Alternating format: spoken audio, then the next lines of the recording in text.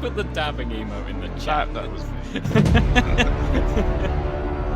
Right. Okay. Yeah.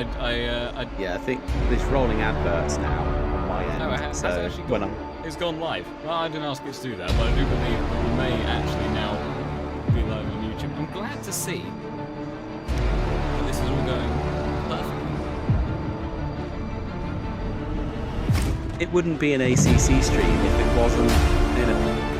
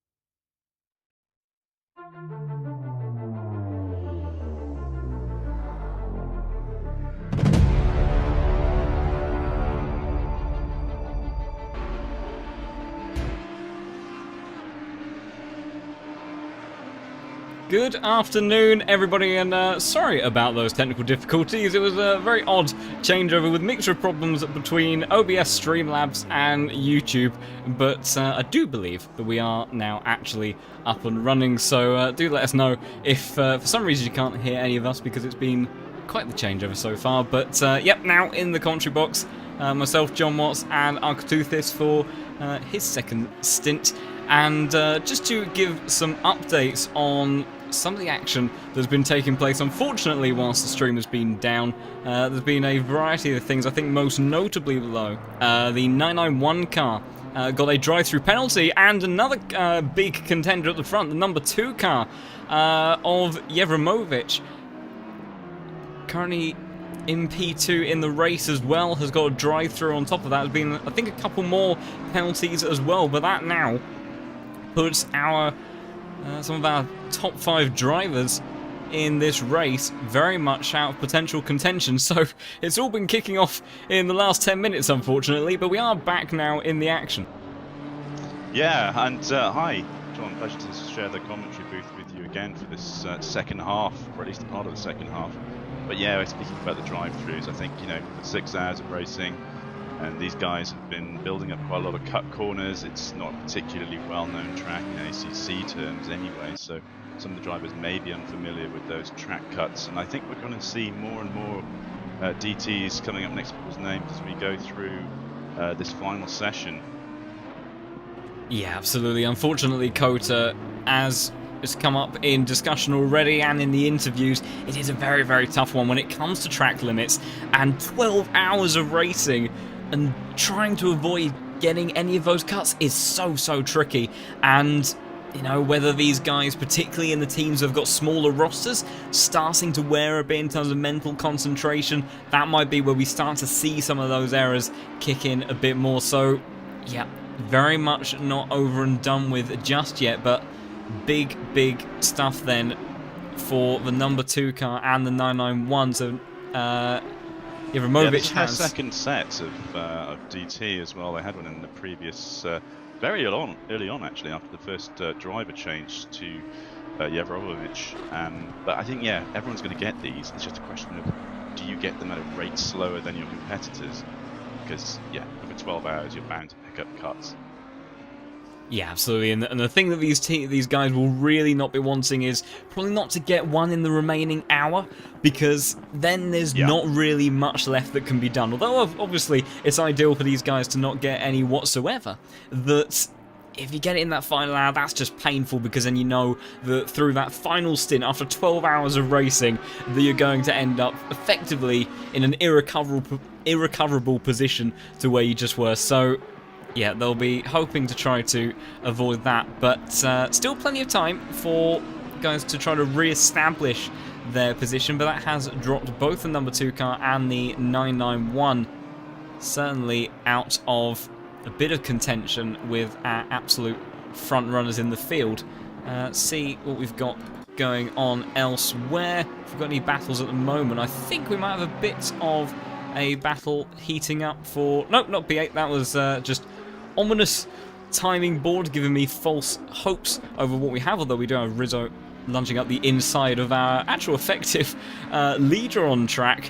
So Slasky, the 484 car, getting well out of the way of the Ferrari, who was unlapping themselves around turn 11. As we've got close on It looks track. like we also had, in that interim period as well, with the stream issues, an incident between 69 and 360, which probably took place a lot before that. But there's a 5-second time penalty which was awarded to 360 secret scam chads. I don't know if that's for the scam itself or the contact on car 69, but there's that 5-second penalty for that Honda too. Yeah, so obviously not what... oh, as that Honda has actually just got a drive-through penalty, so the 5-second penalty, I think, falls a little bit into oblivion there, because that drive-through is going to be far more costly than any 5-second penalty. They might have picked that up, I don't know, maybe when they were trying to come into the pits, although you wouldn't clear a 5-second penalty that way, so I'm just trying to think why they would have had that drive-through. I guess it must be just for cuts. I think it must be, and then that 5 seconds should still carry over after they serve the drive-through, and that will be applied to their next pit stop, I believe. So they won't quite get away with not having to serve that 5 seconds, even though it does become a little bit trivial in comparison to the drive-through penalty. But yeah, that 360 car has quite clearly had a bit of a dramatic few lapses, gets it all wrong, going through turn 18 there, took a very strange line and will now be coming into the pits to serve that drive-through penalty, and unfortunately drop a little bit further down the order. Weather-wise, we are starting to enter into the darker parts of the evening, but crucially for all of these guys, it still looks like we are going to be having completely dry weather, which makes their lives a bit easier. And just whilst I was looking, I was just about to go away from the 360 car. What was that? And they've been disqualified. So they were serving their drive-through penalty. They looked to be going very fast in the pit lane, to me. I don't know if that was to do with it. Yeah, I mean, the speeding in the pit lane, I believe, unless they really did pick up the pace. See if we can scroll They back. might have had enough. Yeah, I just went back on the replay. They didn't... Well, to retire the car, they would have had to have come to a stop, because otherwise the game won't let you bring up the menu. And they were still driving, so that disqualification is definitely an automatic one handed by the game. And I can only imagine then that has come from speeding very excessively in the pit lane, because they were basically at the end of the pit lane itself, and they were in the middle of serving their drive-through, and the game just said, nope, you're going back to your pit vault. So by the looks of it, maybe, yeah, if you're speeding on a drive-through penalty, I think the game says, oi, what are you up to? well, usually a stop-and-go 30-second penalty would be what you would get for speeding to a slight degree. So I don't know if it was just purely because of how maybe excessive the speeding was, or because of the accumulation of other penalties, but yet the game has said that is going to be the end of the 360 car's day, unfortunately. So that is very much not what they would have been hoping for, as yet another car then ends up dropping out of this endurance race, and probably one of the strangest retirements we've had so far in AOR full stop. Yeah. So yeah, F in the chat for 360, but I'm sure their competitors just behind them are probably going to be grateful for the extra bump in position. But yeah, that's a harsh way to go out for that team. So just that two-man team of Wojciech and Octavian. So sorry to see that. Yes, that's very disappointing for those guys. As meanwhile, the car currently P2 on the circuit, the 117 car comes into the pits. That is Ada Will Spin, who Let's come into the pits then now, so we'll see then if that is a driver change or if Ada will continue to do another stint. As who else have we got on circuit at the moment? I don't think, sadly, we have any on-track battles that are particularly close for the time being in terms of position. We've ended up in one of those endurance race kind of lulls.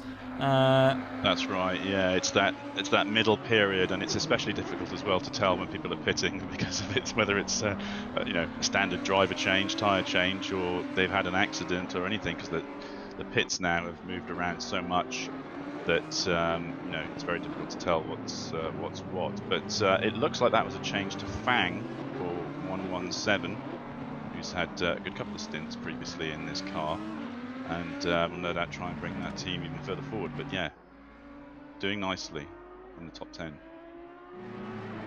Yep, so as you say, Joe Fang then just coming out of the pits and will set off onto another stint. Probably the first stint for him where the light has begun to fade, so we'll have to see how he gets on with that. And speaking of these new sets of conditions, let's maybe, seeing as we don't have any battles for the time being, let's go on board with the McLaren of the 88 car, Tommy Schetz, as he's got the McLaren of, I think that might be the 69 car, the Marlboro livery car, that pulls off the line quite a bit later maybe than the 88 was hoping for, but thankfully no harm done. And yeah, during this stage of the race, you would have to imagine that as the light begins to fade, we're already seeing those drive-throughs and the mistakes of track limits kick in. That's possibly, as we maybe get from sort of 2-3 hours from now, that could really start to become a problem for some of these guys, because those apexes become a bit more tricky to see, and those curves just become that much more deadly because it's so easy to end up hopping onto them. Yeah, and if you combine that with the track temperature falling away as it is, and no doubt will do even further in the dark conditions, then it's all of a sudden a very different stint from the beginning to the end, when it may have been that little bit warmer on track between for that one set of tyres, as to it is now when the sun dips behind the horizon. So there's no. We haven't ruled out the chance of rain later on, but what we can be certain of is that this track is going to cool down. I don't know by how much more, but it'll certainly make a difference to tyres, and especially worn tyres in the dark with apexes, although they should be able to drive them out by now with their eyes closed. Might mean a few more stints. Yeah, without a doubt. It's wet conditions could certainly spice up this race at the end, as Tommy Schetz then comes across the line to finish up that lap after giving us a nice little tour of the circuit of the Americas. But just all of those things, traffic, curbs, track limits, and just effectively being in the latter stage of the race where the tiredness and the mental wear really starts to then take a bit more effect. All of the dangers of each of those things just amplifies that much more if we end up getting some rain. So that could be some very tricky conditions to tackle if we do get any of that. Also seeing in the chat, watch the gap to 21. If they get a drive-through, that we may jump them. So the 21 car is Harold Kloppelman in that Grimba Bimba Aston Martin. As who was that just behind them? The BMW. I think that's the 451 car. Seemingly just pulled slightly to the side of the road. I'm not sure what was going now. On. Yeah, it was a very weird moment. We only caught kind of the tail end of it. Seeing what happened on the replay was trailing that 21 Aston Martin somewhat. The entry to turn 1 was all fine. Went a little bit wide on the apex and then just absolutely clamped on the anchors, pulled off to the exit curb and then go again. So maybe just I'm not sure if it was a hardware issue. It was a very, very short issue, thankfully, if it was one. Or perhaps it was something as simple as a dog or a cat hopping on the driver at a time. I think there's getting been in between the pedals. It's happened to me before, but yeah, I mean, I think from what you were saying before as well, this is a dangerous time for the drivers. They've been at it 6 hours. They're only just over halfway through. They don't have the adrenaline of the start, and they don't have the adrenaline of being nearly finished, and they've been at it a long time. So these next few hours now, perhaps until we get to 2 hours or an hour to go, where they can see the finish line, I think the concentration may be falling off for a few of them, and you know, that can lead to disaster. Just a few sort of seconds of non-concentration leading to, you know, big losses in terms of overall time. Yeah, absolutely. It's so easily done. We've just had Lautenschläger come into the pits, and also another note in chat was that the 707 car, the Lamborghini, the RPM S car, apparently closing in on P12, only about 4 seconds behind, I believe. Just looking on board, see if we can catch a glance of Sebastian Bjorkholm in the number 1 car up ahead.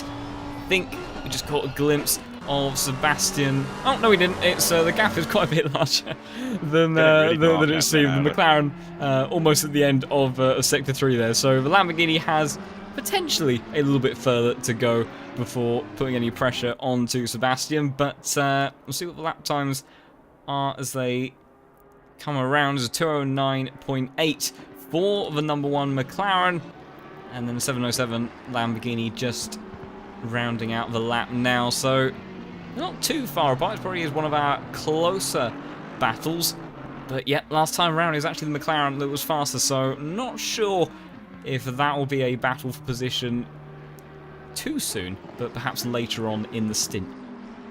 All the lights coming on now on the cars, and the visibility really beginning to dip. I don't think we'll have much more than 10 minutes of any sort of sunshine left before we're plunged into total darkness now in this track.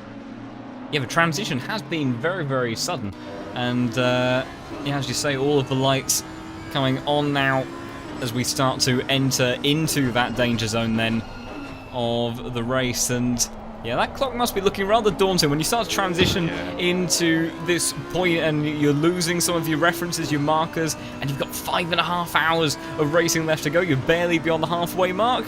That starts to strike maybe a bit of fear into some of these drivers. Especially for these two-man teams as well, which we were talking about a lot in the first part of this race. You know, it's all very well having 4 guys doing a couple of hour stints each, but you know, when there's 2 of you and you're perhaps doing an hour each, it's a long way to go still, and a lot of weight on your shoulders. Yeah, without that, it's a big responsibility being in an endurance race, especially when you are in potentially quite a competitive position. You know, all of those different aspects that we've mentioned about traffic and track limits. It's a lot to try to take on and judge, and then when you load that onto just a couple of drivers for several hours on end, it's so easy to make mistakes. And obviously as a driver you end up always striving for perfection, perhaps kicking yourself when those mistakes are made, but in these sorts of strenuous conditions, even when you haven't got anyone around you, it's so easily done. But hopefully we won't have too many drivers running into those sorts of problems for the time being. Last time around, our lead car did a 208.7, so a bit of a slow time for DeCouza. They maybe had a bit of traffic on that last lap, although I have to say probably one of our closest pairs of cars actually are our lead too, because there's only a couple of corners between DeCouza and Jevremovic, and on that last lap the number 2 car took out 1.7 seconds from our race leader, so has unfortunately now got a little bit of traffic of the BMW just up ahead. I think that's the 77 car of Lubitsch down in 16th place, but I'm sure the Audi will very quickly dispatch, probably going into turn 11, I would imagine, as Lubitsch stays on the racing line and the Audi dives towards the inside. Actually very fair blue flag behaviour. Just a little bit of news from the back, or the middle I should say. 707, who we were watching earlier in their chase for McLaren, excuse me, they have now pitted, so I think that's probably that for that particular tussle, which was actually quite a wide gap. Yeah, great stuff on that front. I was just having a look at the replay for DeCouza. I thought there maybe had been an incident between himself and the number 1 McLaren. I don't think so, but it does look like there is a huge pace difference right now between Dakusa and the car currently in 2nd position, because Dakusa still hasn't managed to dispatch the back marker up ahead, and visibly you can see that Jevremovic has continued to close that gap down. I think that's another half a second or so. Yeah, that they're includes 1.7 seconds apart in their last 2 laps. Yeah, so something's happened. I don't know if there's been something we haven't seen that maybe caused damage to Dakusa's car. Oh, Dakusa coming into the pits. And they're in, yeah. So I don't know if that's scheduled. That's the trouble. I've been out of the game for a little bit, so we'll see if they manage to swap over a driver. But I suspect they might have had some problems. I think 65 minutes is roughly about right, because we would have had potentially about 6 stints worth so far. Yeah, that's which right. would take So us 6.5 hours. So yeah. I think it is scheduled, but maybe it could be something. It could either be the really struggling on tyre wear, or maybe a little bit of dangerous underfueling.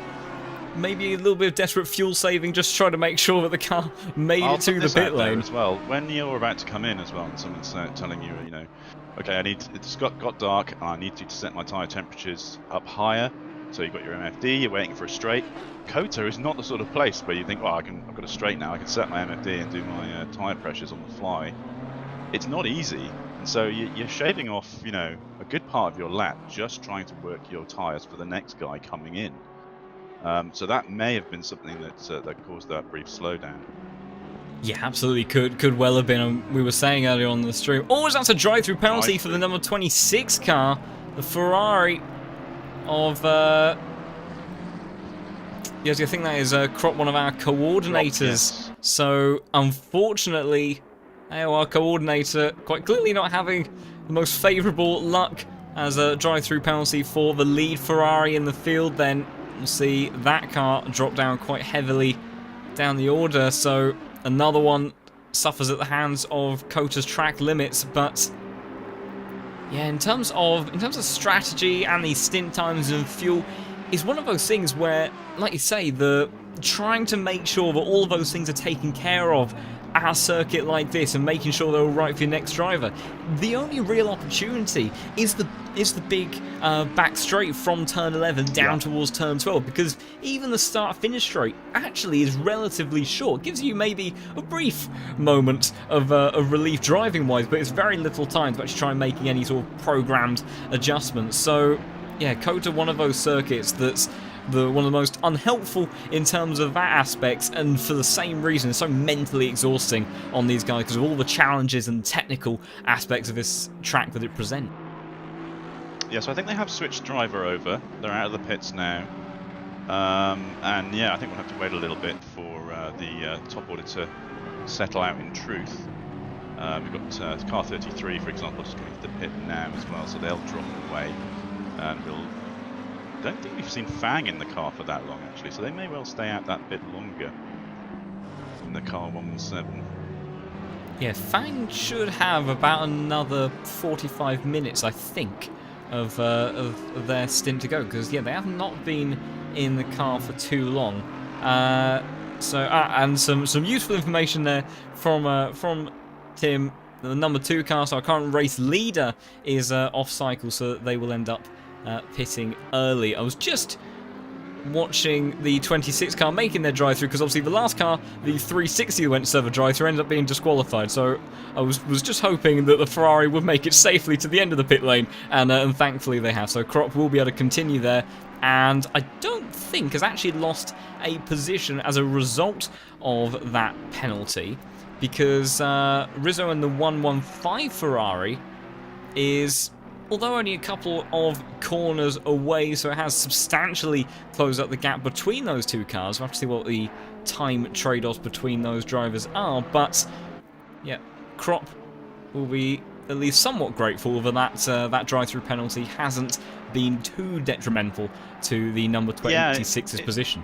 It may be their first. I haven't kept track of all the drive-throughs, but I think most of the top teams have had drive-throughs, and they could be an advantage that their drive-through wasn't until much later on in the race. If you've managed to not get one up until this point and just get one, 6.5 hours in, that's probably pretty good going, seeing that some teams have had 2 by now already. I know certainly that the Le Mans Rennsport car number 2, who's currently in the lead, has had at least a couple of those drive-throughs. So as long as you're doing it, like we say, on at a rate lower than your teammates in terms of, your competitors in terms of cutting corners, then you're probably doing okay.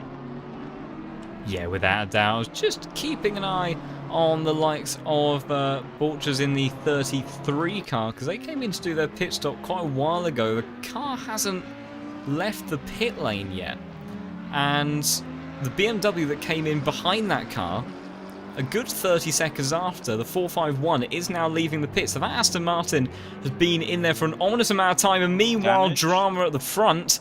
Yevremovic has now got a drive-through penalty in the number 2 car, so as well as being out of sequence on the pit stops, that drive-through penalty is going to be obviously very detrimental to their race potentially as well. That's their third now, and they've they did start the pitting early, and it wasn't drastically early. They pitted after about 55 to 60 minutes in that first stint, and so were one of the first top cars to come in every session end. So they were that little bit off track to everybody else, but yeah, another drive-through. That's starting to get like quite a lot now, I think, compared to some of the other teams.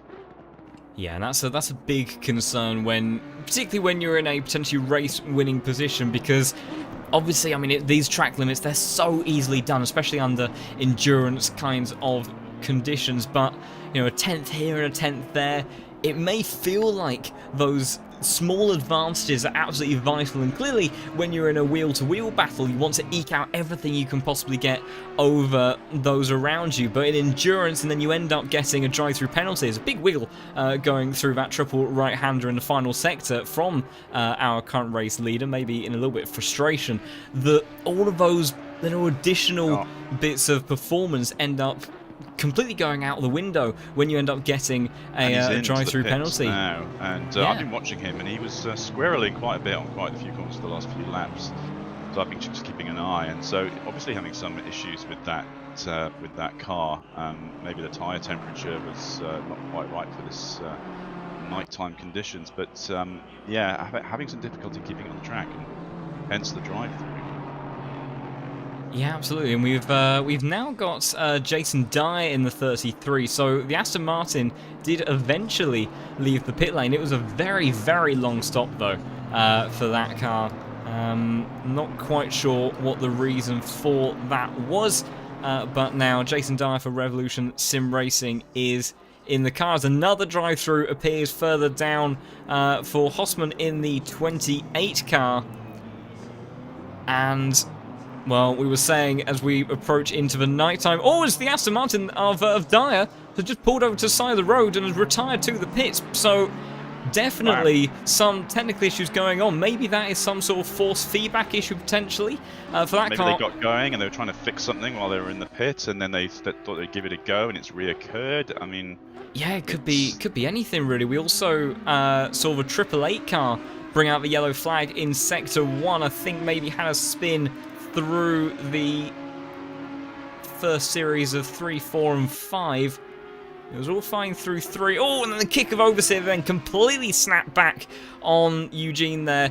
Just about manages to bring it out before rolling backwards onto the track. So thankfully, no follow-up incident there. But yeah, drama continuing to kick off. And for the 33 car, then I believe, of Jason Dyer, who has now left the server. So Revolution Sim Racing's endurance race, unfortunately, comes to an end with what we can only imagine to be some sort of technical issue. There was something not right during the changeover in the pit stops, and then less than a lap later, Jason brought that car to a stop at the side of the road on the exit of turn 11. So very, very disappointing to be 6.5 hours into the race and have to bring it to a close in such a fashion like that. That's horrible, and especially for your teammates as well. And you know, it's not just driver fatigue, it's, you know, you've got your equipment there as well, and you know, do you check everything's plugged in and completely securely connected? I mean, you've been wiggling your rig and your steering wheel for the last 6.5 hours.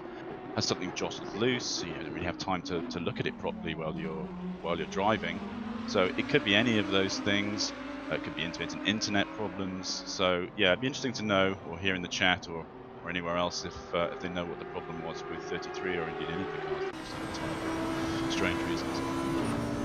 Yeah, absolutely. And meanwhile, we're seeing an interesting development as then the 340 car gets a drive-through penalty as well. So it's really kicking off in a flurry now. Oh, it's raining DTs now. Yes, absolutely, giving that left, right and centre.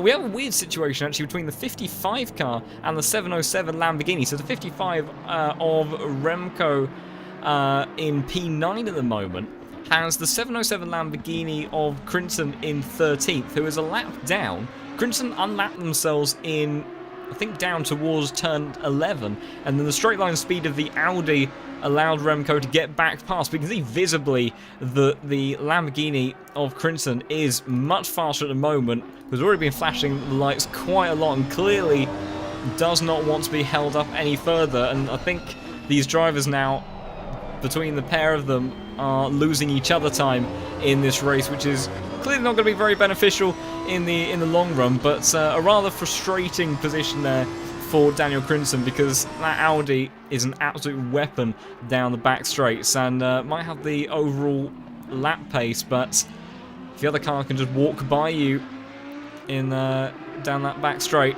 that makes life very, very difficult, especially if you're just trying to unlap yourself. Those flashing lights as well, so much more intimidating when it's dark, because you can really see them, whereas it's a sort of slight glimmer to let you know to get out of the way in the daylight. They really shout at you when in the darkness. So yeah, it can be quite intimidating. Yeah, so it really changes it from a gentle nudge to a bit of a slap, doesn't it? Of in terms of trying to encourage, rather than a pat on the shoulder. Yes, the friendliness really does seem to disappear. I think possibly also because the intensity of driving in these conditions is just that much more mentally draining for these guys. That then if you've got that distraction ahead of you, when it's daylight and you've got a car just in front of you, well, you can at least see further into the distance, make use of other reference markers and things like that. When you've got kind of these conditions where we haven't even really got into the darkest period of this race yet, but still kind of very much clearly into evening, nighttime conditions, you lose so much of that information about where you are on the track, those sausage curves that can all of a sudden just basically appear out of nowhere and catapult your car across the circuit. So that distraction in front of you is absolutely devastatingly frustrating, and you want that out of the way as quick as possible, and it ends up in a very tricky position when you end up trying to unlap yourself on a car that is further up the field but quite clearly doesn't quite have the same pace as you at the moment. It's that investment of time as well that it's all very well crashing out in lap 1 on a 12-hour endurance race. So guys would give it a try, but that was your evenings. But we're out. Whereas we've invested already so much time into this race, you have that so much more investment in it. It's all so much more precious to you to keep that position and not let your teammates down after the work they've put in as well. That it becomes quite tense. Yeah, absolutely. Just also having a look at some of the lap times. I was going to say that our fastest car on track was the number 2 of Jevremovic after that drive-through penalty, but in actual fact, those honours go to the 991 BMW. The only driver right now, Niels, in that car to be in the 206 is only 0.3 of a second away from his best lap, and significantly faster than those ahead of him. So whether or not there is a slight offset in tyre performance, not sure, but one thing that I think can be said for this BMW, we kind of saw it at the tail end of some of those other stints when the 991 car was battling with the likes of Fang and I think one of the other Audis as well, possibly of D'Couza's Audi in the 729, that the BMW at the tail end of these stints just seemed to take care of its tyres just a bit better than the Audi. And which is, not a property of these front-engine cars that's unheard of. Kind of when we think about things like the Aston Martin and stuff like that, and you compare it to some of these mid-engine cars that are just maybe lean a bit more on the tyres and make use of a bit more of the mechanical grip, which makes them very quick in the early stages, but over the course of a 65-minute stint can start to make them a bit more tricky to drive and take a bit more out of the tyres. And we've seen Audis squirreling all over the place in some of these corners as well. So maybe that 991 car just building up a bit of pace kind of in the tail end of these stints. And they've been so consistent throughout as well. I think when we look at the line of position, the line graph at the end of the race, you probably just end up seeing a straight line for more or less for 991 in that sort of 5th, 4th 6th, even up to 3rd spot, I think, throughout the race. They've been very consistent in that just off-podium position, whereas some of the other guys have yo-yoed around a bit. Yeah, without a doubt. I mean, on that last lap between Niels, Moors and Jevremovic, it was pretty close actually, all in the very low end of the 207s. But Camille in the 484 car, our current race leader, 208.3, and I don't think that was due to traffic. So the 484 car, keeping it maybe a bit more consistent than those around. Obviously has gained the honours of leading this race after Jevremovic got that drive-through penalty, but we'll see what the lap times were as they come round. At those and the gap, just keeping an eye on the gap between car 2 and 484, car 2 in 2nd position. And yeah, they were at 19 seconds, and it's coming down to like 17 and a half now. So Jevremovic really, chipping away slowly. There's a long way to go in their stint, so they can really get their head down and try and reclaim back some of what was lost in that drive-through. So they certainly are coming back at 484 in 1st position. Yeah, without a doubt, it was a 206.8 on that last lap from the number 2 car. So Jevremovic really motoring along now, taking 1.4 seconds out of our race leader. So I think potentially, maybe in about 12 laps or so, we could very much see these two drivers being very close together on track, and I think that'll still be within their current stints, because I think our last kind of changeover period was about 15 minutes ago, so maybe in about half an hour's time we might have an on-track battle for the lead, which would be very exciting for us, obviously, as I don't unfortunately have too much in the way of on-track position battles at the moment. We've got the 177 car of Jogurk that has just come into the pits. Not sure if Jogurk was in the car prior to coming into the pits there, or if that is a double stint or just a handover for the Bikini Bottom Racing Team car. Obviously, has had quite a race of attrition and mixed times during the last. They've been fighty though. They've been fighty, so that's good to see, and that's what's drawn them to the commentator's eye. So that's good to see.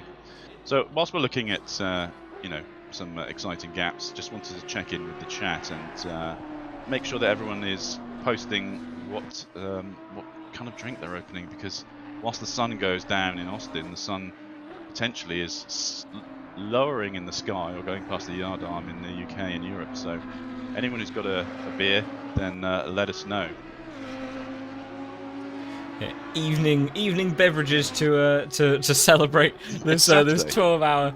Of course, it's a Saturday night as well, and requires appropriate consumption with that as well. And Kiki Mac has just given us the info. Then it was a double stint then for Jogurk in the 177 car. So we'll be looking to go for another hour or so for Christos Poders then. We'll have to see. Must be feeling fresh. Must be feeling good. So yeah, I mean, well, Christos has been very, very strong in. We saw in the Tier 2 AOR Sprint Series that Jogurk didn't quite, unfortunately, have the sort of some of the bits of luck they may have needed to try to challenge a bit more for that championship in the end, which went to Daniel Pashka. But I think Jogurk was our winningest driver of that season. I believe maybe took 4 victories. So, and that was in a SpongeBob liveried Audi at that. So definitely a car and livery combination that Jogurk is familiar and comfortable with. Absolutely, there's no doubt about it that the livery shaves off another 0.2 of a second around the lap. It's compulsory really when we have something like that. Just also checking in on that gap that we were talking about at the front. It was another 1.2 seconds in favour. 16 now. Yeah, and almost got a little bit of a helping hand towards the exit curve from the BMW behind. Not sure who that was. Blacked out BMW, and I can't quite see on the track map Who am I being? I think it's, is it the 28 car? That is, so it's Hossman, 28 car, having recently served a drive-through, went a little bit deep on the brakes into turn 12, and yeah, almost gave a little bit of a nudge to Jevremovic, but thankfully no contact there, as Kamil just coming across the line. So last time around it was a 208.3 if you round up those remaining 3,000s, and just coming out the final corner now, Jevremovic heading towards the line, did have that traffic, but still took out another 0.3 seconds, so didn't quite gain the same level of advantage that he has done over previous laps, but still gaining. They did have a lot of traffic as well in car 2, so you know, the fact that they were able to maintain the gap at 16 seconds whilst having to go through that traffic and spend all that energy flashing their lights as they did for most of that lap at other cars, then I think that's pretty good going. They'll be pleased with that. Yeah, there does certainly seem to be a strong pace advantage favouring the number 2 cars. Takes another half a second out in that opening sector. Really, really flying in that car and looking to try to make up for those drive-through penalties. And there's still plenty of time in this race for them to get that car back to the front of the field. We'll have to see also when Kamil hands over the car to the next driver for the 484 team, how that sort of pace difference transpires as Kamil makes a move on the 360 Honda. Actually, no, that can't be the 360 Honda because they were disqualified, weren't they? So do we have more than one Honda in this field?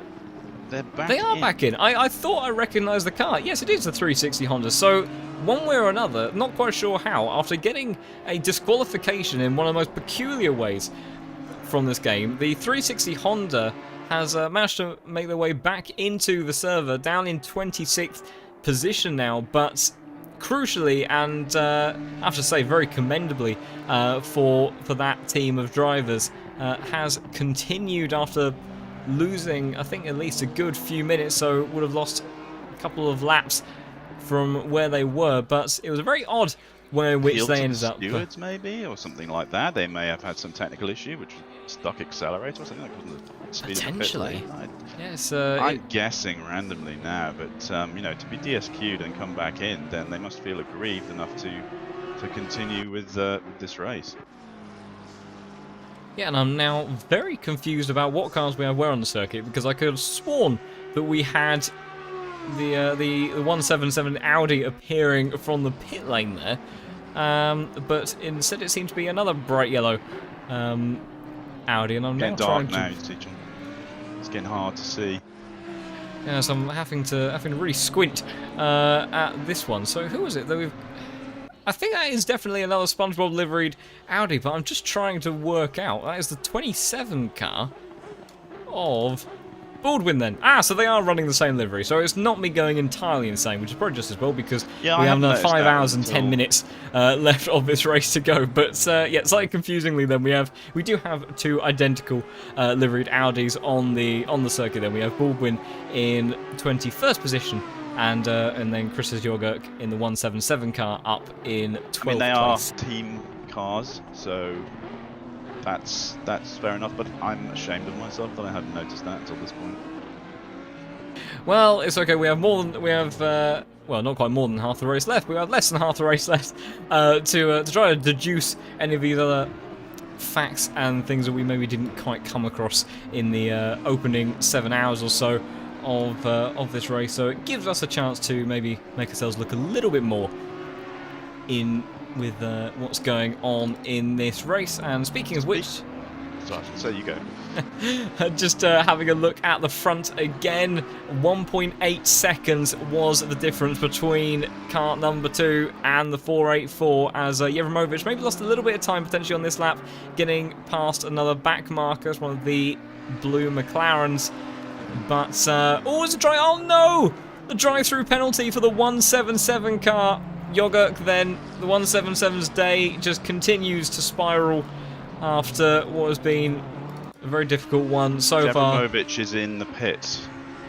Yes, yeah, we caught the tail end of them diving in there, so maybe a bit of a last last-ditch push from the number 2 car. We'll have to see how that plays out in terms of what driver ends up in that car next. But the 177 car, well, perhaps this drive-through penalty will end up just sort of blending into the series of events and challenges they've had to face, but clearly not what Jogurk would have been wanting to get out of his second stint in that car. Yeah, no, absolutely. And just looking at fresh news of no consequences, that the issue involving car 479, 88 and 77 was reviewed by the stewards, but no punishment given to any cars involved in that. So stewards have looked at that. Okay, so yeah, so although we have various penalties and things that end up shuttling around the cars on that occasion, nothing further to be ditched out. We've seen Kiki Mac has recognised the unfortunate incident that is the requirement of another drive-through penalty for the 177 car. So yeah, unfortunately, Jogurk will have to serve that in the next 2 laps, I believe, and have to see where Chris's ends up after that. And looking at the front, Camille just continuing to do what he needs to do. As looking down, it's has been a driver change for the number 2 car. I'm trying to work out. We've got Vuksan Vidanovic, I believe, in the number 2 car, now making the way past the 451 BMW at turn 11. The BMW almost catching a little bit of the sausage curbs on the exit, which would have been rather detrimental. Thankfully, well, unless any of the drivers have got any motion rigs, which I would probably dearly hope around somewhere like COTA with the sausage curves. If they don't, otherwise they probably would be having chiropractic appointment shortly after this 12-hour race. 451, I've already seen them soar over those sausage curves. Yellow flag, sorry, for the number 10 car, I believe that is Pfeffer in the Hexagon Nation McLaren. See what happened there. Made his way through turn 15 and 16 okay. Didn't clip the exit curbs there, and then into 17 and 18. Oh, very, very slow slide there through 17, and then just completely snapped back on Patrick in the number 10 car. That was a very peculiar slide. It looked like Pfeffer may have been slowing down, potentially, because that did not exactly look like that was full race speed. I mean, previous best lap in that car has been a 2:08, and that's the speed that he was taking 17 at. So whether or not that was maybe reaching for a drink, or trying to maybe program in something on a pit strategy and then got it a bit wrong through 17 and 18, I'm not quite sure. But thankfully, at least, no harm done in terms of damage to the car. But definitely a peculiar spin. Yeah, and that was in the BMW, right? McLaren for the number 10 McLaren for Hexagon Nation down in 26th position. So the BMW is particularly bad for that, but yeah, the McLaren, I think if you've got any sort of damage, then you can just lose it slightly if you're decelerating, especially when it loses that extra grip or that downforce that's provided by the speed, and you can just lose the back. Yeah, so we've got a couple of cars, I say, that... Oh, no! The 177 day just continues to get worse. I imagine that Kiki may be holding his head in his hands right now as he looks at this stream, because unfortunately that is a stop-and-go 30-second penalty for Jogurk, which I can only imagine has come from trying to serve the drive-through penalty and then speeding somewhere in the pit lane. So that is disaster after disaster for the 177. So valiantly continuing to charge on, but yeah, the bikini bottom car, as the 360 Honda has, I believe, spun at turn 1. Oh, was just completely stopped on circuit, so I'm not sure. Trying to see what happened. Another peculiarity. I wonder if this is a...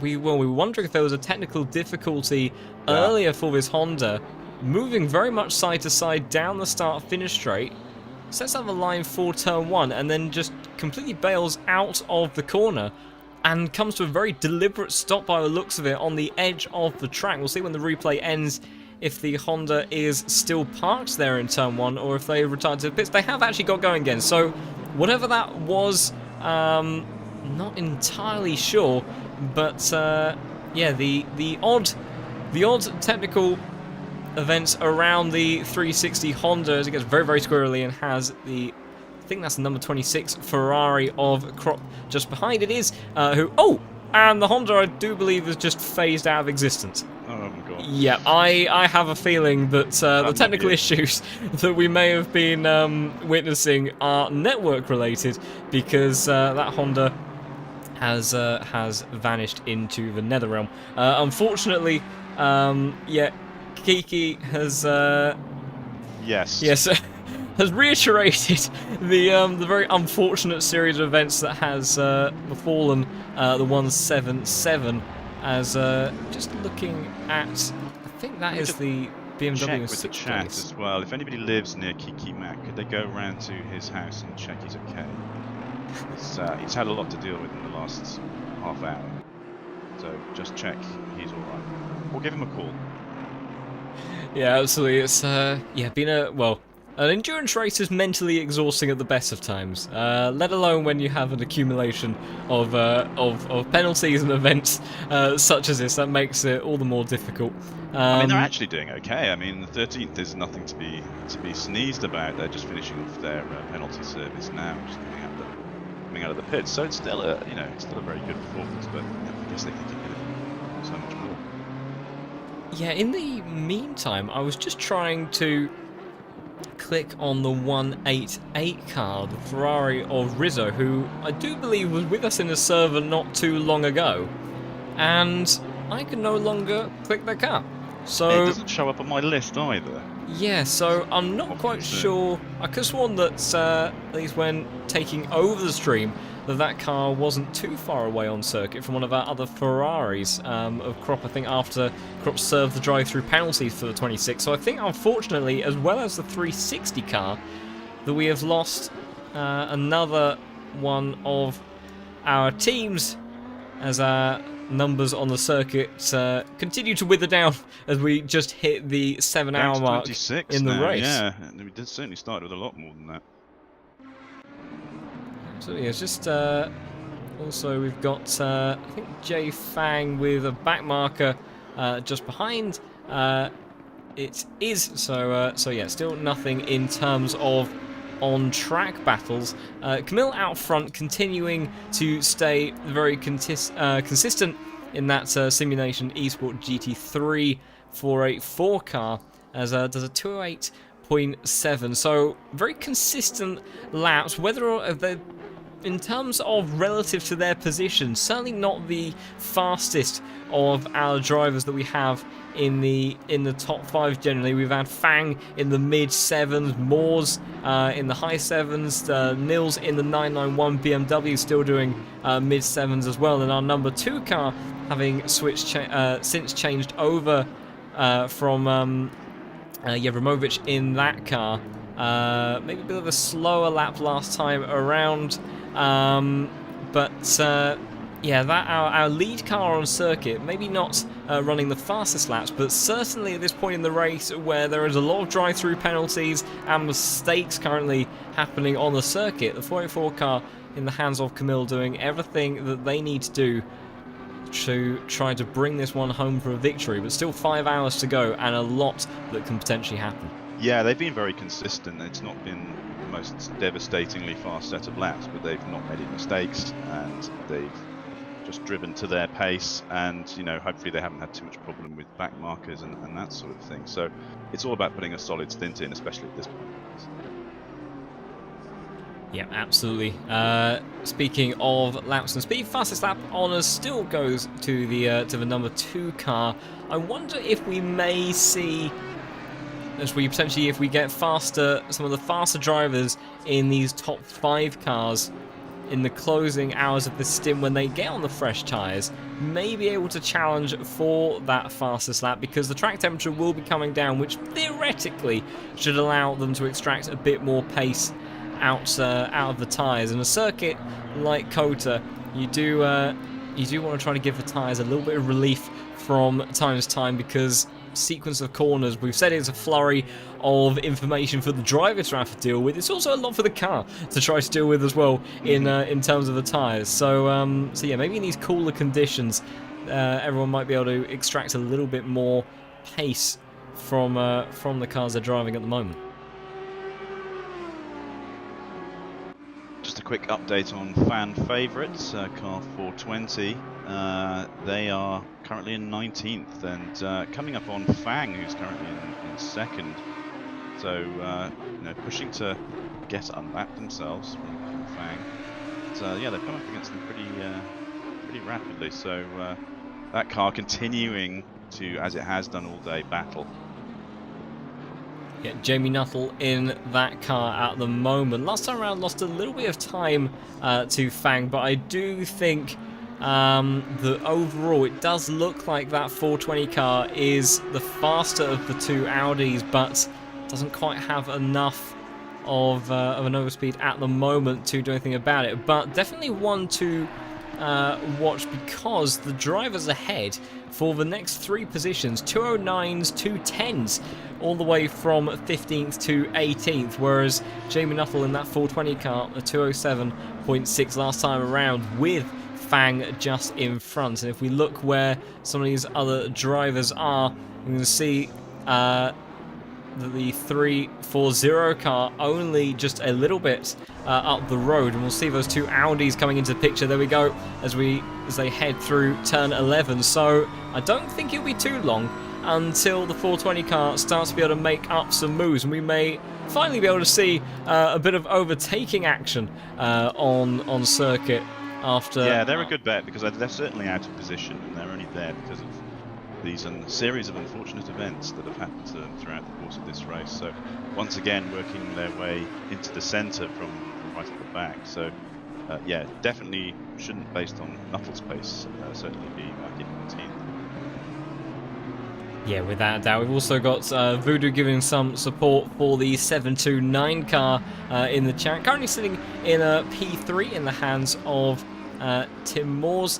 About 17.5 seconds away from Fang further up. Lapping very, very quickly though. Fastest last time around. Almost in the sixes, not quite. But Tim Moore's doing a 207.077, so almost about as many sevens as you can get in a quick lap around here at COTA. But taking a good half a second out of second place, and almost 2 seconds out of our current race leader, as Camille continues to put in consistent laps, but in the long remaining stages that we have in this race, based on the pace differences, you'd have to think that 484 car may have some company in the next couple of hours or so. But yeah, 729 car doing a solid job there in trying to reel in those top two drivers. Yeah, certainly, and yeah, as we said before, this is the endurance part of this in particular endurance race. It's dark, and you know, it may suit some drivers, and especially we're seeing from, you know, Fang, Moores, Vidanovic, they're really getting their heads down and almost forgetting about the race and just trying to concentrate on these lap deltas, and you know, keep their nose clean when it comes to track cuts, and making sure they're doing their time trialing as fast as they can, and next thing they know, they'll be up against the next position up. Yeah, absolutely. This endurance races, as we well know, things can change very, very quickly in just an instant. So you can never really relax. And if you are a car that is maybe, you know, has suffered earlier on in the race, is a bit further down, his fan goes very, very wide at the braking zone is 12, and that will allow the hard charging 420 car of Nuttall to now have free track in front of him as he sets in pursuit of the 340 BMW just up ahead, after taking another 1.7 seconds out of that car last time around. So I think within the next couple of laps we may see a change of position for P18, but yeah, you can never It's why in these endurance races that unless you're maybe having a particular somber day in the car, that you see a lot of these guys continuing to push on and persevere through all of the challenges and difficulties they have, because particularly when you have 12 hours worth of racing, chances are that those that you're racing against, or maybe you were racing against earlier, will end up also running into some form of difficulty themselves. So you can never call off a chance at being able to reclaim some of those positions, and always shows the greatest spirits in these kinds of endurance races, I think. Yeah, absolutely. It's all about the averages. Who has had the average least worst time? Because bad things will happen to you.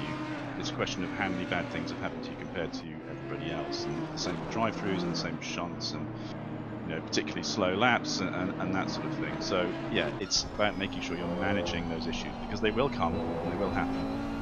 It's how you react to them, and keeping them to an absolute minimum, and that's what wins the endurance race. Yeah, without a doubt.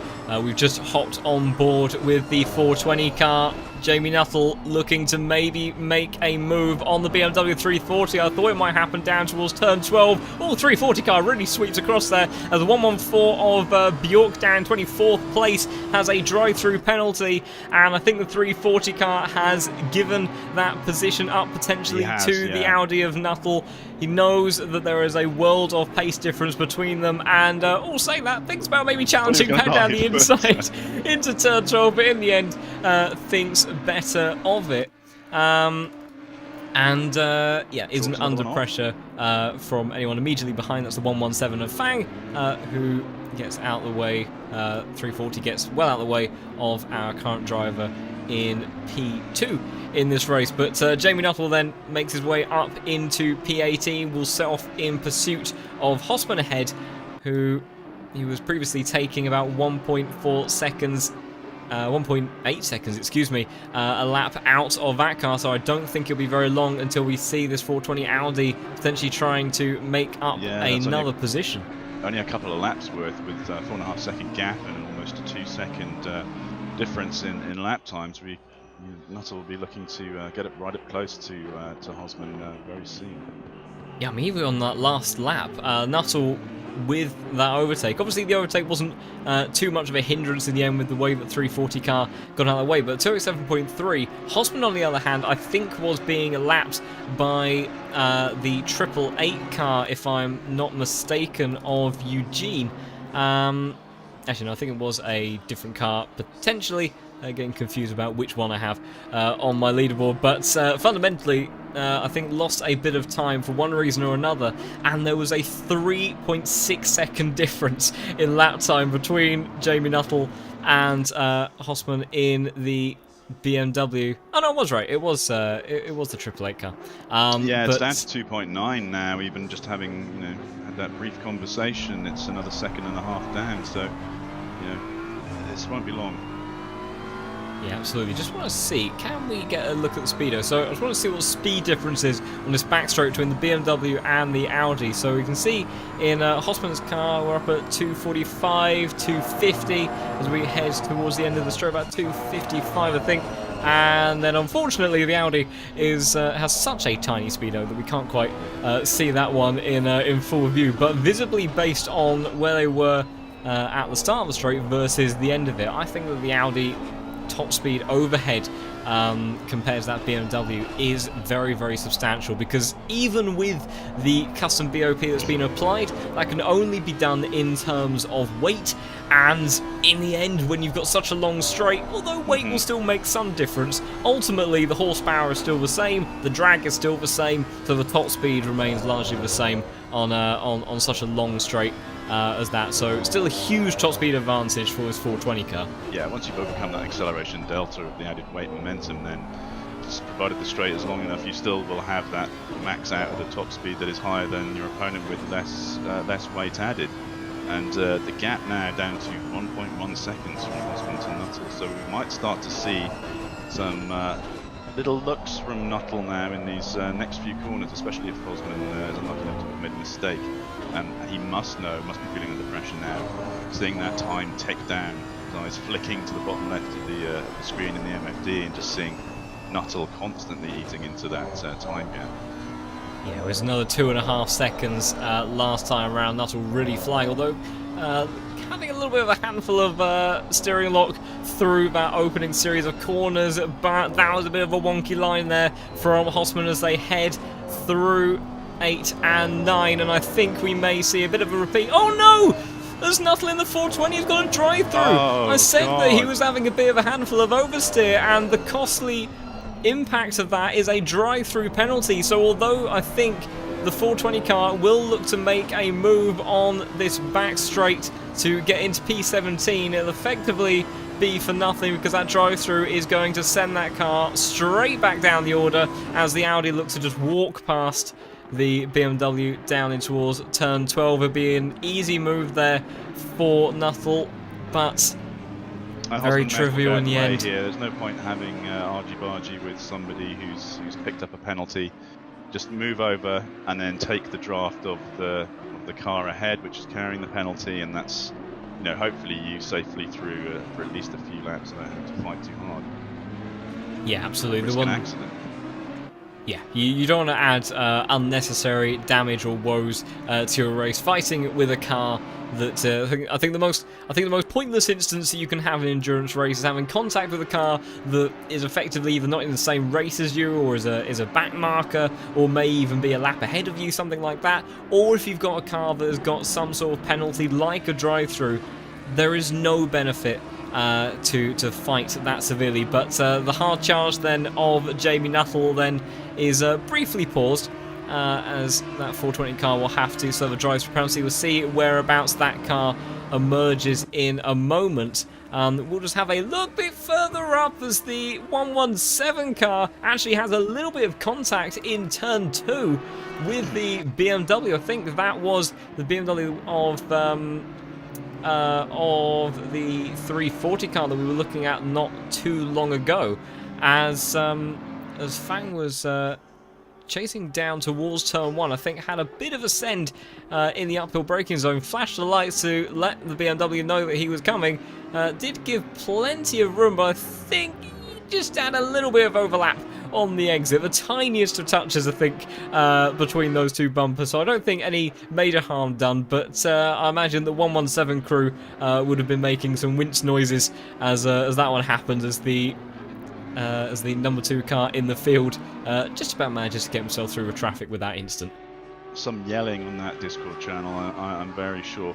And yeah, just looking at car 2, Vidanovic, I mean, as a team there, I think they're probably the fastest team on the track, but these drive-throughs have really stacked up against them, and it's not just the raw numbers added together of a drive-through. It puts you out of position, it can affect your driver swaps. You know, I think it has a much bigger toll on the overall time and speed of the car than just the added 30 seconds each time would have. So yeah, they've really set themselves a task now to try and get back into that top position where they really were, you know, running away with this race at the beginning. And yeah, it's they will no doubt probably challenge for the podium by the end of this, but whether they can reclaim that first place position, I guess, is the story of this race. Yeah, absolutely. I mean, last time round in the top 5 cars, they were the fastest. The 991 BMW, 4.5 seconds up the road, was just a couple of tenths of a second behind. But yeah, I think on raw pace, with the amount of time left to go, I would say that number 2 car can potentially challenge for the race win. But there's just under 5 hours to go, and with the amount of drive-through penalties and problems that car has suffered, I mean, it would be a stretch potentially for them to manage to get through the next period of time without any more drive-through penalties. So I think if they can manage to keep it clean until the end, they are within a chance, but they really need to tidy up what they're doing in this endurance race right now. They just need to have that little bit more patience, as they almost managed to break into the 206s last time around. So Vidanovic possibly not listening to my advice too much and still going full send in the Audi, which has allowed them to regain this ground so quickly each time that they suffer this. But one would have to think that maybe, you know, 2-3 tenths of a second sacrifice here and there every lap versus 3 drive-throughs. it would end up pushing them further up the field overall, and that's exactly what the likes of the 484 car has done, and they currently sit in the race lead.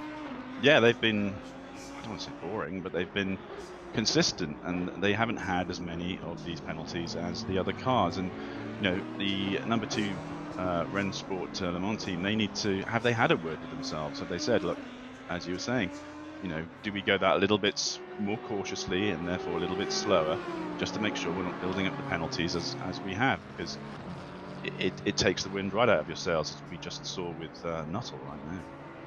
Yeah, and speaking of the battle for the lead, the 484 car comes into the pits then. So Camille, after completing a very solid and consistent stint, not one of the fastest, but seemingly kept it very composed together. So we don't know exactly what the track limit warning situation is with all of these cars. Yeah, regardless of that, it does look like that Camille has managed to put together a solid series of laps there and managed to get through that phase of the race. Whether or not it will be, not sure if it will be a double stint. I think Camille may have already, yeah. So it's handed over to Patrick Lipka now for the next stint, because I think Camille may have been in the car for a good couple of hours now. So we'll hand over the 484 to his teammate and see what Patrick can do in these next 65 minutes, and see if he can have the same level of consistency and composure as Camille showed in those previous couple of stints. Yeah, that was a real night watchman stint there by Camille Panis. You know, as we said, not breaking any lap records, but it's a real clap on the back as you get out of the car, hand him a cup of tea. Well done, kept it rolling for the team type stint, and that's what's kept them in first place. So it'll be interesting to see the change in personality now that they've swapped into Lipka.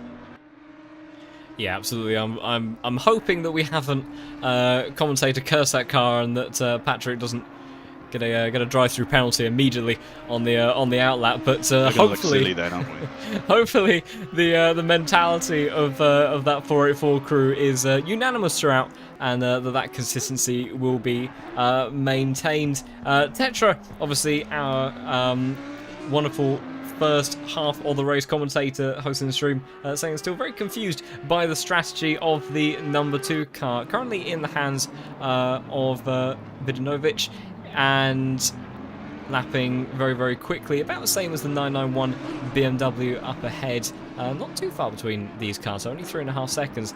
But yeah, the number 2 car is a little bit of an odd one, because they've been on a bit of a different strategy, but the addition of all of these drive-throughs has kind of made it difficult to tell exactly what sequence and what part of the race this car is actually in, and relative to some of the other cars, you know, which ones are kind of the actual battle and which ones are it just mingling with in the time being. So I think we won't really get too much of an answer on that until potentially the last couple of hours, but still driving very, very quickly and trying to reclaim some of that ground, as we'll see what it is for these guys as they finish these laps. The 991 207.6 and Vuxan in the number 2 Audi 207.2, so takes out another few tenths of a second, and we could see a battle for P3 emerging very, very soon. How many corners did he cut, John? This is what I need to know. How many corners has he cut since we've watched the start of this charge? Was it any?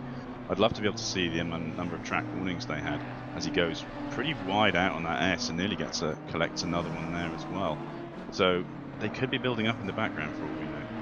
Yeah, this is it's what adds to the surprise. On the one hand, we want to know all the information that we can. Already does take a lot of curb there through turn 9. I would have to imagine that's potentially one of the places where that number 2 car has picked up some of its track warnings, because that is a particularly sensitive spot. Most of COTA is a sensitive spot when it comes to track limits, but definitely that sequence of 8 and 9 and the S's as well, probably the ones that contribute the most often to these guys getting track limit warnings. So yeah, it's very difficult to tell exactly what the situation is with each of these cars, but Vuxan definitely still pushing very heavily and trying to extract the absolute maximum from the car, which is great, and it is very exciting to see that language in the car, but it's part of that mentality that's maybe led to some of those detrimental penalties that car has suffered during this race so far, as our previous race leader, Jay Fang, after inheriting the lead from the 484 car, 117, now dives into the pits. I have to see Tim Moore stays out, so the 729 will move to the lead of the race, as does the 991 that stays out, and so does Vuxan in the number 2 car. So we're seeing some cars coming into the pits around this point, which is around pit stop window kind of territory, but though yeah, but they're some about drivers, on schedule if they're coming in around now. yeah, so maybe next lap or so for some of the other cars, I would imagine. Yeah, and car 2, you know, they were never on par with everybody else in terms of their pitting strategy. They were pitting after, well, just before 60 minutes. So yeah, they're completely out of sync now. Yeah, oh, we just saw a big kick of oversteer for Tim Moores. I might actually try to catch that on the onboard, because that really did look like a bit of rallycross style on the run through turn 8 into 9, with the rear tyres on the Audi starting to die out a bit. Let's say that the likes of the 991 BMW did tend to look a bit stronger, maybe took a bit better care of its tyres, and we've seen the Audis generally be a bit squirrely at times, and then coming into a big bit of opposite lock there to keep that one under control. Beautifully done there from Tim Moores, as the emerging from the replay gives me a bit of fear, as we didn't quite go back onto that car, and I thought 729 had disconnected, but thankfully all is still well with our now current race leader. But yeah, it does look like and I would have to imagine that some of these guys will be coming into the pits fairly shortly, because those tyres are looking absolutely roasted at this point in time. Yeah, and it's a shame, because things are tightening up at least in the top 4 in terms of time gaps. I mean, I know 10 seconds is quite a big deal, but you know, we're going so long that these cars are relatively close as they stand now. But of course, that doesn't take into consideration hits that they've actually had between them. Yeah, we've just got one of the other Audis pulling to the side there. I'm trying to see who that was, as let several cars go by on this last lap. I'm trying to see which one of those cars it was. It's led by our current race leader, who's continued to stay out. Is that the 72 car? If I can... or 728. Very difficult to see on such a tiny track map. I think it was. So yeah, I think it was the Racing Sim Tools car. The 728 currently has Morphe in the car. Another one of our coordinators, I do believe, has got in the car, and lets the 26 go by. So the 728 definitely not looking to put up much of a fight in terms of outright pace at the moment, as we've also got very close bits of action between the likes of Eugene, who's got one of the SpongeBob liveried Audis. That is the 177 car, sweeping around the outside, trying to unlap themselves through turn 12. Oh, that actually is a battle for position. Oh, there's a tap then between the 177 and Eugene in the 888 car, as they then went into 13 and 14. But amongst all of that chaos, the 177 car in the hands of Yogok will end up going to P13 then. Has had a considerable amount more pace, 1.4 seconds faster on that last lap. But yeah, that all got a little bit argy-bargy by the end. Shunt there as well. It was quite a chunk. 177. It was, you know, Eugene shot right across, and I'm not sure that was, you know, technically cricket really, and a bit of damage, no doubt, to 177. So even they'll have to look at that and see whether they need to repair that and how that's affecting their overall pace, because Eugene's still only a second behind after all of that. But yeah, he really tore through that corner and right across the front of 177. Yeah, really, and clip that inside curb as well. They really did launch the 888 car across the circuit, but yeah, pretty hefty contact as a yellow flag briefly comes out. Didn't see who that was for. I think maybe someone potentially going a little bit slowly in the S's somewhere, but it's difficult to tell. I think it might have been their opposite teammates in the other Celtic Romance car, maybe 27. 27. Let's see if we can skip back on the replay. Oh, and it was. Yeah, within our replay, we can see through that opening series of corners, just had a brief kick of oversteer, swung the car back around as the 177 then goes flying by, and the 888 tries to squeeze by, doesn't get too badly hindered. Drive through for 888. Oh dear, so the 888's day goes from bad to worse. And, well, if they were hoping to hang on to the back of the 177 car, that certainly won't be happening for particularly long, as that drive-through is going to see them drop down the order. Also, just looking further at the front, Vidanovic has been continuing to take time, a second out of the 991 BMW, as one of the backmarkers really sweeps behind. Oh, it completely missed their braking point, going down into turn 12. That was... who was that? I think that was the 340 car who let by our P3 Audi and completely missed their braking going into turn 12, and thankfully didn't end up wiping out the 991 car. But amongst all of that, dare I say, Niels maybe had a bit of a gasp as the BMW went flying past him at the apex and lost a bit of time, because now the Audi... BMWs this lap. Yeah, it's all kicking off with these cars, but Niels now has Vuxan firmly locked onto the gearbox of his car, and yeah, he's recovered a little bit, Stroher, but there's not enough gap there to feel secure. So this is how he eats up the BMW in that. Oh, that there's a bit of a straight. look there from Vuxan. I thought maybe he was gonna full on try to send it, wasn't it? It was that was never going to happen, but just to see that car swing out, those headlights that are so obvious in your rearview mirror, swing to the side like they were going to make a dive bomb or a move, you know, unnerving your opponent. Yeah, absolutely. I think, well, I think that mentality of kind of all or nothing, I think, has been the general approach of this number 2 car this race so far, as again takes a big chunk of curb through, I think that was turn 7, as they then make the approach through 8 and 9. Don't know whether or not the Audi will be close enough as they get through the exit of 11 to make a move down into 12. Very, very late on the brakes. Good drive, though, out of the corner for the 991 car, so I'm not sure that even with that huge overspeed... there, able to carry much more of that speed through than Vidanovic, who took a much more acute, tighter turn. And yeah, they haven't really reeled in the car as much as they would have liked. There's already closing in on the braking zone there. I think definitely there is a pace advantage towards the Audi, but Vidanovic so far, as of yet, not able to make a move. BMW runs a bit wide.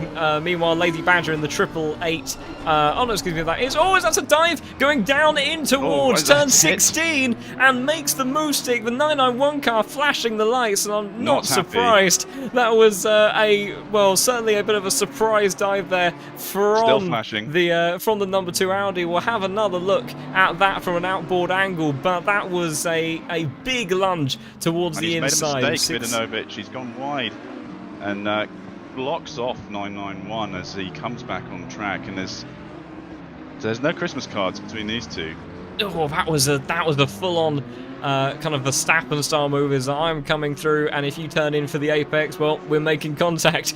So yeah, Vidanovic has made his way past the 991 car, as a little bit of traffic of the McLaren up ahead will not cause too much of an issue. But yeah, the 991 car, very good spatial awareness there from Niels, I must say, to open up steering, because that Audi was absolutely flying through the apex of that corner, and Yep. now sets off in sight of Tim Moores at the front of this pack. But well, it looked like it was coming sooner rather than later. But my goodness, that was definitely a dive in keeping with the approach that our Audi car has had, and again a huge chunk of curb through turn 9. I'm fearing for that number 2 Yes. car maybe getting another drive through, and perhaps teammates of Neil's will be saying, "Don't worry, just let him go," because for all we know, there could be another drive through heading in the way. Still flashing lights actually. They might have taken damage. Yeah, obviously his light switch is now connected to the accelerator. Oops, sorry to cut you off. 728 car has just brought out the yellow flag. That is Morphe over at turn 1, I think. No, excuse me, that is turn 11. So, what's happened there to the AOR coordinator? It's driving around by themselves, by the looks of it. Heads down towards turn 11. Oh, just didn't even brake. Just did not brake and goes straight into the gravel trap. Has a relatively small nudge with the wall in the end.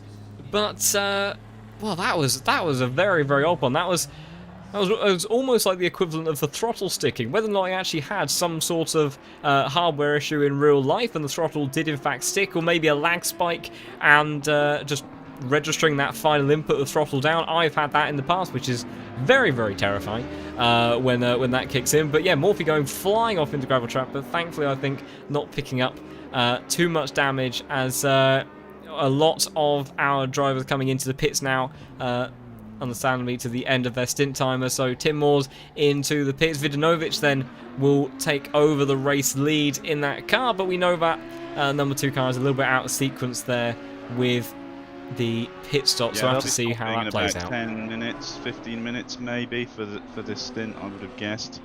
But yeah, back to Morphe. I think the rest of the coordinator would just say classic Morphe.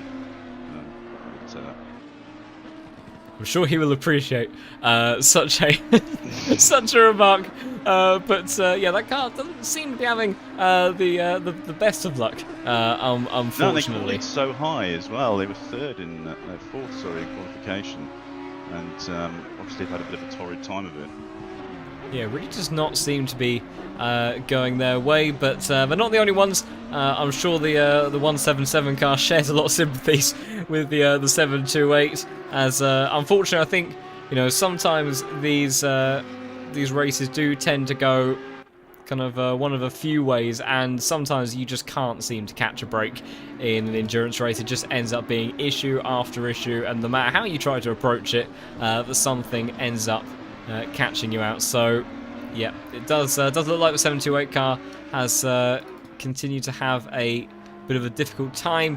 729 though has swapped over to Shooter 80, our god in terms of IT. Always has a good kick of oversteer on the exit of 9 there. Those tyres not quite up to pressure and temperature yet, but thankfully managed to keep it pointing in a straight line there to keep that all in check. But Shooter 80 now at the hands of the 729 car after Tim Moore's completing his stint. So Tim just pointing out that Morphe does race with a visual impairment, so I think that when things darken down, it's that much more difficult for him. Perhaps it is so with the braking, but yeah, amazing that he's able to get as much in as fast as he is. Yeah, absolutely. That's fantastic, and something that I think sim racing, provides those opportunities to still be able to kind of partake in those sort of the motorsport environment of racing and competition and things like that. So that's great to see, and I'm sure that Morphe, regardless of that slight off, will be enjoying himself in the car, and thankfully managed to pull it up just in time, so that I don't think there would have been too much damage on that one.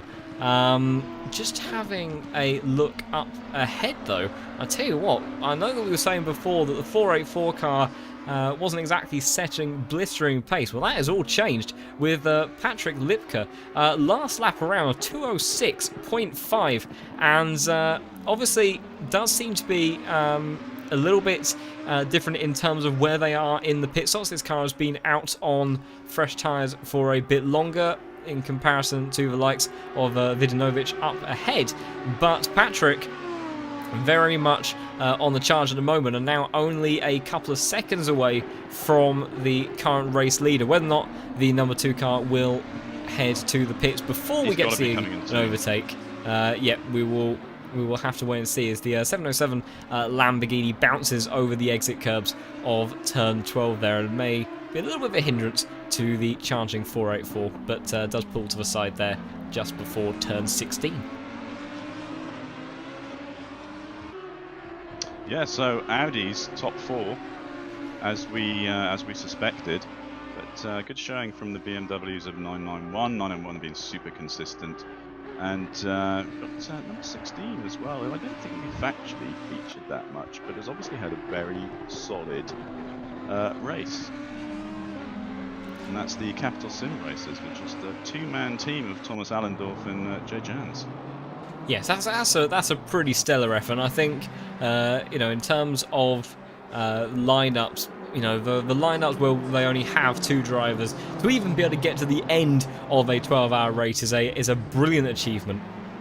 Let alone to be in such a sort of competitive spot, and really is only a small distance away, I believe. Actually, no, that must be a lap.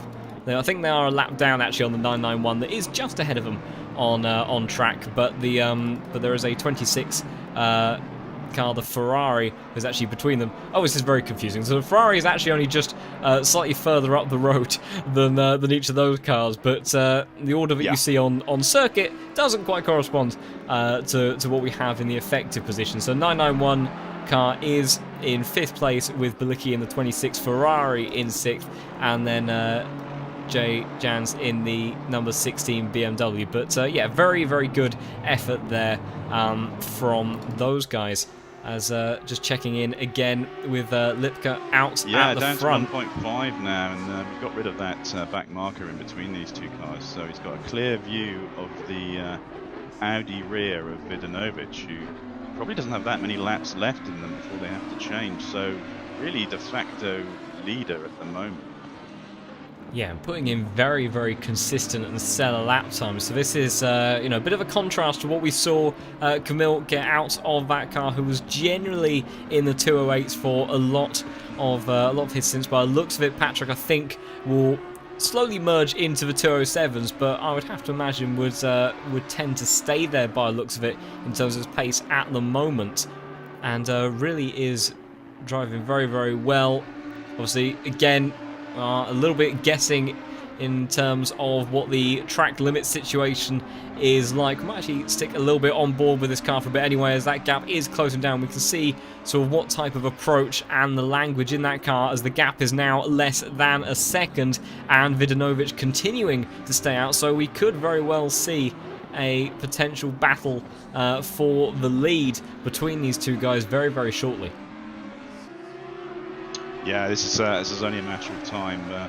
The pit might snatch it away from us in terms of excitement, but hopefully we'll see Lipko catch and get a bit of drama. Yeah, just following his line through the S's. It's committed and very nice with all of the apexes, but it's nothing extreme. It's just just flowing really nicely, keeping good momentum throughout the sector. Very, very safe through turn 9 as well, where we compare that to some of the lines that the number 2 car was taking. Definitely a much more cautious approach, and it's just maximising kind of the width of the track, but within kind of reasonable caution. And clearly, in terms of the lap times, Patrick is still extracting very, very good pace from that car. So it's that kind of approach that really seems to be benefiting the 484 car. And yeah, Vidanovic, as we know, is effectively kind of out of position in terms of the pit stops. We expect him to come in shortly. Hopefully won't rob us of some on-track battling for the lead, but in the end, obviously, will be a little bit trivial, and I'm sure Patrick will be fully aware of that. But that 484 car looking ever more competitive as time goes on through this race. Yeah, 206.6 for their last lap as well, compared to the 207.3 of Vidanovic, which tells the story in itself. It's that ease, that economy of steering and turning and accelerating that was using, which is that completely contrasting style to the elbows out. kicking things approach at Vidanovic, who I notice again goes very wide over the lines there, and I just wonder how much time there is until A, they pit, and B, they are forced to pit again from another drive-through. Yeah, absolutely. Well, they're definitely feeling the pressure of the 484 car, weaving a little bit down the back straight there, and Vidanovic tending to take this. There's definitely a difference in approaches for a lot of these heavy braking zones as well. Vidanovic tends to turn quite early in towards the apex, really slam on the anchors and try to get all of the rotation done on the actual apex of the corner. Whereas the likes of the 484 car, we saw it both with Patrick and in the hands of Camille, has more of a conventional racing line, braking in a straight line, turning later, and then maintaining that momentum through the corner. So there is definitely different compared to the rally style of Vidanovic. Yeah, it's just a lot more flowing and methodical as opposed to kind of wringing the neck out of the car. And we know that that number 2 car clearly has been very good pace. You see visibly the number 2 car just darting towards that apex so quickly, and it's really not helping them in terms of momentum, because now they do have the 484 car all over their gearbox as Patrick closing in down this back straight. I'm not sure if he's going to be close enough. Vidanovic decides to head towards the inside lines, trying to cover it off in towards turn 12. Defending very hard for this position. Goes very deep under brakes. And the 484 just sweeps on by and goes into the race lead. So Vidanovic then did try to defend the inside, but braking way too late into turn 12 there, and Patrick Lipka says thank you very much and sees that car go back into the race lead and is looking in a very competitive spot at this point in the race. Yeah, just that part of least resistance going into that corner from 484. Lipka, you could tell he was going to carry so much more speed out, even though he was behind, and just comes in back on the inside on that switchback and just delivers all that momentum straight down into the next section. So that was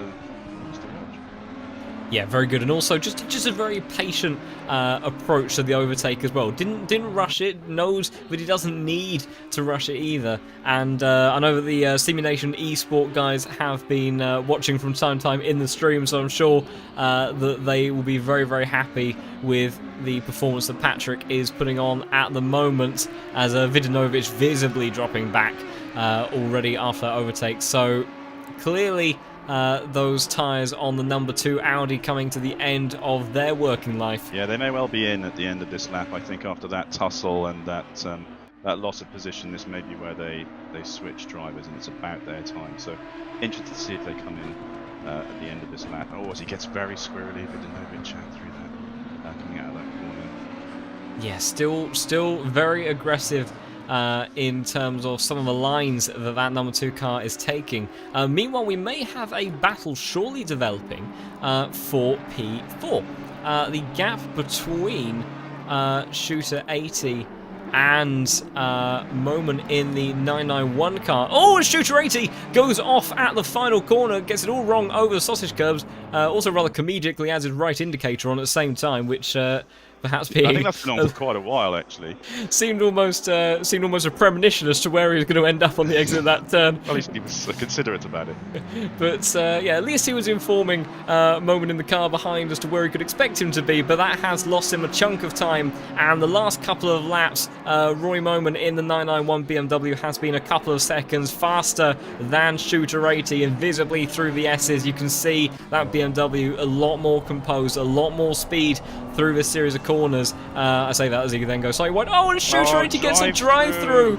So, well, I think we potentially may still see an overtake for P4. It'd be nice if we can, but again, it's going to be a little bit trivial. But the 729 car's day ends up getting a little bit worse. Shooter 80 making a couple of mistakes. I wonder if he got a slightly ridiculous warning for that excursion off at the final corner. It sometimes can happen. Yeah. But yeah, that is very unfortunate. I don't think, frustratingly for Roy Moment, despite the clear pace advantage, the straight line speed difference, even in the slipstream, the Audi is still pulling away down this back straight. But I don't think Roy will be too concerned about making the move anytime soon, as that 729 will, I imagine, dart into the pits at the end of this lap. Yeah, and speaking of pits, I've just been keeping an eye on Vidanovic throughout all of that. He's still out and didn't take the opportunity to pit the car. So imagine they're just going to stick to strategy, and he'll be bringing it in when his stint is good and over. He was taking quite a lot of sausage. And there we go, drive-through for the number 2 car. We were talking about it. We were talking about it, and I think it may have even happened. Let's see if I can catch it on the replay, because it is through that section of the track where we've been saying it time and time again that the number 2 car has been taking extensive amounts of curb. It looks fairly safe through that series of corners, but I reckon as we get to turn 8 and 9, takes a lot in 8 and a chunk over 9, yet fully over the sausage curb on the apex of 9, and that would have been the nail in the coffin. And yeah, it did sort of feel like a bit of a case of when rather than if, and once again the number 2 car's charge towards the front of the field ends up taking a major hit with another drive-through penalty, and that is now both Jevremovic and Vidanovic that have suffered similar sorts of fates within just a couple of stints of each other in that car. So a lot of pace in that car, but the consistency and the patience, definitely something that has hurt their attempt to win the endurance race today heavily. Obviously, over 4 hours to go, so technically still not out of it. But I'll tell you what, actually a big concern here. I would presume that they feel like they have enough on the driver stint time. We were expecting them to make a pit stop soon, but with the drive-through penalty as well, which is going to add a substantial amount of time to their lap, have to hope that they have enough in terms of the stint time left to be able to get that car back around before then doing either a driver changeover or just a pit stop for Vidanovic to make a double stint. So I'm hoping that they have enough left over. We're a little bit unsure about what time that changeover will be, but it can, these ill-timed drive-through penalties can cause quite a concern like that.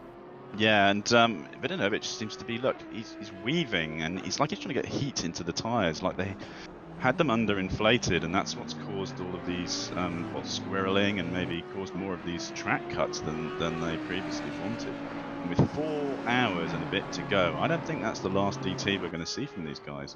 No, I mean, we were saying at around the 5-hour mark that it was going to be a pretty difficult 5 hours to see them get to the end of it clean, and then within less than an hour of that, they've got another drive-through penalty. So, yeah, I think it's very much likely that the number 2 car may get another drive-through penalty. Vidanovic still taking heaps of curb through turn 9, clearly not changing his approach there.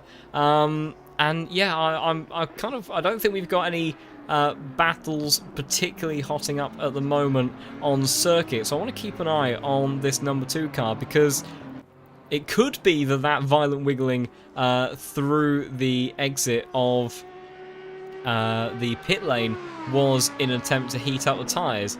But there is also a part of me that is potentially worried that was just visible frustration from Vidanovic. If my concerns over the clash with the driver's stint time are correct, whether or not it's something like that. So we'll see what happens at the end of this lap for the number 2 car. But yeah, their day just taking hit after hit. Well, hopefully he took the opportunity whilst doing the drive-through to fiddle with the MFD, and if it is the tyres that are underinflated, then he's already made that change so that the next set of tyres come on that little bit more inflated. Track temp down 2 degrees now from when dusk happened on this track, so they'll have lost a bit of pressure. Stays out again. Yes, stays out. So seemingly driver stint then, not too much a concern for that car. But yeah, it's definitely a difficult day for those guys. In the meantime, we actually have a battle for P15 as Jamie Nuttall in the 420 car surging back through the field once more, trying to go around the outside of the Triple Eight. These cars have battled more than once so far. Down in towards turn 11, Triple Eight goes a little bit deep. Nuttall tries to get the cutback as they head onto the back straight, but unable to get a fantastic exit through there. I think actually maybe flash the lights there as well, maybe to warn the Triple Eight that he is on his way. Does seem to be closing. Badger going to defend that inside line. The 420 braking very, very late, but the 888, you can see him visibly back out the brakes to try to cover it off, and in the end, that will end up seeing Nuttall climb up the position and move himself up into P14. So, yeah, you could see visibly in the difference in the braking zone that in reaction to the late braking from Nuttall, that Lazy Badger tried to back out of the brakes just a bit to cover it off, and instead just got a nice view of the exit curve of turn 12. Yeah. And indeed his next target, which is the Celtic Romance 177, which is only 3 and a bit seconds up the road. Yeah, and looking at that, the difference in... As he comes in. Yeah, that'll put pay to that potential battle, so we won't see Jamie Nuttall making up any more positions, but at least we did get to see an overtake just at the last second there before ending his stint. But yeah, the 420 car, another car that has had a substantial amount of pace, but has been unable to really kind of execute it in the fashion that they would have been wanting, and has ended up in a lot of these repeated midfield kind of battles, which has given us some great overtakes at times, but not where they would have wanted to be. 420 really having a Groundhog Day type event at the moment, and just living that same thing over and over again, and getting a drive through or being spun, and then waking up to Sonny and Cher on the radio every time as they climb through back to midfield. Yes, it's yeah. I think a bit of therapy perhaps needed by the time they finish this one. Oh, it's the 77 car of Yannick Lautenschläger. Lets the McLaren of who was that on the circuit with them? I think that might be the number 1 McLaren. It is of Thomas Jack. That's a lap ahead of them now, and just a few positions up the road. But the yeah, McLaren. That number 1 McLaren, our lead McLaren in the group, though we don't have too many on the field today, continuing to push on. And I think the other battle that may be hotting up fairly soon is Dan Barnard in the 177 car, taking over from Chris's Yogurt, has got Yannick just up ahead. And although last lap around, I think maybe a little bit misrepresentative in terms of the time difference between those two cars, with Lautenschläger letting the number 1 McLaren by in the final corner, that it does look like that Barnard might have the pace to try to close in on the BMW. So potentially our next battle for position in the next coming few minutes as we approach the 4-hour mark, or 8-hour mark, I suppose. Just seeing Daniel Crinson in the chat saying that his skinny brake duct tactics haven't really paid off so far during the night for RPMS Motorsports 707, who are currently doing pretty well in 11th, but obviously we're hoping for a little bit more. Yeah, and the Lamborghini, you know, a car that it's a car that generally speaking has, I think, struggled to find some pace in recent months. It's you know, maybe in the hands of the likes of Jordan Sherratt has been able to be pretty rapid, but generally speaking is never a car at a circuit where you can sit there and confidently put your money that it's going to be competitive. So I think you know, P11 right now, and by the sounds of it, you know, with a gamble on the temperatures for the brake ducts hasn't quite paid off. It's a very valiant effort in the Lamborghini around here at You've got to try COTA. something, yeah. Yeah, absolutely. You can always you can try something different, and you know, sometimes it pays off, sometimes it doesn't. But as long as you make best of what you have, then in endurance race, as we have seen, that consistency is often more impactful in terms of where you finish than outright pace. So you know, you can make a compromised situation like that work if you just have a bit of patience with it and see that car through to the end. So yeah, good strong showing there from Lamborghini, as the number 44 car of Hardy down in 21st place. The BMW unfortunately getting a drive-through penalty by the looks of it through the S's. A bit earlier on in the S's actually that we've seen previously. We're just having a look on the replay as heading through. I might have been there through turn 4, or potentially through turn 6. It was a little bit greedy, not too much. So I think Actually, I think it might have been turn 6 because the language in that car as he came through 7 was very, very somber. I have a feeling that was a rather defeatist bit of driving as he came through turn 7. Under the visor. Yeah, that's I think there may have been one hand in the hair, one hand in the air, one hand on the wheel as he came through turn 7. So I think it might have been turn 6, and that was a bit of a harsh example of COTA in terms of the track limits being very unforgiving around here. Yeah, that didn't look too greedy overall, but yeah, unfortunately getting a drive-through penalty for number 44. And Vidanovic in, just as I was about to say, I'm going to rename this track to COTL, Circuit Track Limits. And it's all happening as a wild Tim Lunn has appeared. Another TL. Indeed. The Circuit of Tim Lunn, as yes, the commentator that will be making the longest stint in the box today, 7 hours in total by the time we finish. Commentator of the day, you could say. This is true, yes. Tim has the responsibility, as handed to him previously, for naming various other sort of cars, drivers, teams of the day. But I think he automatically ends up being given the award for commentator of the day, just purely in terms of the stints that he'll be pulling in with the comms box. I'd also like Tim to perhaps name all the unnamed corners on this track as well. So there's a good at least 18, I think. 21 actually to be done, so I'd like to see that sorted out by the end. Yeah, 20 corners. As just seeing the 991 car getting a little bit aggressive on the exit curbs of turn 1. Bit of an unusual place to run wide, and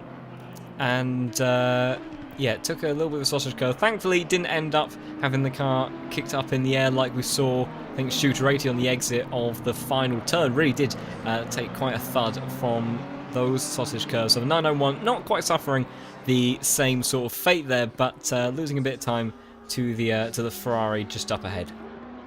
Yeah, and just update on car 2. Jevremovic has taken over from his teammates in the car number 2. So we'll identify him by his driving style and whether he can stem the track cut leading and perhaps claw a bit of the way back, but big gaps now between 1, 2, 3 and car number 2 now in 4th position.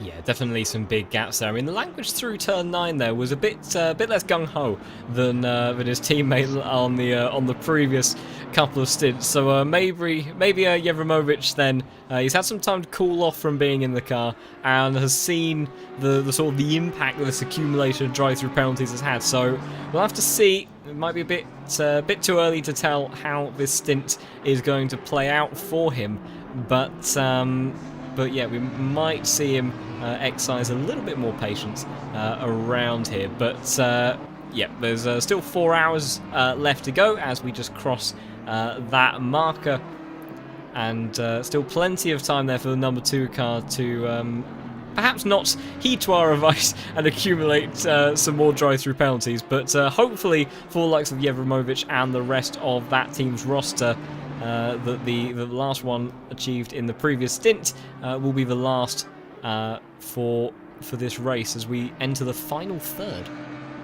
Indeed, and all this time, Lipka out there at the front, just banging in solid laps, 207.9s. That will do nicely as you keep going around 4 hours, and keeping that steady and keeping that pace, I think will go a long way to putting them on top of this race. Yeah, absolutely. And crossing into this marker now, just watching a little bit of a replay of the 340 car, who took quite a faceful curb on the exit at the final corner, and really just showcased the roller coaster that you can be sent on when you take those curves. But yeah, we've transitioned then into the final 4 hours. And not that I wish to kick you out, Arcetuthis. But yeah, Tim has joined into the commentary box. Tim, are you present here? I think that's a flat no from Tim. It does Was it seem to back? be a slightly resounding no, doesn't it? I was going to move across on the bench in this very small cubicle we're in to let him in, but Yeah, it appears I'm I allowed think, for space still. Yeah, so you may have to stay there for just a little bit longer. Well, there's a glass of cold Chardonnay waiting for me in the fridge, and you know, it is all Tim's fault that I'm not drinking that right now. Yeah, well, hopefully Tim will re-establish himself close to the microphone in due course, and then I you know can he acquire. has a young baby, and This is true. dads don't get to do timekeeping, so I've been there. Oh, Do you know what's really upsetting? I've been here, and then I got here early, like 10 minutes early, and I was silent. Then I had to leave and come back, and now I'm late. You're I'm not out of late. breath. You're not late, Tim. You're never late. And I'm out of breath because I I just was ran. cozy here. I'm just going to move across on this bench so you've got more room. Oh yeah, squidged into the little box Yeah, in there the you back of the There you go, let me back just- of the little van again. Just move My Little Pony backpack there. That's space for. Oh, have you got My Little Pony? I've got a Dora the Explorer backpack, hidden Yeah. pockets. I considered that was a bit obvious, so I just went and spoke for the Brony Pony just backpack. absolutely winning at life there, sir. I just wanted to apologise for losing car 333 earlier in the day. I don't remember where I put it, and I know that it was lost to everybody on the stream. So, as you rightly pointed out, that was my fault. Definitely If I was. find it later on, then I'll let you know. I realise it's dark now, so a little bit harder to see. Oh, But- sorry to cut you off there. I was going to say about the number 2 car getting a 5-second penalty for that collision with the 991, and I was watching them, and they've just pulled off the circuit at turn 3. So the number 2 car in the hands of Yevremovic obviously has had quite a troublesome time with drive-through penalties and difficult stints. A lot of pace in that car, but now is pulled to the side of the road. Actually, it's on the exit of turn 2. Excuse me. Haven't retired to the pit, so I'm not quite sure exactly what's going on. But yeah, drama continuing even at this later stage in the race, and not quite the way that I was anticipating for that car. Well, I'll leave you in Tim's capable hands, and thank you, John. It's been a pleasurable experience to be in the commentary box with you. It's just a regret that I wasn't able to spend more time with Tim. But I'll leave you to pick up the pieces of this top 5 drama, and I'll be watching along on YouTube with everybody else.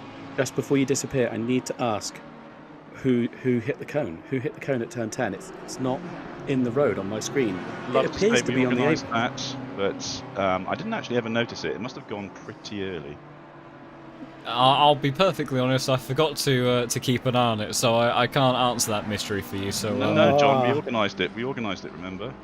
With the chat and everything. That's right, isn't it? Oh wait, hang on, wait a second. I'm getting from Textradax in the chat saying that it's still there in his game, but I had to leave the server and come back, so he stayed in the server. And so for me it's on the apex, but for him it's still on the road. So I wonder if the drivers can see it on the road, or whether that's just... That's why it was still there, because it wasn't really there, but it did appear there. It was just mocking Textradax. I'm so sorry, mate.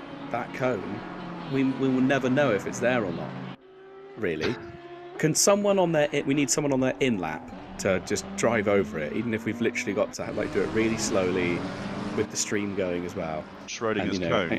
Yeah, and be like, right, we need you to go here, go there, and just cover that entire bit of the circuit and see if we can get rid of it, because it's upsetting that it's mocking our commentators. So, but yeah, for me, it's gone. It's on the apex where it should be. So I'm going to keep an eye out to see if it moves, if a car drives through it, or whether it's a ghost now. Right, well, I'm taking my backpack and I'm going now. So yeah, probably a good idea. Enjoy your jam sandwiches with the custard. I will do. And your Jelly. Chardonnay. But yeah, thanks. Thanks guys. for the for your stint in the cons box today, mate. And enjoy the rest of it. Cheers. Bye-bye. Hope to be in the box soon with you. Bye. Ta-da. Yeah, cheers, mate. Bye. Meanwhile, amongst all of the cone drama, a couple of other things. The number 2 car has left the server, so after pulling off to the side of the road and acquiring those extra drive-through penalties, Yevremovic, I have to say, it came shortly after they got the 5-second penalty, which it feels too much to be a coincidence as to that being when they decided to call it a day. But the 5-second penalty in comparison to some of the drive-throughs they accumulated is quite trivial in terms of their race time. So I don't know if that was just a mental final nail in the coffin, or if there was some other issue at hand, because they did spend an awful long time pulled off at the exit of turn 2 before completely retiring. But yeah, a car that has previously led the race today and has had very, very strong winning pace at times, now is another victim of track limits and the challenges that can befall some of the drivers on this circuit. And the other bit of drama that we had was the 177 car unfortunately gets another drive-through penalty and emerges out the pits alongside its Bikini Bottom Racing compatriot at the 27, currently in the hands of Blakeman. But yeah, so you've rejoined amongst the same levels of mad drama that we've had over the last couple of hours, Tim. But how was your break? It was good. I had a can of Red Bull. I ate a disgusting pie from Lidl that was rubbish. And I lay on the sofa and watched the race. So, you know, I moved from sitting on my bum to lying on my side. And that was pretty much it for the entire time, as when I took my headphones off, I realised that my partner and my child had left the house, and pretty much came back at about 8 o'clock, which is why I had to run back downstairs, even though I was 10 minutes early, to go and just, you know, quickly sort of say, hello, I'm alive, and the pair of them to go, hello, I'm alive, and obviously the other one just sort of yelled and I went to bed. But yeah, so all good. I just can't believe that now car number 2 has actually left the server. I'd love to know why. If anybody on that team is feeling up to it, either come in the commentary box and have a chat with us, or just stick it in the Freedom 12-hour chat. It would be really good to know what was going on. But I mean, they've been dominant for, well, basically most of the race that I saw. They dominated it, and towards the end of my stint, they had, sort of the halfway point. They'd slowed down slightly, but not anything, oh, okay, there we go. It's just come up in the chat. Number 2 retiring. Driver's clamp for his wheelbase has broken, so he will not be able to continue. So, oh dear. Hardware failure. That's rather unfortunate. Well, I mean, I don't want to make any suggestions here, but this did happen just after the 5-second penalty. I don't know whether or not the clamp was encouraged to break, potentially with a bash of the wheel after the penalty was dished out. But a bit of a backwards and forwards, frustrated. Yes, I mean, we had seen the previous driver in that car do some rather aggressive wiggling after serving a drive-through penalty as they exited the pits, which could have been for tyre warming purposes, but based on the language of that car, I sense was perhaps a bit of frustration. So not entirely sure. It could be entirely coincidental, but yeah. So the number 2 car's day comes to both a dramatic and rather unexpected end in terms of the journey that they've had through this race, which really has been very, very up and down for. Not just in terms of the order that they've been in terms of where they sit relative to other cars, but just the challenges that they've had, because the pace has been exceptional at times, but the inconsistency that they've had between some of the different drivers' approaches to track limits and negotiating other cars and things like that has been just very detrimental to them overall. And in the end, if that hardware failure was an inevitability, perhaps didn't make too much of a difference at the end of it. But certainly in that opening 8 hours of the race, it's been a bit of a roller coaster for them, and a very disappointing way for them to finish. Yeah, it is a real shame to see people go out this way. I imagine there's probably some people at home that will, after we've just said that whole thing of obviously their wheelbase broke, and people who will sort of think to themselves, oh, this is ridiculous, it wouldn't happen in real racing. But actually, if you watch any endurance racing, you do get massive problems like this. You sometimes get it. I think it was the Paul Ricard this year, the opening endurance round of the real life Fanatec GT World Championship. Sorry to pause you there. We've got a yellow flag, I think, for the 888 car, if I'm not mistaken. Yep, Lazy Badger then just rejoining the circuit, manages to keep out of the way. That's on the run up the hill towards turn 8. We've seen some of the Audis get a little bit squirrely through the S's here before. It's all fine and good through 7, and then into 8. Is it just going to be a kick of oversteer again? Yeah, just carries too much speed, gets it up onto the marbles, and then comes to a stop, and then thankfully has a safe rejoin after that. But yeah, just a small moment for the Triple Eight car. But yeah, continue on there with with the reliability and and impacts that can happen in real racing. Yeah, I mean, as I was saying, sort of. I mean, you've only got to look at Paul Ricard. People obviously had mechanical issues, but you also had, I think it was the Barwell Motorsport, their second car, or it might have even been Imola. No, it was Paul Ricard. They pulled out because they had a medical issue. One of their drivers was no longer able to compete, so they would have been physically impossible for them to finish the race and put enough miles. Everyone has to do a certain amount of driving. They pulled out as well, so it's like, it's not just that it's sim racing, because you do still see people that are a bit like, oh, it's just sim racing, it's just a game, it's a bit fake. And yes, it isn't real, but to these guys sat at home that have been here for what now, 8 hours, 8, 9, 10, yeah, no, how long is it? 7, I can't remember anymore, my brain's broken. 7 hours, or just over. We've had 8 hours 15 almost. That's the one. Yeah, it's very real for these lads. It is very real for these people sat at home. It's very real for the people that are following along. Obviously, some of the guys here have got quite large followings, or they run their own racing communities. Or they're part of other racing communities, and their friends are just on for the watch. And for them, it is very, very real. And so it is genuinely devastating for these guys when they have a mechanical failure, or they have, or like one of their team gets ill, or there's an emergency and stuff. So yeah, it's certainly a shame when you see people drop out, and it isn't just a case of, oh well, and then put your controller down and go and have a beer. It will weigh on their mind probably for the rest of the evening, if not tomorrow, I would imagine. So feel really sorry for those guys. They've had the dropouts. Some people even had to come back. Kind of a 177, who are sort of getting my team of the day award at the moment. Although car 707 doing really well as well, so maybe they might be challenging for it. But yeah, 177. Have they had any more disconnects since I left? They haven't had any more disconnects, but they have had, I think, 2 more drive-throughs, if I'm not mistaken. As always a 55. Barnabas in the 55 Audi. Oh, and Belicki in the 26 Ferrari as well. It's all in the space of just a couple of corners. 2 drivers get 2 drive-through penalties. We were also having a look at Thomas Allendorf in the number 16 car, who had some sort of moment that we didn't quite catch. I think had a collision with the wall because the bonnet looked a bit crooked on that BMW, and then that car shortly after came into the pit. So they've now shuffled down the order to P9. But Belicki and Concoli in the 55 Audi.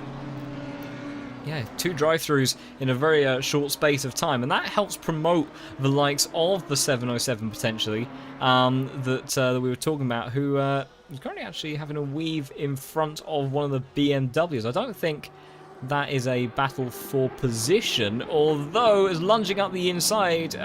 Both cars, the 117 and was that the 451?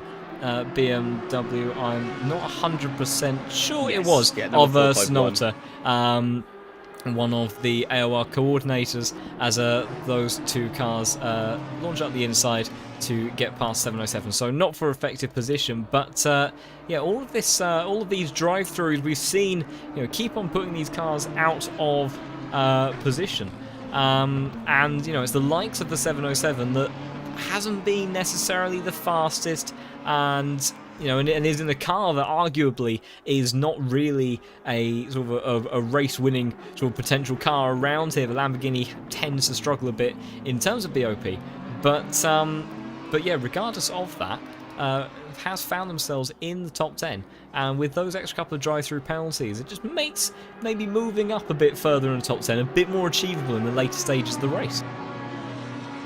Yeah, I mean, it's just the way that just seen that Chardonnay is on ice. Chardonnay is nice and cold. Come through from Mark. So there we go.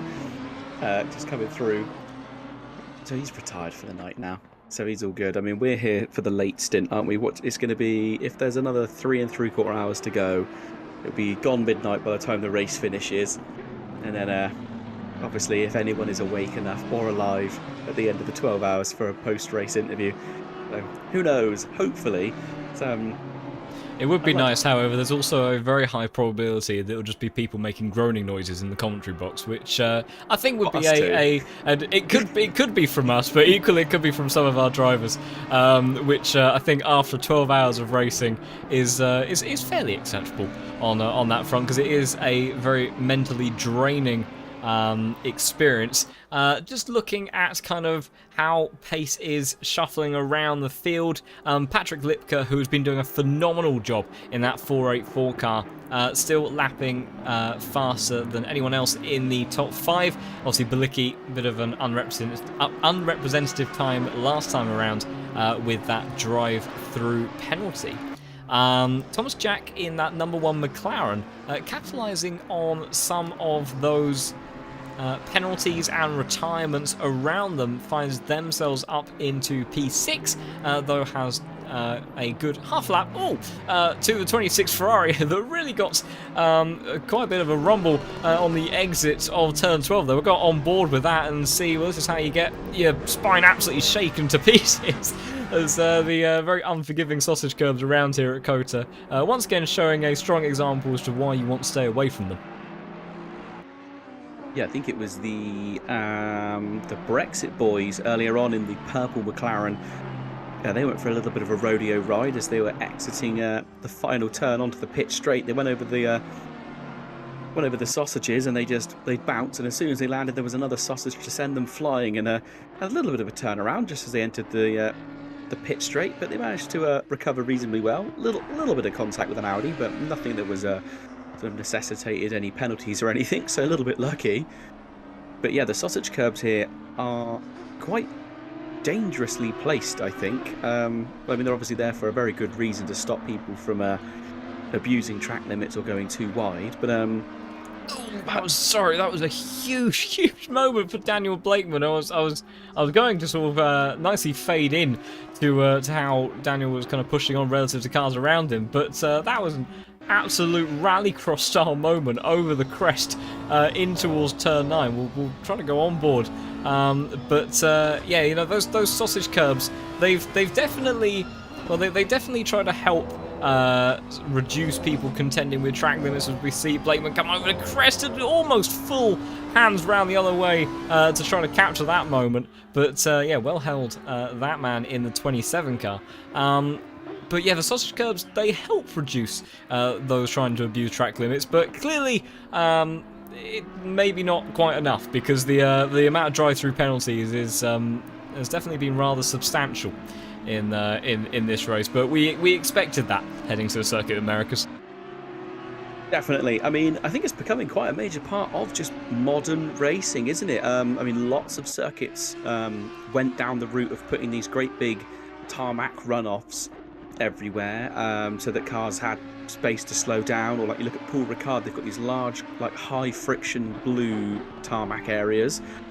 Spa used to have really big runoffs, and they had loads of issues with people with track limits abusing them, like all the time, because it was essentially a case of you knew you could go out there, so you did. You went out onto that surface. I mean, Spa's a bit different now. They've replaced it with gravel, which is causing a few incidents, but it's now more bike friendly.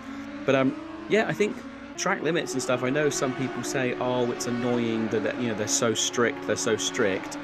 But realistically, the line is the line, isn't it? I mean, you shouldn't be going over that line, and if you are, you're being penalised for it. I know it doesn't give you quite as much room for error, but you shouldn't be pushing that hard. It is for safety purposes as well. You know, you look at certain circuits, if you go outside of track limits, you're right next to a concrete barrier suddenly.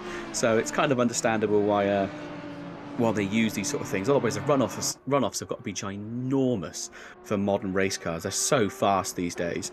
So in game it can be a bit frustrating, but obviously this is emulating the real circuit, and the simple fact of the matter is, at Circuit of America, if you go outside the line, you get penalised. So you can be the fastest man alive, but if you're not within those lines, get the back. You're gonna get penalised for it.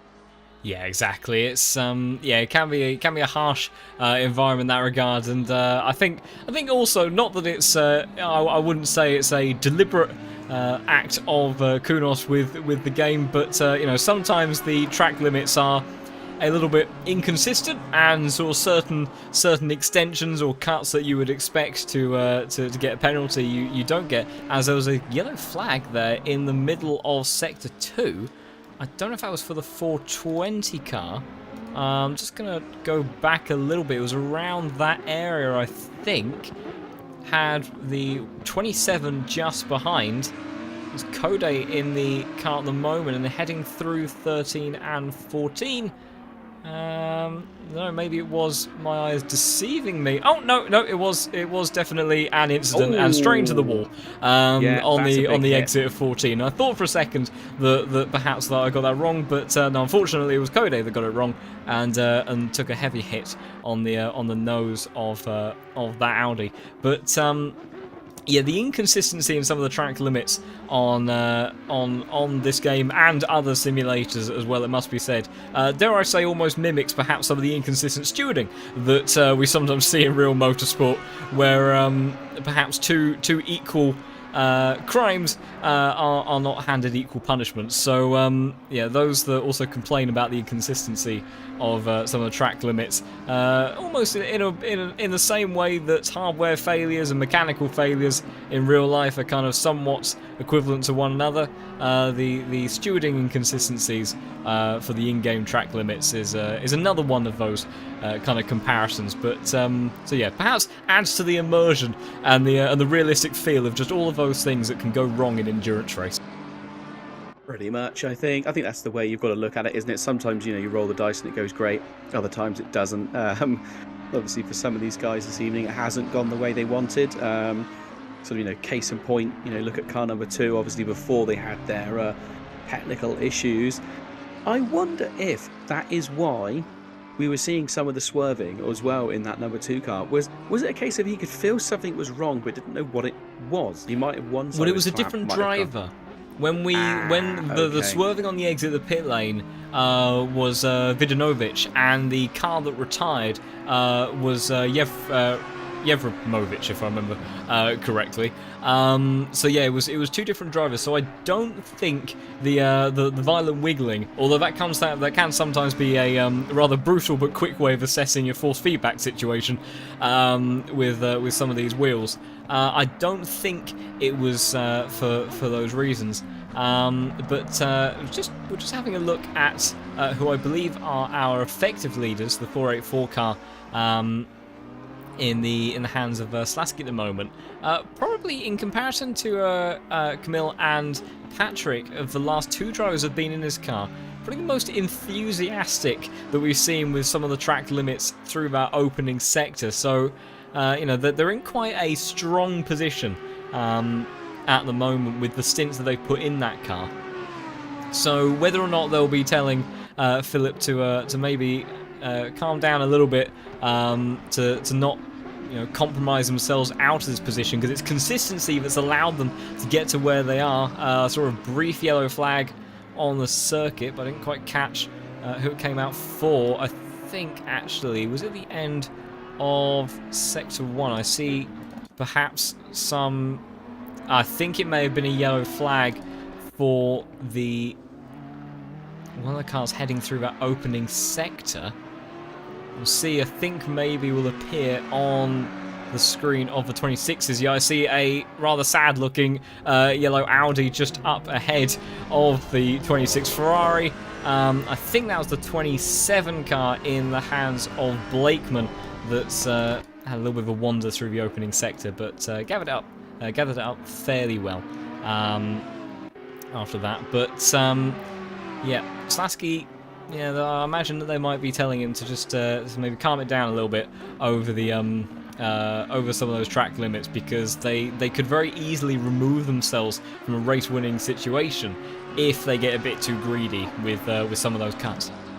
100%. Only, well, I think there's less than 13 seconds between first and second. Yeah, less than 12 seconds now. So that time is coming down slowly, but they have got 3.5 hours left. So yeah, you're better off. You've got 3.5 hours essentially to make up 11 seconds. that is very much doable. I would imagine. Looking at the paces, he's nearly a second a lap quicker. He could reduce his pace just that little bit, be a little bit safer. He might end up losing half a second over the space of an entire lap, but he's still technically going to be lapping. I mean, he's lapping faster than everyone else inside the top 5, from what I can see.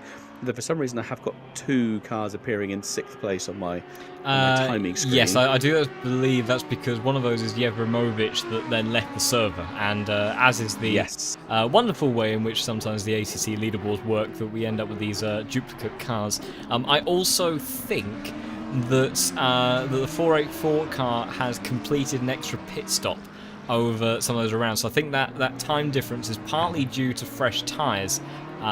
More than anything, and I would imagine that fairly soon that we would see the likes of the 117, the 991 and 729 begin to make some pit stops. I feel fairly confident in saying that. I could be wrong, but as I said, that 117 does actually come in, so the ambiguity around that doesn't last too long.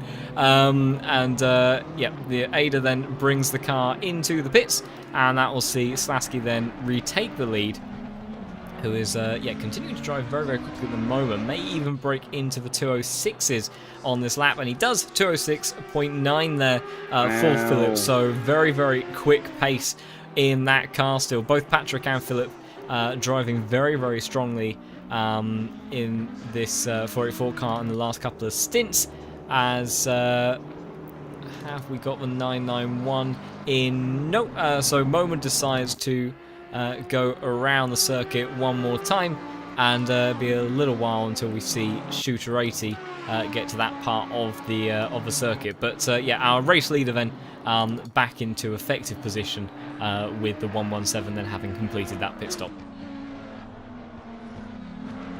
Everything's different than when I left. I just it's blowing my mind.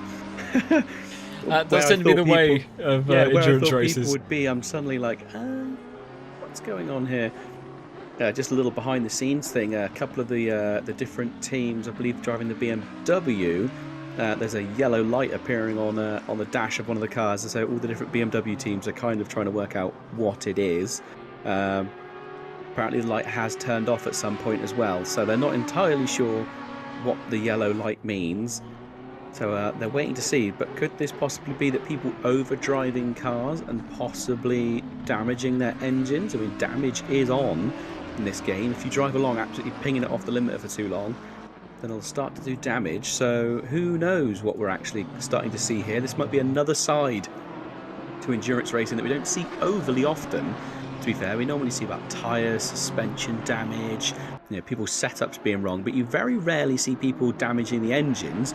But this circuit, there's a lot of high speed to low speed corners where you're dropping down the gears, trying to use the gears to slow the car.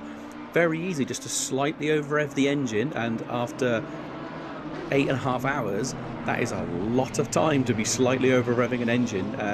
So we might be starting to see cars actually coming in with engine problems at some point.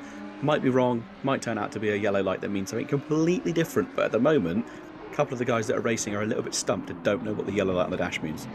It's it's a little bit of an odd one. It could be something simple to say it's nighttime, but yeah, engine damage is something that we do see can occur, and you're absolutely right. The downshifting is usually when it ends up kicking in. Although these cars do have sort of downshift protection, and the if you go to do something particularly ridiculous, the car won't actually let you shift down.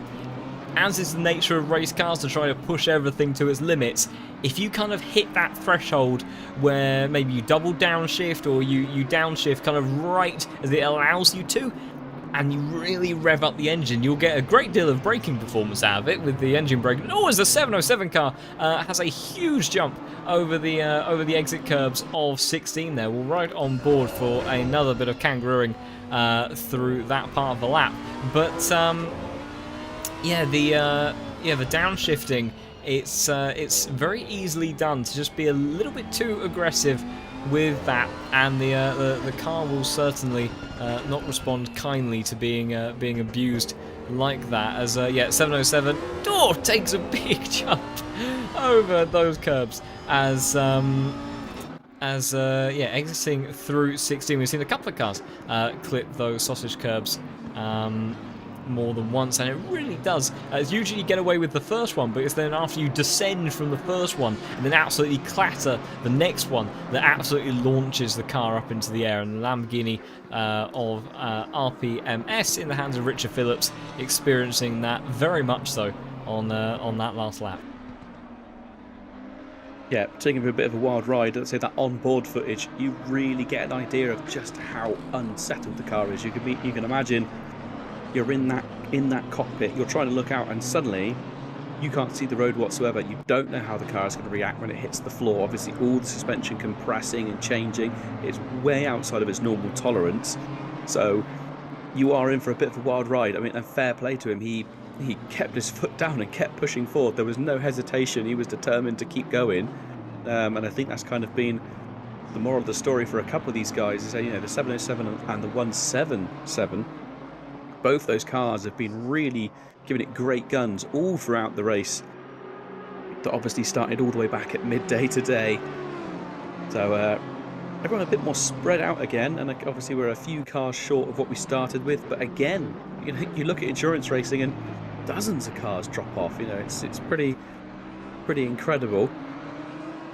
Yeah, we've got a couple of potential battles that may heat up shortly. We've got Aris in the 28 car closing in on the 340, just over a second separating those two, and then within our top 10, Thomas Allendorf, who is a little bit out of position after that damage, as another yellow flag briefly comes out once again. I think that's for the 114 car in the opening sector. Let's see what happened to the BMW. That's the Hexagon Nation car, I believe. Safely through turn 2 into 3. And then entering 4, big kick of oversteer and off onto the grass. Oh, and clips the wall as well. That's a chunk of damage to the front of that BMW that's had a rather botched facelift, I think, after that impact. And yeah, that may be worth getting repaired, because that is a chunk of downforce aero damage that's going to lose that front downforce, which around here is critical. It's going to increase your drag down this very long back straight, and I imagine there may even be a bit of suspension damage to go along with that. But so yeah, very much unideal for the 114 car, down in 22nd place. And disappointingly, the other battle that I thought we might start to get was between Allendorf and Kloppelman, but Allendorf has, Kloppelman has just come into the pits. So we may see that start up once again once the number 16 car does their pit stops. But yeah, for the time being, we shall have to wait on that front, as looks like we will at least get, though, our battle between Aras and Michael in the 340 car, because both of those drivers have just done their pit stops and re-emerged on the track at basically the same distance they were before, but handing over to Stafford Kelkit and Arthur Miska in the 340 car. Just trying to look around and just trying to work out where's the best place to sort of keep an eye on. Everyone, like you said, reasonably equally spaced apart. I will say, obviously, to a quick glance, you sort of think, all right, Zlasky's probably got this at this point, and you know, and the 991 car and 117, you sort of think, oh, they're probably going to stay kind of in the same positions they are. But again, oh, if we sorry, look at drive-through penalty for the 28. So that battle that I was hoping may come in the next few laps, well, the drive-through for the number 28 has put pay to that. So we'll have to go searching for another battle elsewhere on the circuit. But yeah, sorry, carry on, Tim. Oh, there we go. Tetradax, who are obviously commentating earlier on. He's come up with a drinking game that he's going to have a sip every time there's a drive-through, so he's just going, oh, another drink, he's having another one. He'll be lucky if he makes it to midnight at that rate, I think. Yes. Update on the yellow light on the dash of the BMW. Someone in our Discord has just come through saying it's when you drive at night without light. So whether they mean that's when the track isn't illuminated, it comes up with a yellow light, or when you switch the lights off in your car. And I can't imagine it switching the lights off in the car because the game tends to be pretty moody about telling you you've done that and will usually give you a penalty if you have. So I wonder if that is certain parts of the track that aren't as well illuminated, the yellow light comes on. Yeah, potentially. That's rather a peculiar feature, and I don't know. It feels fittingly BMW, weirdly as well. It feels like a BMW feature to me, because it's not something that I'm aware of takes place in any other cars. I might be wrong, but yeah, bit of a weird one. It seems a bit BMW, doesn't it? It does seem a little bit like they've gone, oh, this would be a good idea, and they've done that. You know, take the indicators out and just put a random yellow light that appears from time to time on your dashboard. Also, just having another look at the chat, Kiki Mac giving a report on the 177 car, and the top 10 finish does look like it might be back on the table. Yeah, while certainly not a guarantee, is definitely a possibility. Well, I think that is the entire mentality behind endurance racing. Nothing is ever a guarantee. The only way you can count yourself out of a potential finishing position is if you retire, because, you know, as we have seen, anything can realistically happen. So fingers crossed that the 177 car doesn't come under any further issues in the remaining stint. Meanwhile, two drivers that are very, very quick on circuit at the moment. Our race leader, Philip Slasky, fastest car, 206.952, but also very, very quick. 117, as I saw another yellow flag come out. I think that is for the 76 car on the exit of turn 1. It's Darren Reynolds, who is going very, very slowly, isn't he? So let's see what happened to the Ferrari. Approach, is it just going to be a spin on the apex? There's a car exiting the pits. That may have been a bit of a distraction, and tries to do a Max Verstappen style 360, but ends up doing a learn the driver's 4-point turn. Yes, rather unfortunate error there for Darren in the 76 Ferrari, but does regain composure. Hopefully got back up to speed again. Does look like he's carried on through the end of Sector 1 and will continue on there. But yeah, absolutely. The only way that you can guarantee yourself out of a potential position in endurance racing is not to finish. But our fastest drivers on circuit right now, as the 991 comes into the pits, Jay Fang and Philip Slasky.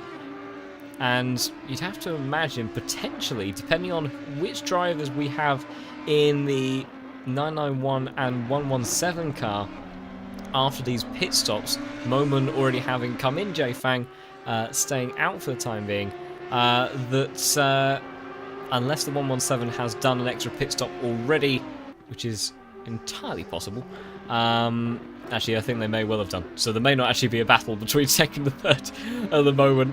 That may just be about pit stop shuffling. We'll probably know for sure in the next 15 minutes or so, but I think that the 117 may actually just be reclaiming that second place position after the pit stop shuffle.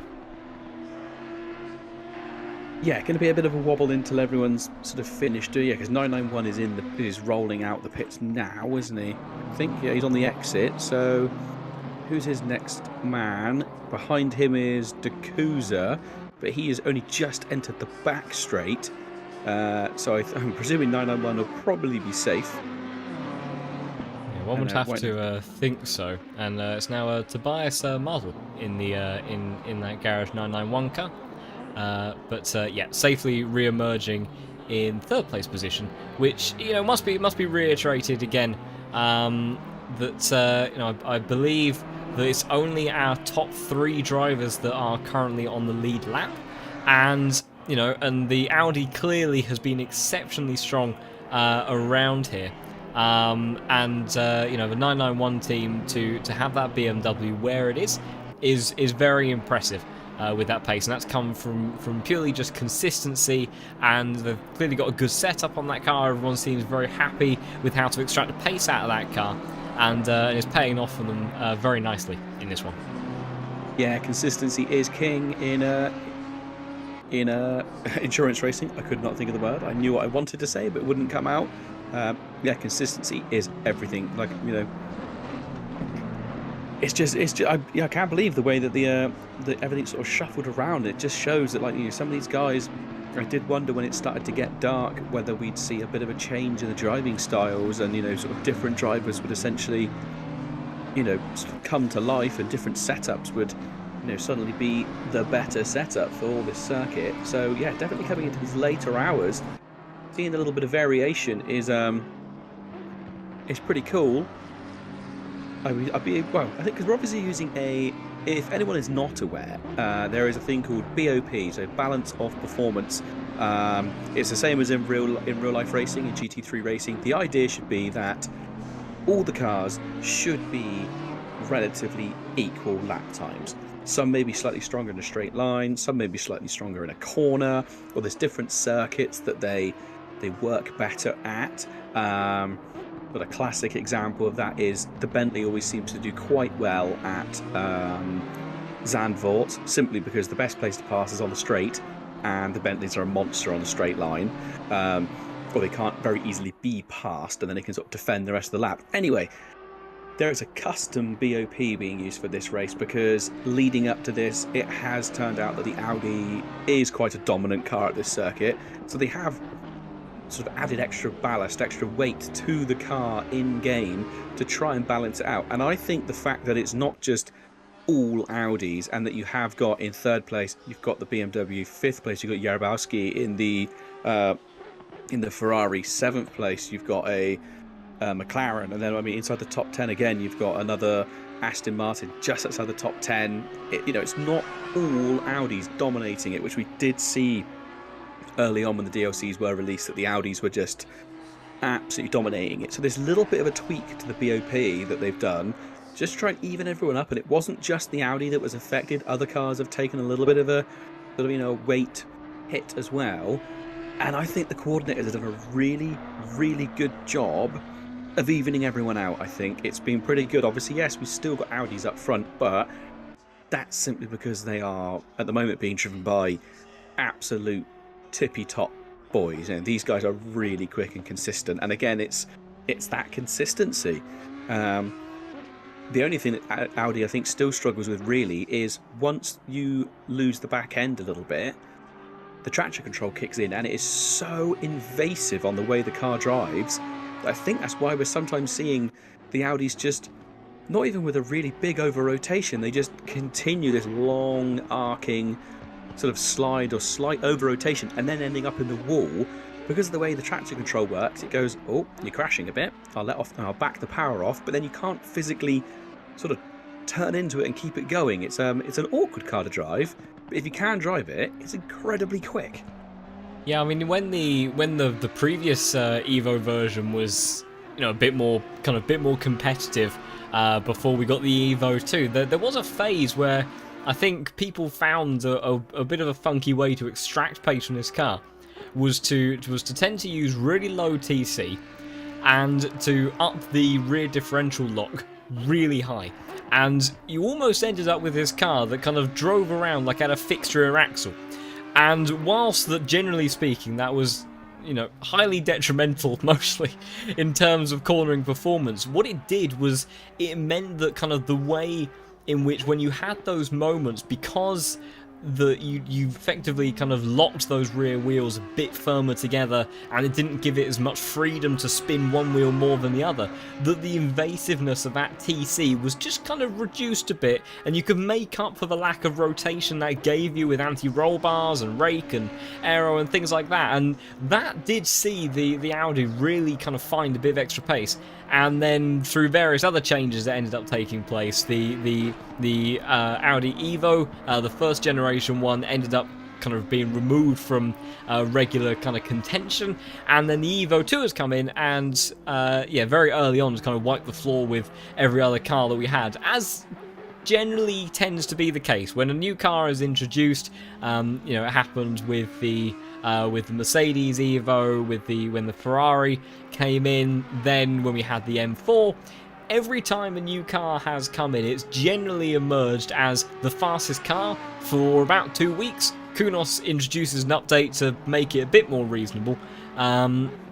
But yeah, and then that has either killed that car, in the case in point being the Mercedes, for example, with things that were done to that, or in the case of the Audi, changes have been made to sort of reel in its slightly absurd performance and particularly straight line speed in comparison to when it first joined. But I think that there's some extra tuning still to be done, which, as you said, for AOR is why this custom BOP was applied to try to kind of help make up for that error. But that's conserved in or reserved just in terms of additional weight.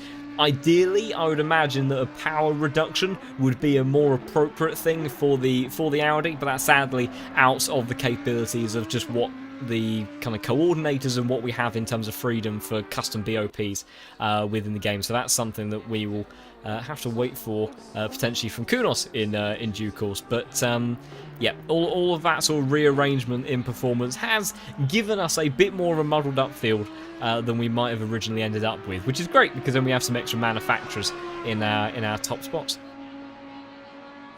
Yeah, seeing the Ferrari up there as well is a bit of a surprise, isn't it? Really, I mean, obviously we had it before in the last endurance championship. I think we had a Ferrari that won overall. But a little, I think, mostly down to the drivers. I think on that one it was a bit of a monstrous team that were in the was it Fiesta Clown Esports? Clown Fiesta Esports. I do believe, and I think that Samir Fock was in that team. I can't remember. I think Jardier wasn't he? Yes. Who else was it? Was Whitehead in that team? Was that a different car? No, that was in one of the BMWs. Whitehead was in one of the BMWs, wasn't he? But it was a big team. It was a list of names, and it really made you go, why would I even show up to the race against this? Like, this is, they were crazy. They were crazy quick guys. But you see the little tweaks to the BOP this time round has evened everyone out a little bit more, which is nice. And I mean, the thing is, obviously every circuit is going to, like I said, is going to suit different cars better, and the Audi's just seeming to go really well here at COTA. So, good to see that they've made a bit of a change to it. Sorry, I've just suddenly randomly got a cough out of nowhere, so apologies if it comes through. I will do my very best to mute the mic as much as possible. I'm just looking at car number 88 in the pits. I'm not sure if that's a scheduled pit stop. I'm guessing it was. And that obviously being, kind of a 729. And gone way off at the end of the back straight. So that's Dakuza. Yeah, just going back on the replay, see if we can capture that. Yeah, Dakuza, I think, took over from Shooter 80, if I'm not mistaken, in the last round of pit stops. So yeah, we'll just have to see on the run down towards turn 12 now. Gets on the brakes very late indeed. Says hello to the local crowd, and then carries on through Sector 3. So yes, a rather kind of undramatic moment in terms of consequences, thankfully, which I'm sure that Dakuza and the rest of the 729 team will be pleased about. But yes, a bit of an excursion at this point in the race. Maybe one of those lapses in concentration that we were kind of foreseeing may occur in these latter stages, because we are closing in on the final quarter of this race. Just also having a bit of a look. We haven't had any drive-through penalties for a while, which I've probably just horribly cursed. Yeah. So we'll see what transpires with that. But looking at the pace of everyone on the circuit, we've got kind of your known quantities of the 484, 117, both driving very, very quickly at the moment. Mardel did do quite well a couple of laps ago. I think maybe was dealing with a bit of traffic in the last lap. I'm not sure if a yellow flag just popped up for a second, or if that was me seeing things. But somebody that is driving very, very quickly and is quite out of position is the 728 car. This Racing SimTools car. Last time round, 207.397, which is half a tenth away from Jay Fang, who was fastest last time around. So Marcus Deck in the 728 car driving very, very quickly. I think there's still quite a bit of time. Yeah, there's a big chunk of time between himself and next car ahead of him of Blakeman. But yeah, that car is driving pretty quickly at the moment, as we may actually. I think we will actually have a battle very, very shortly, potentially. Oh my goodness. We've got Kode in the 420 car and Eugene in the 888, who are very close on circuit. Though that said, I have a feeling that we unfortunately missed the overtake, which is the reason why Kode's last time around was that much slower, and he's continued to then lose time to the 888 in front. So unfortunately, I think we finally did have a battle on circuit, and amongst our other discussions, we sadly missed it. I think it must have happened so quickly that it wasn't really a battle. We'll say that it must have just been a very quick pass. We'll just say that. It was just, yeah, that's what that was. there does seem to be a substantial pace difference between the two cars, because Eugene, I think, only got past perhaps at the beginning of this lap, or maybe even at the end of last lap, and he is already about 3-4 seconds ahead. So wow, really pushing or about hard. 3 seconds ahead. So yeah, I think there is a major pace difference there. So it may be that Kode even let him pass amongst that, as to not lose too much time. So unfortunately, we shall have to wait and see. But what may happen, depending on whether or not Kode pits, because I wonder if that performance difference is due to different pit strategies, is staying out for the time being. Jamie Ellis in the 88 car, I think only pitted just a lap or so ago, so he's on fresh tyres. He's only about 6 seconds behind Kode. So Kode did a 2:11.8 last time around, so really struggling, and Jamie Ellis did a 2:09.6, and those tyres should probably take another lap or so to get up to temperature and pressure. So we may see a battle still involving the 420 with the McLaren if they can catch up before, I presume, the 420 will look to do another pit stop. Yeah, sort of trying to work out times-wise and who is sort of willing to battle. Obviously, look at that gap now. Kode to Eugene is 4 seconds already. So don't entirely know how that opened up so quickly, but that really is monstrous. Actually, looking at the lap times, that does make sense. Eugene doing 2:07s and Kode doing 2:11s. Oh, 420 car! A 420 car's gone around! So that is Kode. So it looked like he was really struggling for performance. What a weird place to lose it. I think he's lost it through turn 10, which is almost a non-existent corner, generally speaking. So unless he caught the curb or something, I'm not entirely sure. Comes through turn 9, has a small kick of oversteer, comes down the hill, and then just loses it going through the corner. Takes a very wide line. I think maybe just a lapse of judgment, kind of realised the apex came up a bit quicker than he anticipated, steered in with a bit of extra lock, and the tyres on that car that seemed to be really, really struggling at the moment just did not give anywhere near the sort of level of grip that he needed in order to keep that one going in a straight line, as the 484 car gets past both Kode and another one of our BMWs. I'm not sure who it was. Was that the 991 car? No, I think so, because it got out the way, didn't it? Yeah, so it's not the 991.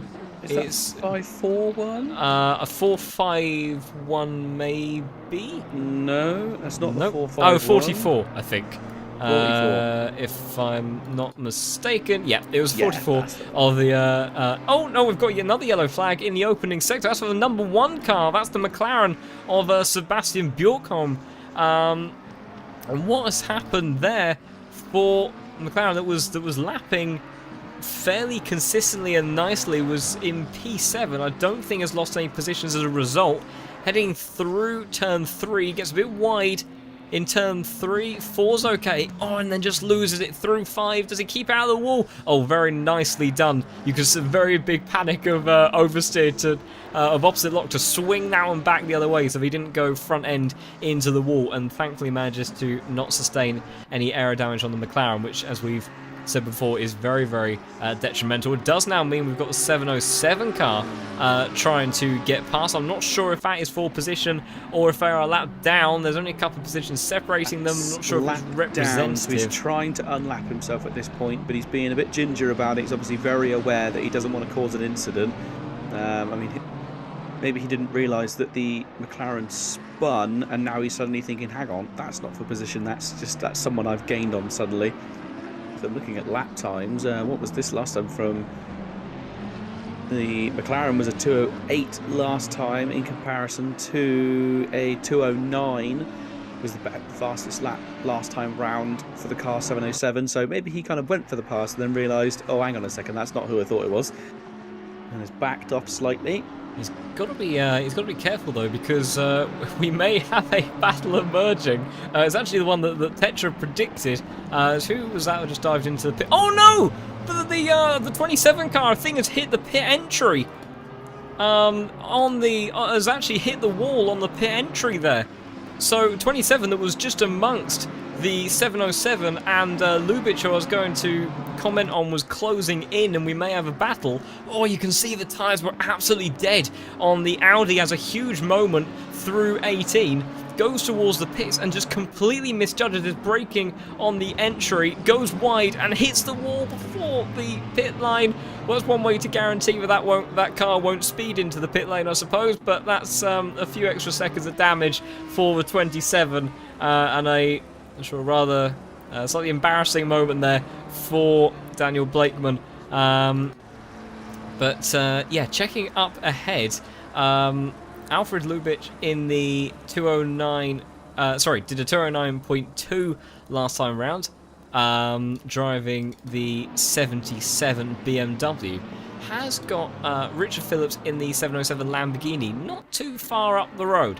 And last time round, obviously amongst all of that kind of other bits of chaos, there was a 210.8 from the 707, so lost a chunk of time, and I think has potentially got another car for company. I think that's the 991 of Tobias Martel, which it is, who I imagine will unlap themselves, will put another lap on the 707 car very shortly.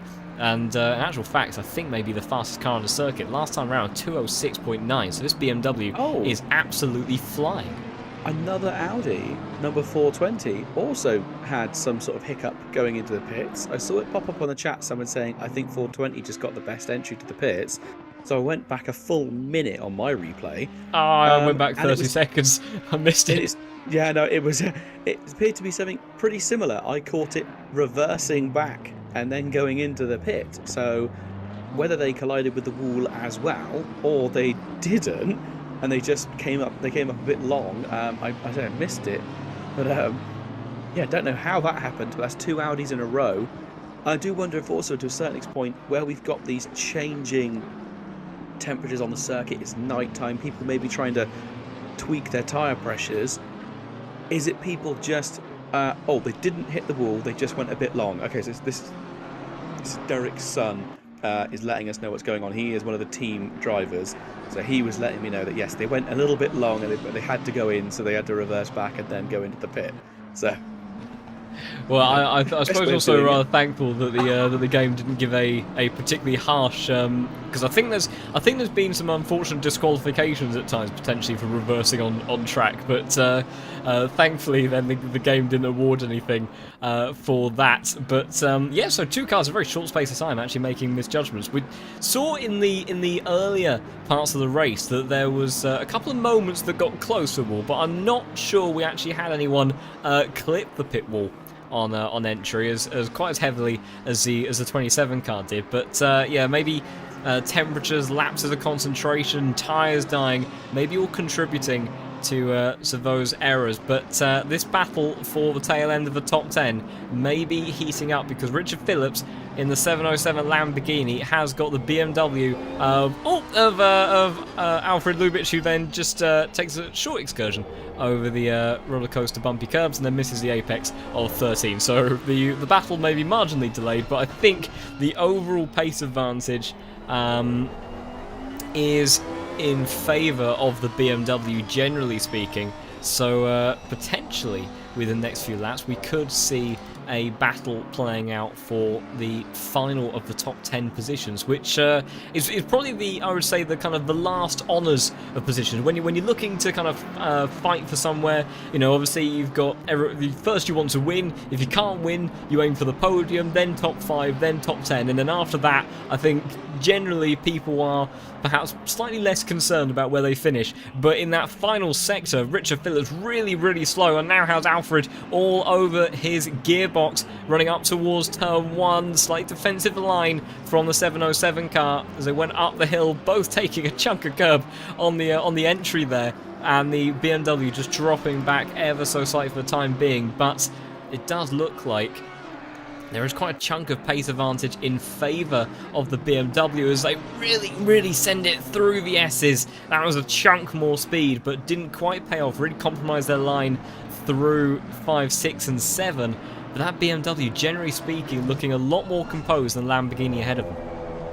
Yeah, and the BMW on the brakes tends to be a very dominant car. Obviously, again, slightly different BOP here this weekend, but on the brakes it tends to be really good. And we spoke with a couple of racers earlier on and sort of asked, you know, how the BMW felt through the different sectors, and a lot of them were saying that through Sector 1 didn't feel great, but through sector, like the end of Sector 2 and then Sector 3, that it felt a lot better. So, I mean, it'd be interesting to see if what we see at the end of this lap, coming up to the end of this.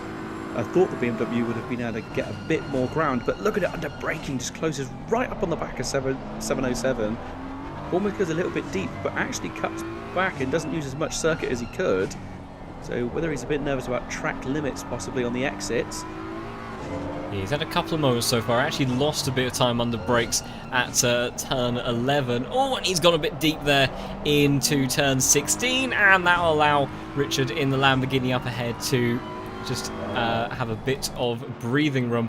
But yeah, I think Sector 1, the BMW is perhaps the slower car out of kind of the more competitive one, like if we compare it to like to the Audi, for example, just because it's, you know, it's front engined, it's kind of a little bit less agile overall.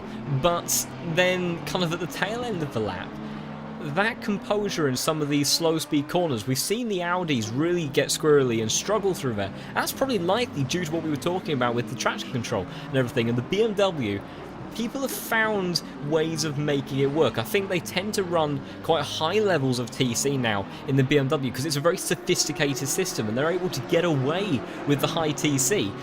That helps preserve the tyres as well, keeps the working life longer, and gives you that confidence on throttle in those low speed corners. So, you know, in the braking zones, in initial acceleration, the BMW, although not the quickest of cars in acceleration, just in terms of traction, ends up being quite a handy one. And I think then what we see is it preserves its tyres, particularly the rear, is a lot better. Oh, mistake there from 707. Big wiggle. Yeah, no, that was a big wiggle from Richard. We'll skip back just slightly, see if we can catch that. Went over the crest of 9, took the sausage curb, just about managed to keep it together and not lose too much time. But yeah, these mid-engine cars, the Lamborghini, the Audi, built on very similar chassis, of course, as well, do tend to ask a lot of the rear tyres, and it's that preservation that the BMW has for a number of reasons that I think is why we then see at the tail end of these stints, these the BMWs just being that bit stronger relative to the cars around them. Oh, that's a big off there for Richard, and I think unfortunately that's going to make it a rather easy overtake for Alfred. And after all of that build-up, the BMW effectively just walks past and says thank you very much, as Alfred in the 77 car makes his way up into the top 10, unless the Lamborghini has anything to say about it. But I don't think he's got anything really left in that car, because that car's been looking very tricky to drive for a while, which is on board as he heads through that triple right-hander of 17 and 18, which ironically has 4 apexes, but is only broken down into 2 corners officially. I've only just realised that. Yeah, the Lamborghini, I even squirrely on the exit there of the final corner, and now I think is going to be lapped by the 888 car, or unlapped actually, excuse me, by the 888 car of Eugene. who I imagine may make short work of the 707, who really does seem to be struggling at the moment for traction. Well, I think the main thing there, though, is the issue you get is you've got a car that's trying to unlap itself. So even though it's obviously, how do I put this? He isn't necessarily going to defend because he's not going to lose a position, but it looked very unsettled there, the Lamborghini. He's not going to lose a position, but there is just something that goes off in your brain where you're like, well, I can't let him pass because he's behind me. He's behind me on track. I can't let him go past. I mean, the likelihood of, you know, Eugene being able to then unlap himself again to actually take the position. I mean, how many laps down is Eugene? 5 laps, I think. No, wait, that's... he would be 2 laps down, I think. Or at least a lap down. So he'd have to unlap himself and then do it again to actually take the position. But that little itch inside your brain, you know, you're in the car and you're like, no, I shouldn't let that car pass. That's 14th. I'm 11. That car shouldn't be coming past easily. But he might end up defending to a car he doesn't need to defend to. And oh, right up the inside by 888. I think he left the door open on purpose there for him because he looked like he was offline, but he kept it consistent. So let's see if the 888 car can actually get away now and not just be absolutely blinded with blue flags. Yeah, well, the other thing for 707 he has to consider is that Kiki Mack in the 177, as we've got almost all of the 7s grouped together, we've got 77 followed by 707 and then the 177. The Kiki Mack 207.8 on that last lap around. Admittedly, there was that sort of brief battle, although it was more of an excursion from Richard Phillips. But generally speaking, about a 2 to 3 second lap difference between Kiki Mack and Richard Phillips over the course of the last couple of laps, and there's only 24 seconds separating them. And we know the 177 car has a bit of has a feisty spirit and is looking to try to charge back towards the top 10. And that's with just under 3 hours left to go. Not inconceivable because, you know, with that sort of pace difference, and we know that the speed of some of their other drivers as well, there's 24 seconds separating themselves in the 707, and Alfred in the 77 car is only a few seconds further up the road. Maybe harder to catch that BMW, but certainly P11 is, I think, considering the current pace difference, is not out of the question. Car 707 and 888 trading places again, as they do. The through turn 1, the Lamborghini got in front, and then again I think through turn 3 or 4, then the Audi came past again. So these guys trading places. So whether or not they've kind of just realised that maybe they're not going to have too many really close on-track battles and having a little bit of a play between the two of them, who knows? It's lost that battling has lost the 707 almost 2 seconds in track time relative to their last lap. So you know that's it may maybe when you're in the cockpit feel good to try to kind of reclaim that position, but then when you see how it potentially plays out compared to to the drivers that you're realistically actually battling with, maybe not something they'll be too keen on doing. Looking a bit further down, we have got potentially another battle emerging. The 420 car on another resurgence through the field. Then a P18 at the moment, charging after the BMW just ahead, who's been a bit hindered by some traffic on the exit of final corner, and this could get very, very interesting heading towards turn 1. We've got Mika Hakkinen and Michael Schumacher split going towards the first entry of the lap. The BMW shoved wide by the back marker, who then gets it all wrong on the exit, and I think may sort of gingerly let them both pass potentially. As Kelkit actually is that 4 positions. No, it's not. So the McLaren that is amongst all of that, I don't believe is 4 position. As 420's gone around, and that is Thomas. That's the number 1 car of Sebastian Bjorkholm, who's.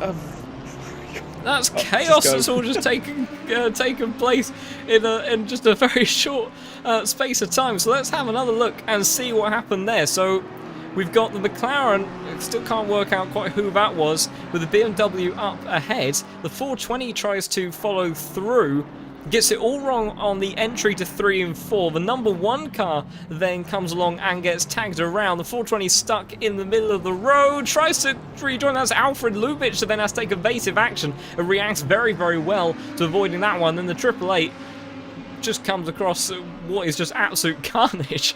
So does the 707. So the battle that I thought may be heating up for just a moment there ended up effectively with no positions change, but just with complete out-and-out chaos. Much like the rest of this endurance race.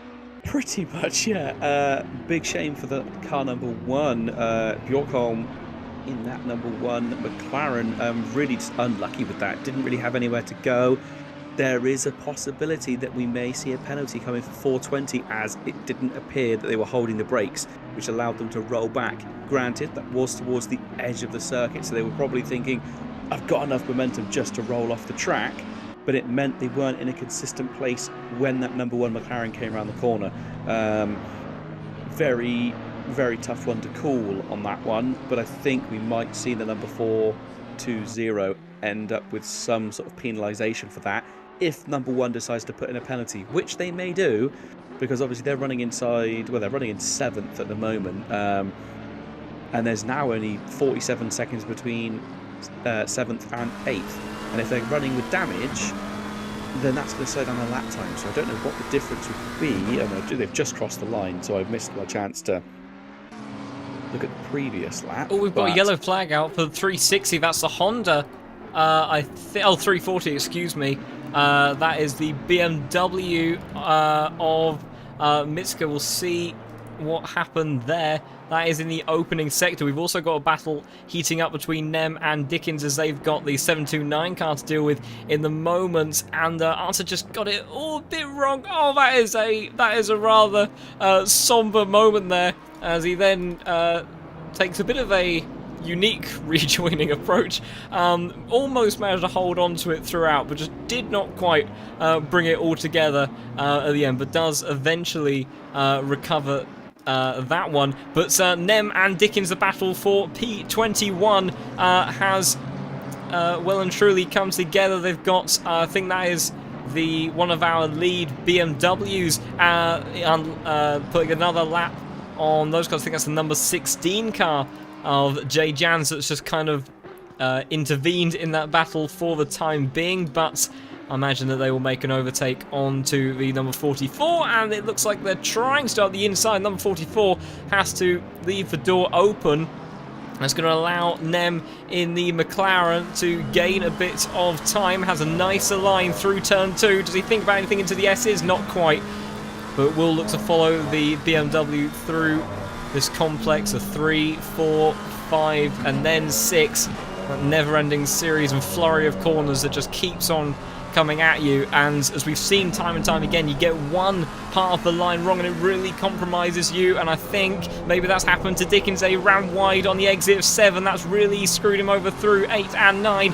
Trying to get the cutback is Nem, but unable to do so, who now has to let through an Audi that goes flying past in the onboard. I'm not quite sure. I think that might be the Remco car that also then goes past. Wasn't it? Yeah, then the 44 has to give way as well, so that immediately allows Nem to try and lock back onto the battle. But I think with the tow that Dickens is going to get from the Audi up ahead, I don't think Nem would be able to do anything for the time being. But just like that, in a split second, we go from having almost no action, no sort of battles for position as such on track, to having several incidents, carnage, all unfolding in just a couple of minutes.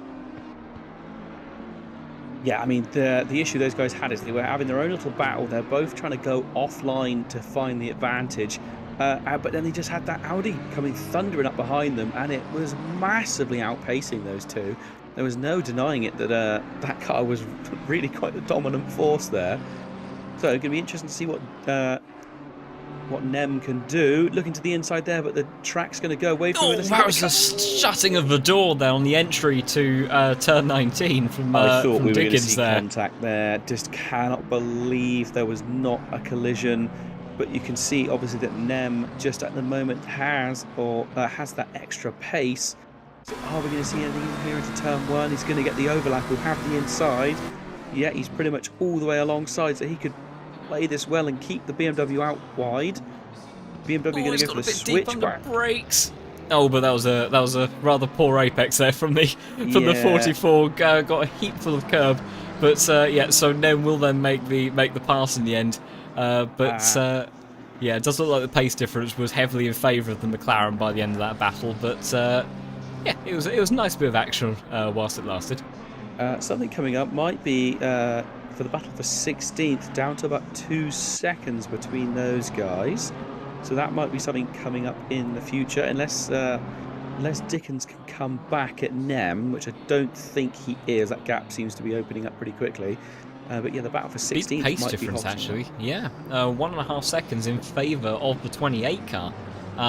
So yeah, I think you're right there. I think that might be our next duel of the BMWs then for 16th position between Kelkit and Miska. Oh, 707 had a very brief yellow flag pop up then at turn 1.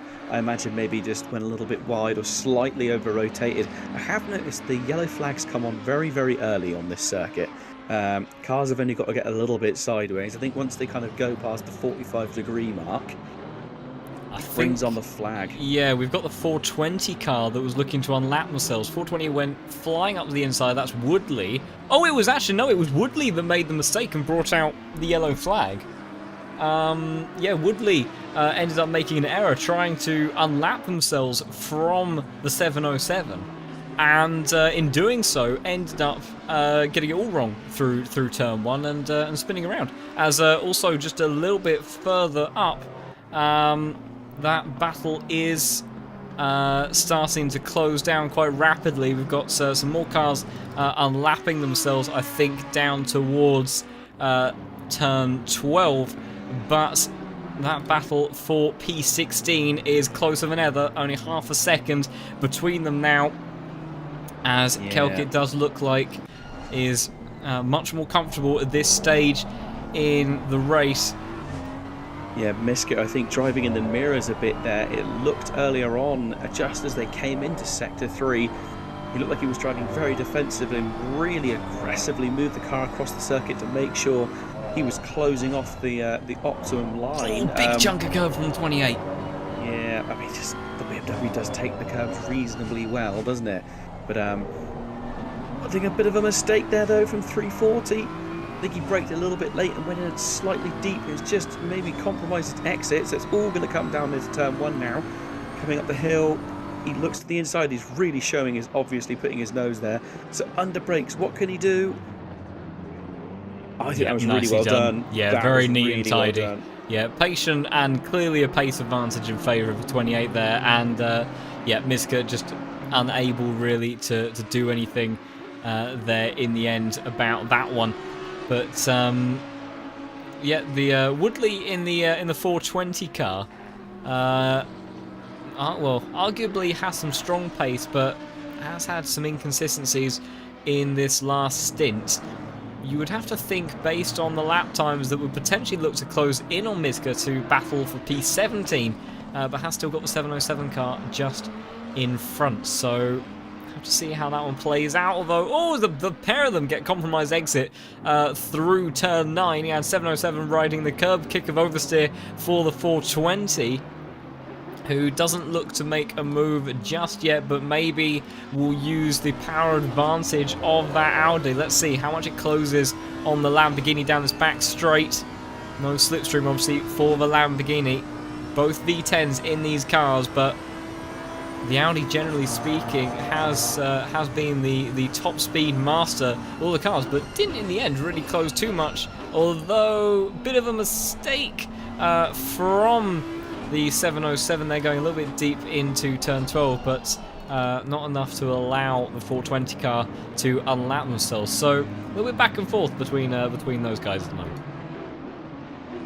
Yeah, I think maybe one of the next battles that we might end up seeing, there's one up ahead, again, is the 707 against 77, just about 6 seconds between them, which in a race of this length isn't a great deal of time. At this point in the race, the timing board is having a bit of a hissy fit. Car number 77 going past 340 there. Obviously, that's. I think that's putting another lap on him. Actually, yes, that's lapping again. So that's going a little bit further back. And there's the answer from the 707 crew. They're running quite the skinny wing on the Lamborghini, hence why the top speed advantage of that 420 Audi was slightly minimised. Reminiscent actually of when I my sole season in Tier 1 AOR, where I rather stupidly chose the Lamborghini. I think I was the only Lamborghini in the field.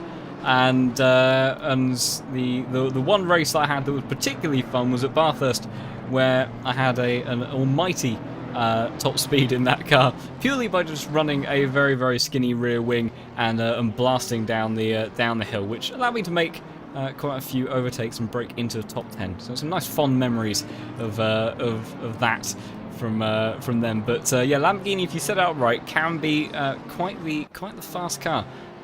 In straight lines, but yeah, it doesn't get a great deal of downforce anywhere else, so you do end up sacrificing quite a bit in terms of aerodynamic grip.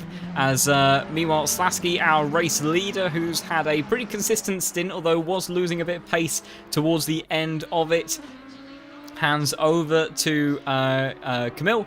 And Jay Fang stays out and carries on. But this will be interesting to see who ends up in the 117 car next, because there is quite... 484, sorry, nearly lost it on turn 1, went over the sausages.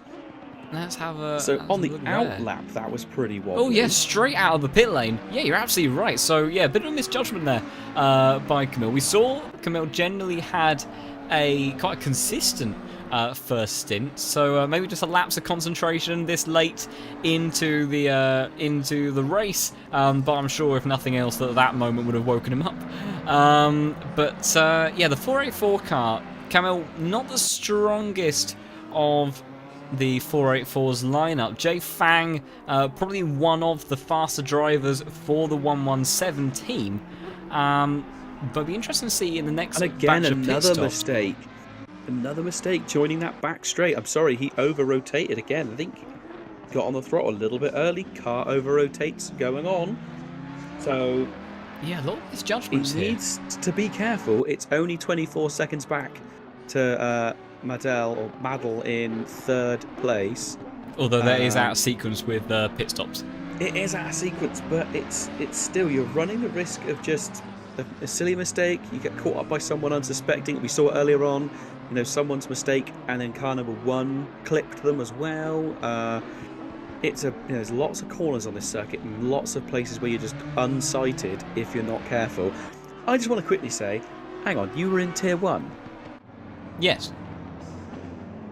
I'm trying to recall. What on earth are you doing in the commentary box, sir? Sorry, just to say, 420 car goes past the 707 and continues to set off in pursuit of Miska in the 340. To answer your question, I effectively am without a sim rig at the moment due to my accommodation kind of restrictions in terms of planform floor area that I cannot fit my rig. But yeah, Tier 1 was quite an achievement for me a few seasons ago, and my last hurrah before starting my PhD in said new accommodation was racing alongside the likes of Jardier and Matej Malinowski and beating them in admittedly a fun Geneta Cup, but yes, took a couple of pole positions and a race win in that. So yes, on my day I've had some half decent speed, but yeah, I do love the commentary box as well, and it's my therapy for not being in the driver's seat and watching all the action from the sidelines. I mean, well, yeah, I don't know what to say apart from Battle for 17th is hotting right up, 420 right on the back of 340. Less than half a second between them now into turn 1. Really close, so it's going to be Audi versus BMW through sector 1. Yeah, last lap that's from because 340.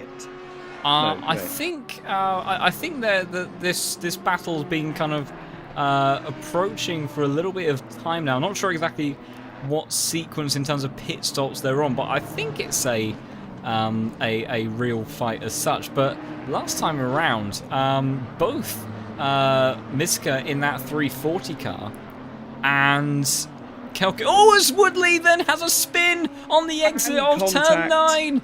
Oh dear, that is very, very unfortunate. Every time the 420 car seems to get in a position to try to make an overtake, something ends up going wrong. We're trying to see if we can get it from a different camera angle there to see what happened. That is the most useless camera angle it could have possibly got. Actually, that's alright, it's for the rock corner.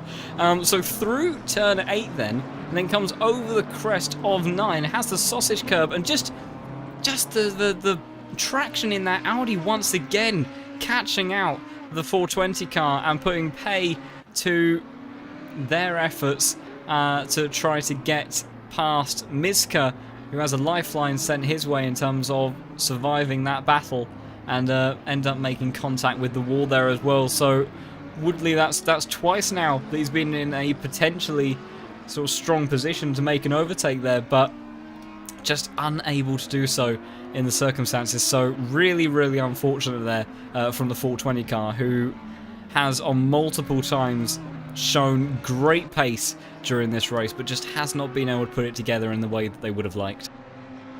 Yeah, it's, as we said, consistency is king, and they're just not able to maintain consistency. They've got blistering pace, but then they're making these odd little mistakes or picking up drive-throughs, and it's killing their times. They could be...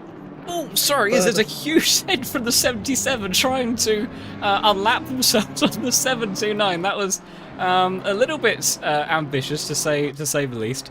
Let's see, who was that? So that was Lautenschläger. And just going down towards turn 12 then, obviously felt that they had stronger pace than the 729 ahead. Gets to the braking zone and brakes a solid 30 metres after the Audi up ahead. Sails on past and then lets the other two cars go by, not exactly voluntarily, more just by virtue of being geographically relocated after the slight miscalculation on the brakes. But thankfully, no harm done on that front. Oh, I mean, I know the BMW is good on the brakes, but that was a little bit ambitious, I would say. I think it was a little bit on the ambitious side, unfortunately, yeah. Having a little look at the YouTube chat, obviously, yeah, we had Crinson saying about running that little skinny wing. Ark, who obviously was in the booth earlier on, is saying, get this man out of the comms, he's too good for us. So now that we know that sort of what's going to happen when you pick up a racing wheel again, that you'll be I'm going to be banished out of the hut. But someone who is back is Mini Simeon, who was dominating the YouTube chat the entire race earlier, and said he should have been in bed absolutely ages ago, and is somehow still up. And apparently it might even be 4 a.m. Oh my goodness, what a trooper. So for whatever reason it's 4 a.m, he's in Oz, and he's been watching along. So, fair play. I think maybe YouTube chat winner of the day still, because he's still here. Oh, it's 6:40 in the morning. Oh, that's not that bad. I'm up at 6 a.m. every day. And a good evening to my friend Dom, who is watching along as well. Just seeing a hi Tim in the chat. So, if you don't hear me speak for the next week, Dom, you know why? Because 7 hours of comms is probably going to destroy my voice. Yeah, but I totally agree there with Simeon's dedication to the chat today. I think the only persons or real person in the chat that actually could have outcompeted the amount of comments that the bots were spamming in was Simeon. So yes, a valiant and dedicated effort to the stream. So I think confidently, with 2.5 hours remaining of this race, I think Mini Simeon, that you have won the audience member award of the day there. So I hope that's a nice present to start your day with. I have noticed that since I did my second stint here now, there hasn't been, I don't think there's been any spam. So have they just gone, finally someone replied. It's coincidental that Ark left and then suddenly no more spam. I reckon they finally got a hit. I reckon he's been hitting them up. I reckon he checked out that link that kept coming through, and so they've gone, that's fine. We've made we've got one hit. We've got some data. That's all we need from Ark. So I reckon that's probably going to be it. I think at this point, I reckon that's it. We won't get any more spam now that he's answered the message. Well, he might try phrasing it that it was a noble sacrifice. Yeah, well, if they did eventually find a target that wasn't a stream, yes, hopefully happy days all round. Or maybe they just gave up. They were like, this stream's been going on for like 9 hours and we haven't had a single hit. Let's just try something else. Maybe they just went down that route instead. I'm having a look at the times. I kept thinking that number 55 was going to challenge for 6th place. So that's Igor versus Bjorkholm. But that time hasn't really changed that much. It sort of goes between... Last time, 2 seconds difference, to be fair. Is it? Oh, okay. Yeah, it was a 2:11.3 from Bjorkholm, and Igor 55 did a 2:09.4. So there was quite a chunk of it, although it does look like there's a couple of jousting BMWs just ahead. I'm trying to work out who that is. I think it's a 28 car and somebody else. That is Kelkit, and who is that just behind? Because Kelkit was previously battling with another BMW, but I don't think it's the same one that we saw earlier. I think there might be another back marker. Yeah, because Kelkit was battling with Miska. But yeah, so that may have been... Oh, it was a big kick of oversteer for the 55 car on the exit of turn 9. Imagine will send out the inside of the BMW just ahead, going into 11, and he does very nicely done. It was the 114 car that was amongst all of that, currently driven by Thomas Cannell in 22nd position. But yeah, so maybe those lap time differences a little bit misrepresentative, although looking at the delta, according to the deltas, Igor is 0.3 up on his previous lap.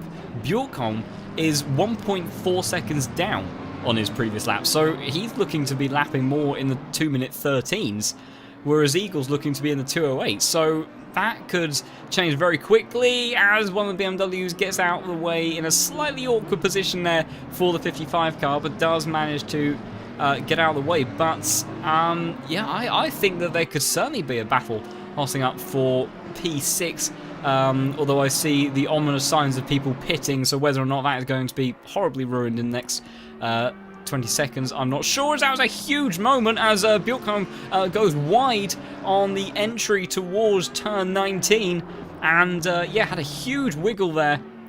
Yeah, just caught the end of it, manages to catch the snap oversteer, but the rear tyres then on that McLaren absolutely shredded to bits, and that is what is allowing Igor to close up as much as he did. Igor last time round 2:08.2 and Sebastian 2:11.2, so big difference there in pace, and if Igor can keep up this speed, he might well close in on that number 1 McLaren very shortly.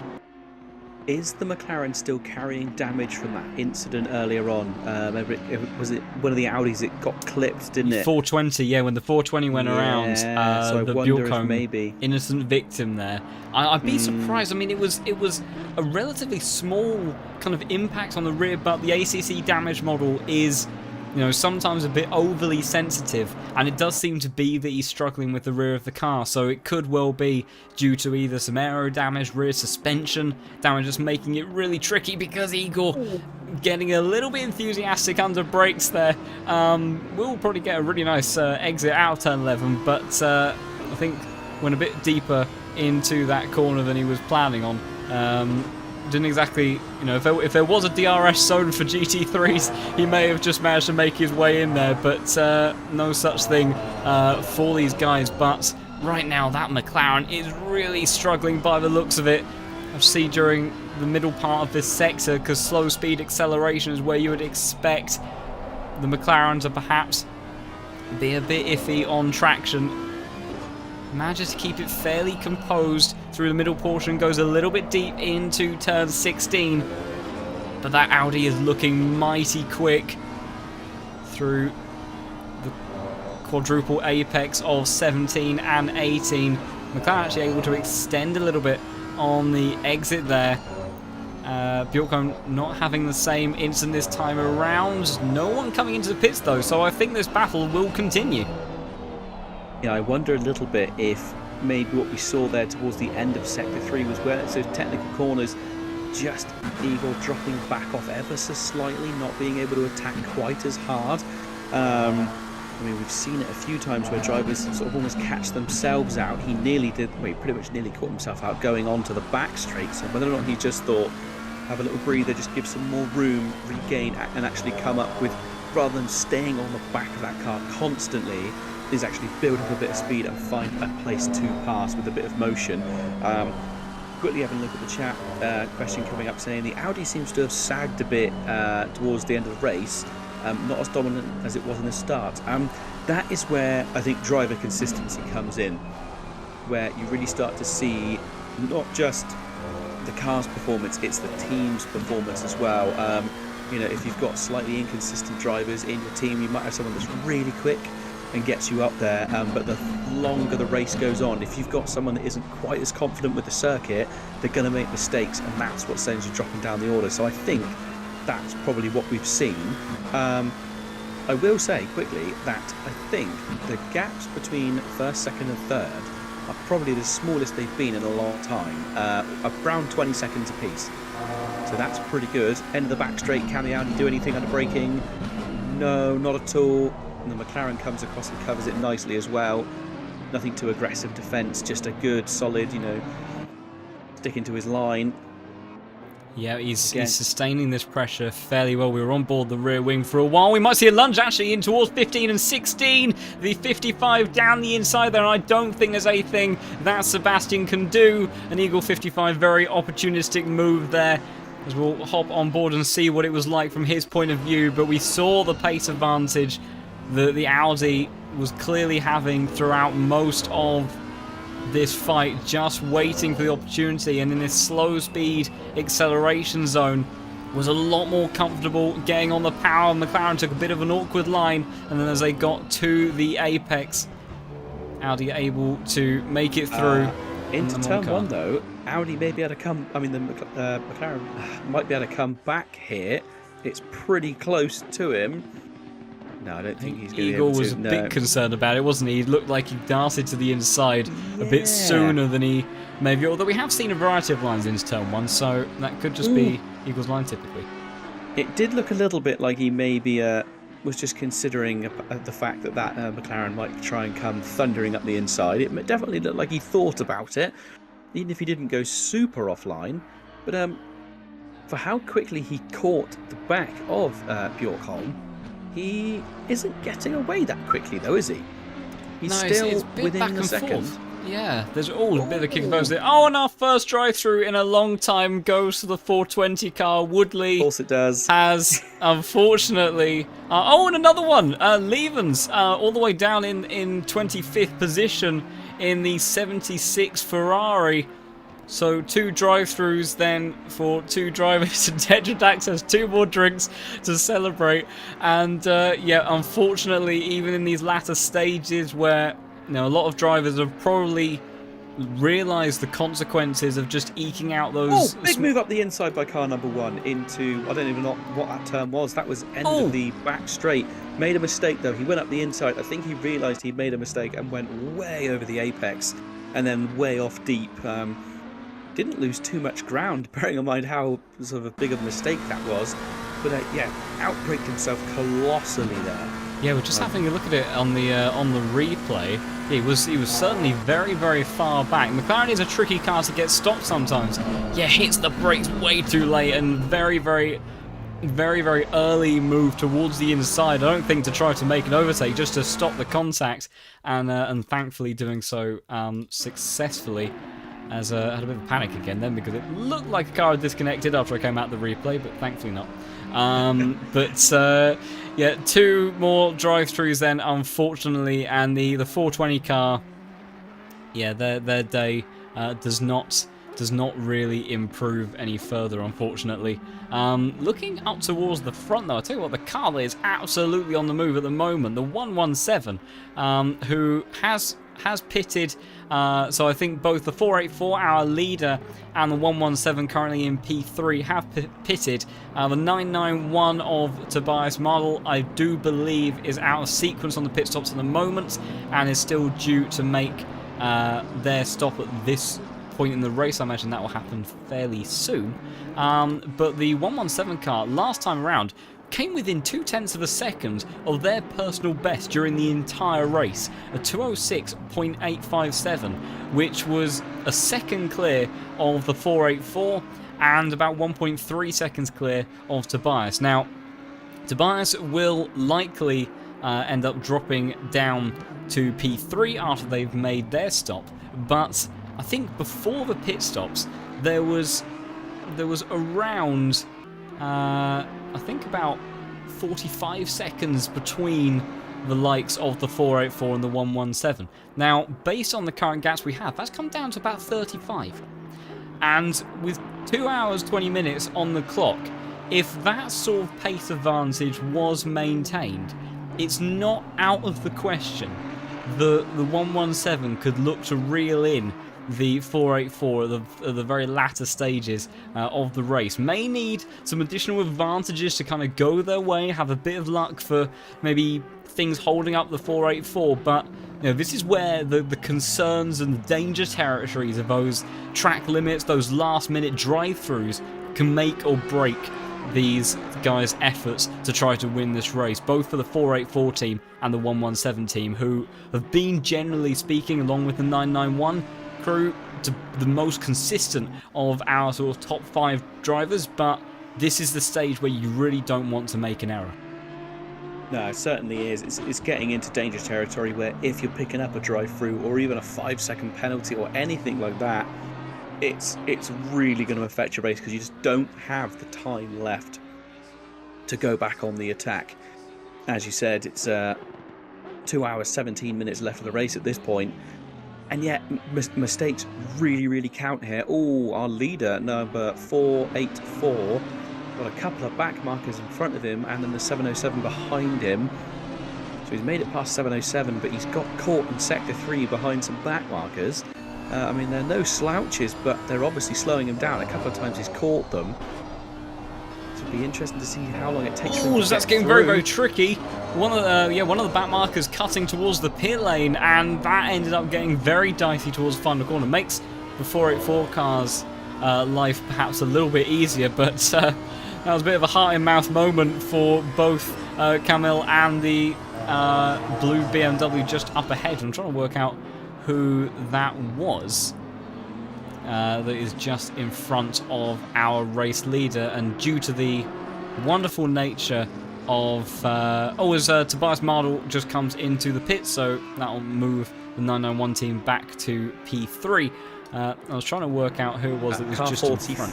so that is Liam Young is just in front of him. Okay, brilliant.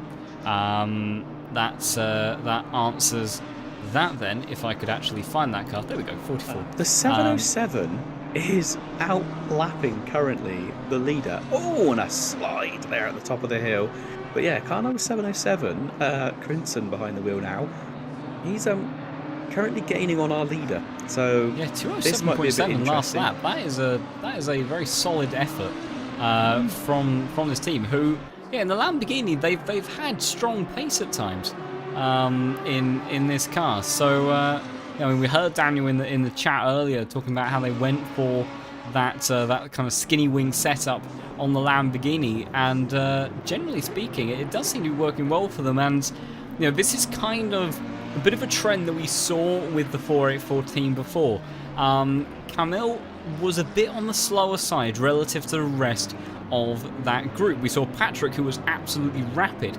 Not sure how many stints potentially Patrick may have left, if any at all. Camille obviously doing another one here, as we've got a yellow flag for the 729. That is a door in the current P4 driver, and that is just after coming out of the pit. So I think another error on cold, low pressure tyres. all safe and sound through turn 1 then.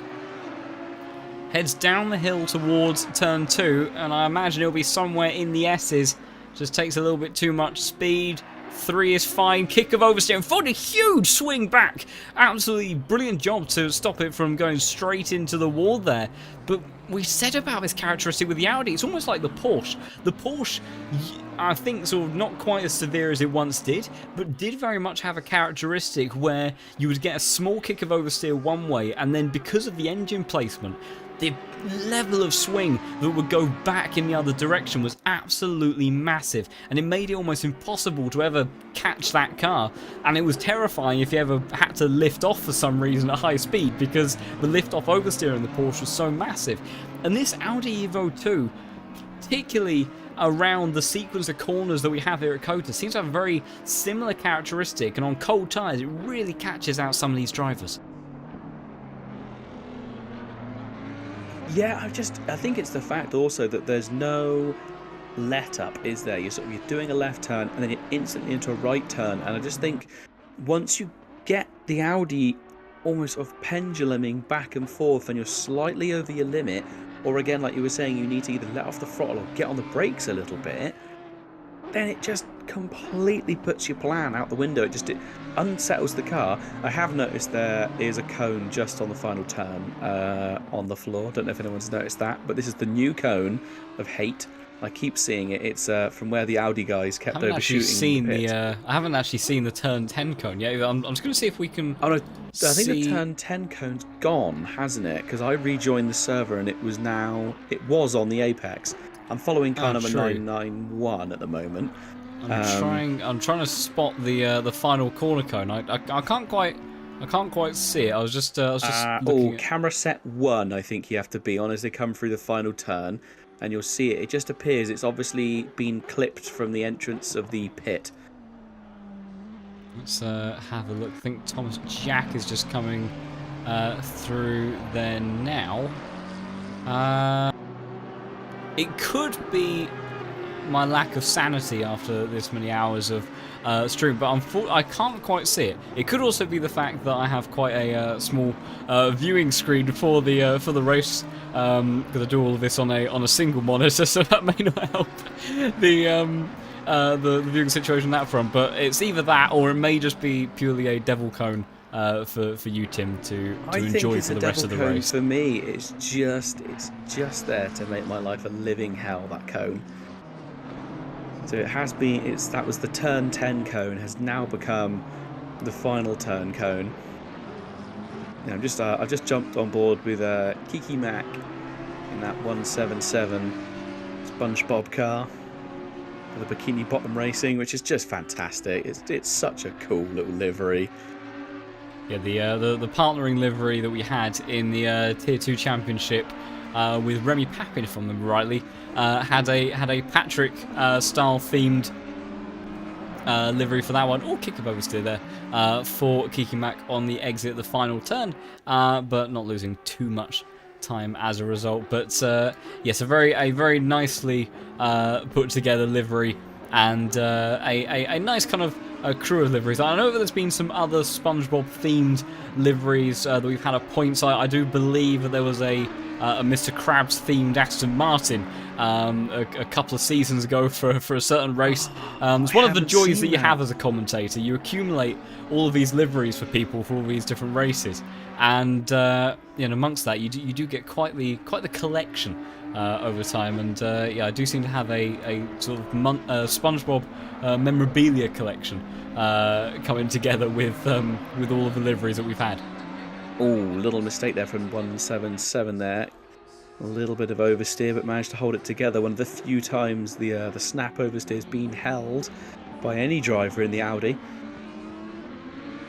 Yeah, I had a big clear out of all of my my liveries because I had so many, and when I was trying to make custom liveries myself, I was then just losing them in amongst the thousands of AOR and other racing leagues that I was doing some commentating for at the time. I had so many liveries, I was just like, I need to have a clear out. That, and every time you download new liveries, you would have to find yourself, oh, I've just noticed someone is joined us in the commentary box. So a man who we haven't heard in the endurance races in a little while, but he has appeared, and it is the voice of Rage. Hello, Rage. Hello, how is everyone? What a fantastic race, boys. It's going pretty well, I think, so far. What position are you guys currently running in? I've lost track of your car. We are currently P14, I think. When I say we, I use the term we quite loosely because I've got no affiliation with that team anymore at the moment. Gonna come out and say it. Did you hit the cone? I don't think you did. No, Turn 10 cone. I've got no idea. You mentioned this cone of terror and cone of doom before, and hence the memes that came out from it afterwards. But no, we haven't touched the cone. But no, I pulled out of the race because I've had the Savage Rona, and I wasn't up to speed. Oh, drive through for the number 26 car. Yeah. He's been in the comms box for 30 seconds. He's already Can't taking help over himself, commentary can he? He duties. cannot help himself. It's 26 car drive-through penalty. That'll drop the Ferrari down the order. But yeah, so you are claiming no responsibility then, I suppose, quite confidently over the road cone. So did anyone manage to step in for you in the No. team or? Yeah, so this is the problem. We've got a two-man team: Tommy Shetts and Jamie Ellis. Jamie Ellis is my co-commentator that comes with me on my journey in Tier 1. So anyone watching from there will remember him. But yeah, no. So unfortunately, I was just too far off the pace. So yeah, it's a two-man deal for this race. But it's been quite an eventful race for us. We had some drive-throughs to deal with, a little bit of a crash at the beginning. In the beginning half of the race, but how's it been at the top? I've been quite I haven't really concentrated what's going on with 1, 2, 3. But wasn't there just a change around the top, or are they jumping around with strategies at the moment? Pit stops are definitely shuffling the order. Car number 2 was dominating the first half of the race pretty much the entire time, at least 30 seconds ahead of everyone. Then towards the end of my stint, which was coming towards the end of the 6 hours, they dropped back a fair bit. They'd had a fair few drive-through penalties, and then when I came back at 8 o'clock, I mean, John, obviously, I don't know what had happened in that time, but it had all gone a bit Pete Dong for them, I think. Yeah, it was mainly just an accumulation of drive-throughs for both Jevremovic and Vidnovic, if I remember correctly. And drive-throughs there, they're coming together with the 991 car when they were battling their way back through the pack. Gave him a 5-second penalty, and then it all came to a rather unfortunate and dramatic close when a hardware failure, from what we understand, for the number 2 car ended up having a clamp on their desk break for their wheel, so they were unable to effectively continue to drive. So yeah, the number 2 car then fell back down the order. The 484, who's been very consistent generally throughout this race, has had some fast drivers, some slightly further off the pace, but the key thing is they've managed to keep themselves out of trouble and put in consistent laps, and that's why they find themselves in the sort of commanding position they're in at the moment. But 117 may give them a run for their money in the final couple of hours, we think, based on the pace difference. So still all to play for potentially in the lead. I reckon 117 is a cheeky play on numbers there. They got a Halo-themed car there. Any geeks in the house can get the affiliation there? I do. I literally have a Master Chief figurine on top of my tower right next to me. I got the one for Halo Infinite, with the grapple hook and the light sword. So yeah, I did wonder, but it doesn't appear to be anything Halo related. Oh. Obviously on the livery. There. It is really, isn't it? I'm trying to have a look, because what are they? They're just called. That's J Team. No, it's just a white on white Audi. So unless for some reason their livery isn't working and it actually is something really cool, but I've just seen it as white the entire race, I'm afraid. I wondered if they were the sister car of 177 of Kiki Mack, who's currently behind the wheel there. But I don't think they are they? Kiki Mack, 177. No, they're. At the moment. Oh yes, no, that's one of the bikini bottom cars, isn't it? So definitely not a teammate. Although I think SpongeBob and Master Chief would make quite the good team. Oh, to be can fair. you imagine? a bit like Doom Guy and I always forget her name from Animal Crossing. Those two get together. You know, it could definitely be SpongeBob and John. I think we need more crossovers like this, like epic like heroes, and then like children's TV program like characters need to come together and unite and save the world. I reckon like we might be able to get like Peppa Pig together with Kratos from God of War just to see what kind of action they could get up to. It's not a bad shout, to be fair. Is it Kratos or Kronos? I can't remember what his name is. I think it's Kratos, isn't it? I think it's not a game series I've ever really played. Oh, mistake there from our leader 484. Really starting to struggle with oversteer again, coming out the turns. Fantastic name from the leader though. That's a real racing name. That is K Panis. Fantastic. I'm liking that. As well as Will Spin, also cracking driver name. I don't understand the Panis bit, apart from if you're on about the obvious pun that I'm not hearing. Oh, hang on, is the battle for 5th place heating right up? I've been keeping an eye on that one on the cameras because after the drive-through penalty for the 26 car of Crop, that brought them back out just behind the 55 Audi. So yeah, we do have a potential battle. One would assume that based on previous positions that the Ferrari would have the stronger pace, but we know that a lot of the trials and tribulations that some of these guys have faced have kind of put them a little bit out of sequence, so it's slightly difficult to tell who's got the advantage at the moment. It's looking like it might be in favour of the Audi, so that gap may only continue to grow. It was about half a second and now it's got to over a second, so yeah, keeping an eye on it, but it may not be as much of a battle as we would hope. So Igor has been looking very, very racy in the 55 Audi, it has to be said. Really was absolutely charging his way through back markers earlier on, wasn't he? There was no sympathy for any mechanical parts on that car. It was giving it absolute death. So we'll see what it's like when it comes across the line. It was 1.16 on the last sector, so coming up to the line, less than a second between them now, 0.8. So maybe. Yeah, so in favour of the Ferrari. So yeah, Crop might have the pace in that car. The Ferrari's a car that tends to do a bit better in terms of tyre management, and the Audis we've seen time and time again today that they do seem to be more sensitive to degradation, and once that degradation starts to kick in, or you lose a bit of confidence in the car, it becomes an absolute menace, particularly through Sector 1, to try to kind of keep in control. Whereas the Ferrari, very good aero, very good confidence in that car, and good tyre management, and see visibly in this opening sector how much Crop has been able to close in on the 55, and the Ferrari is no slouch down this back straight. So we'll hop on board with the 26 in the hands of Crop, the AOR coordinator. So you think about a lunge towards the inside of turn 11, doesn't look like it, but he might be able to have enough of a run. Almost clips the sausage curb on the inside of the apex, kind of has to back out of the throttle there, which might be enough to give Igor the breathing space he needs at the end of this straight. But it does look like that between these two right now, that the Ferrari maybe is the more comfortable of these two cars, and it's a theme that we've seen. We saw the BMW coming into better form at the end of stints, and just maybe we're seeing a similar pattern here with Ferrari as well. So definitely looks like it might be to play for P5. Is this the normal Crop that we're talking about, or is this like a James May get the stig in situation?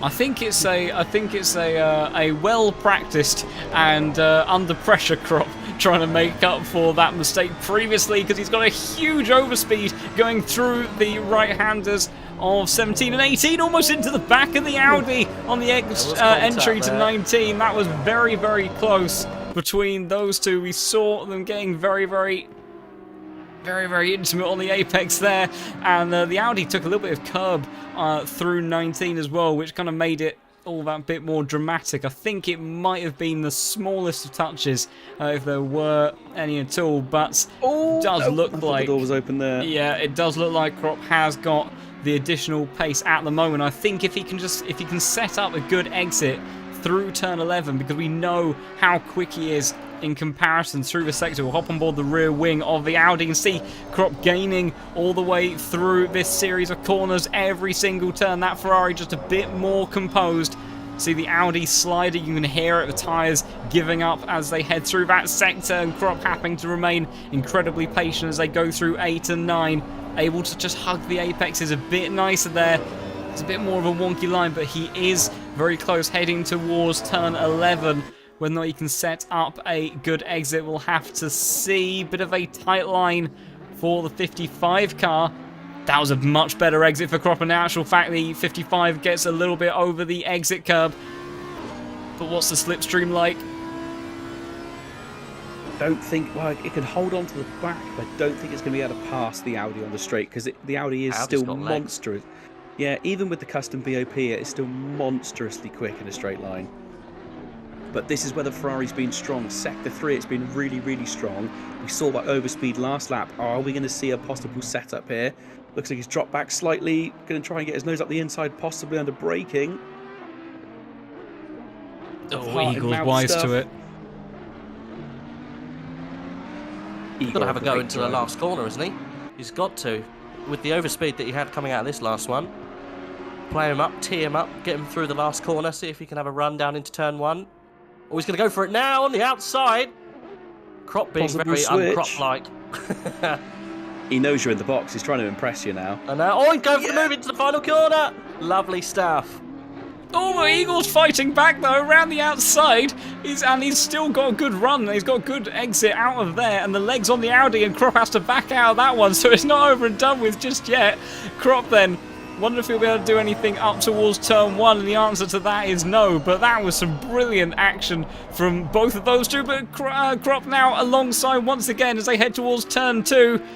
Eagle went a little bit deep in turn 1, and you can see the extra momentum that the Ferrari is able to carry. We'll go on board with what it's like from the Ferrari's perspective at the moment, as Eagle gets it very wrong throughout sequence, but the Ferrari just got nowhere to go. This track is so wide, but there's just such a one-dimensional line through this series of S's, and despite all of the grip and pace advantage in the world, you just can't seem to find a way through unless he gets a really good drive out of here. But the Here comes Audi's the strong. Mess 729, 4th place running car now. That is the Sim Racing Tools Cubed Audi coming in. Oh, big mistake from Krop!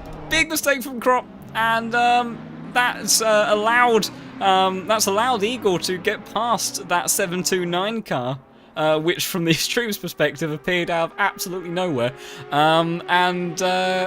yeah, and that has then completely opened up the gap between those two. Meanwhile, a drive-through for one of our other coordinators of Sonalta as, yep, the 729 then going past Eagle, who takes a chunk of curb through turn 12, and Krop right back on the gearbox once again. Yeah, the space he lost is now immediately taken back up. So, although that the lapping car driven by Door obviously caused a bit of issues, equally affected drivers there, hasn't it? And it's just, they're right back on each other again. Oh, and alongside once again through 17 and 18. It was a bit of a squirrely line, and he's around the outside as they head through 19. I think he might have it done. Eagle just did not have enough grip there to fight with, but brilliant move there by Krop to eventually get it done using that grip advantage that we saw time and time again. We'll hop on board with the Ferrari to see how that one was done. We saw him maintaining such better momentum through that corner. You see Eagle just run completely wide. The inside curb of 18 was a big bit of lift for the Ferrari. Really did not cope with that bump very well, but then managed to get the move done before the final turn. Brilliant bit of racing between those two this late in the race. Look at the pace difference now as well, already pulling away. That number 26 Ferrari really it does show that even though the Audi is really strong here at COTA, any car can be quick in the right hand. So with the BMW up in 3rd place, that 991 car, and now the 26 up into the top 5, and absolutely thundering away from the Audi. So just hats off. That is some serious pace. I cannot believe how poised the Ferrari looks all the way through Sector 1 and all the way through Sector 3. It's just absolutely insane. Absolutely flying now. It'd be interesting to see what their lap times are at the end of this lap, as this will be the first time they've sort of really had a good run and broken free. It's just going to be a case of how can he maintain it? Can he maintain that pace in the Ferrari, or is this just an absolute blitzing attempt? Oh, and the 991 car going past as well, and that's lapping the 55 Audi once again. So the likelihood of the 55 Audi coming back is looking a little bit less likely with every ongoing corner. Yeah, without a doubt. And also just actually looking at the lap times at the front door in that 729 Audi, who kind of popped up, saw a yellow flag flashed there for a moment. That is on the exit. That's the 77 car, I think, on the exit of turn 11. You see what happened there? That was Lautenschläger in the BMW heading towards turn 11 now. And as the 69 McLaren up ahead. Oh, and I think there's going to be contact on the exit. There is! Oh, and both cars go around the 69 McLaren. It goes into the wall and takes a heap of damage at the front. And Lautenschläger carries on there. And that is another example of unfortunate collisions that can happen between cars and backmarkers. The 69 car was not racing the BMW there for position, but unfortunately just a bit of a misjudgment there. Arguably, from the 77 car, just kind of ran a bit wider on the track than what he was actually, well, effectively what was available, because McLaren had a right to be there, but yeah, unfortunately leading to a bit of a coming together there. But yeah, up at the front, Dorr in the P4 car, another one of the AOR coordinators that is driving absolutely rapidly at the moment, a 206.6 last time around, which is only 0.03 of a second off that team's personal best lap. So AOR coordinators really on a charge at the moment. Obviously Dorr not wanting to be outdone by Crop in P5 behind him. Your leader's in the pits, by the way. Boys, I will take that as a chance to say goodbye. Fantastic job on the old comms. It's been a cracking race. Shame that the old Brexit boys aren't as high up as they should be. Should really be in the top 10, but never mind, next time. I would take a real good look to what the 117 car's doing right now, and whether they do a little last splash and dash at the end. The gap is coming down very, very quickly. I think before they went into the pits, the gap was 23 seconds. So if one of them gets the pit stop right on their last pit stint, we could see some fireworks at the end. But boys, I will use the door. Congratulations on a fantastic race, and I'll see everyone else watching for the next season of AOR, season 11. Don't know when it's happening. Soon, I hope. Who knows? It's a mystery.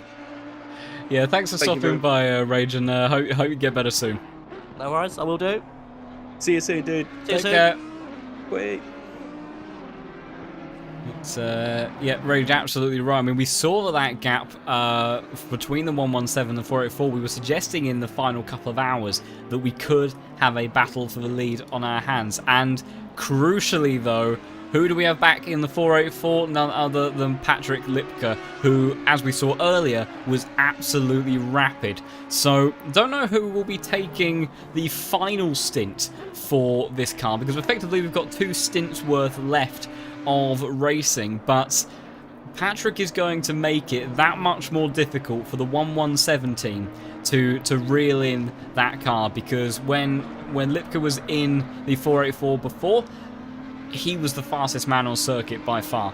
And if his pace is anything like what Dorr is currently achieving in P4, who again does another 206.6, then we could be seeing some very tasty lap times from the 484 car to try to maintain that lead going into the final hour. Yeah, I did notice that that 991 car was just shy of 8 seconds behind the 484, but now that Lipka is back behind the wheel, I'm imagining the times are starting to probably go back the other way. That wheel spin gap up in first, obviously 42 seconds back to Lipka, and I imagine they're going to start tumbling down slightly. Car number 69 with the drive-through. I'm not sure. Yeah, unfortunately, we just we just caught that. The 69 car not having a fun time whatsoever. Had that contact with the BMW not too long ago, and now finds themselves with a drive-through with less than 2 hours to go. So yeah, a difficult race so far for the Fuzzy Llamas team, who have a wonderful name for that team. But yeah, they'll be potentially a bit disappointed with how that has panned out today, as Crop, after that brilliant bit of driving and stint up at the front, comes into the pits and hands over to his teammate in the 26 car of Balicki, as does Eagle 55 as well. So slowly dropping down the order, obviously, there after that amazing stint just while he's in the pits, and obviously that will rectify itself when all the pits are completed again. Yeah, as Rage said, to be fair, when he was joining us in the booth again, that this is getting where you really have to time your pit stops correctly. So we might see some slightly odd pit times now. Are people gonna, like I said, go for a quick splash and dash near the end? Are they gonna possibly sort of do 2 half-length stints? Maybe just change it ever so slightly to a, you know, make sure you haven't got a pit right near the very end of the race. I mean, or they might just be really brave and just be coming into the pit at the very last minute. Oh, 76 got a yellow flag. Oh dear. Oh, and that was for that was our P5 car, I believe, unless I've got the numbers wrong. That's 26 I'm thinking of. So no. So who is our 76 car? That is Levens, another one of our Ferraris. Then. What happened to Levens going through that first sector into turn 3? Oh, got it very wrong very early on. That's a huge impact with the wall on the entry to the S's there, and does manage to rejoin safely, but very unusual way to actually lose it through. That was the car just continued to make its way through the left-hander when quite clearly the driver was aiming to get it over to the apex, with the right-hander coming up immediately afterwards. But yeah, not the kind of characteristic back-and-forth swing that we've seen on the Audi, but the Ferrari just letting go and then straight into the wall, which in the end was probably actually more costly than what we've seen with the Audi, where people have actually been quite often able to recover that by swinging it back in the opposite direction. So very unfortunate instant there for the 76 car.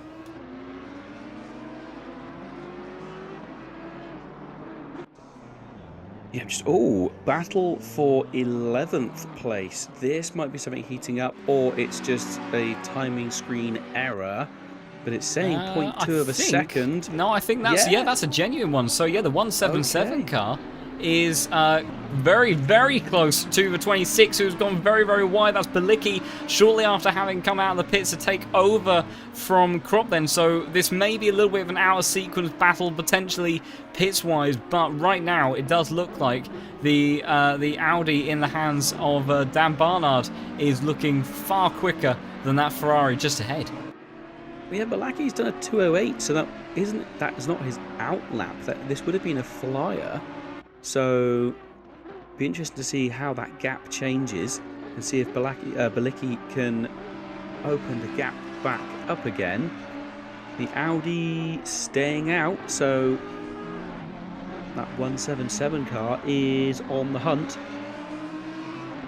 Yeah, and just looming behind, I think, is our current race leader. It is the 117, still lapping in the mid-207s, but last time around, Lipka 206.8, and is continuing to find time, and actually has company, the second fastest driver on circuit just behind, but an additional lap down, the 729 car, currently in the hands of Dorr, who has been putting in very admirable and consistent lap times, it must be said, for another one of our AOR coordinators racing this evening. And see what they do this time around. Race leader does a 206.6, although it was invalid, and then our coordinator in P4 actually does a very similar lap time. So they are on very equal pace at the moment, but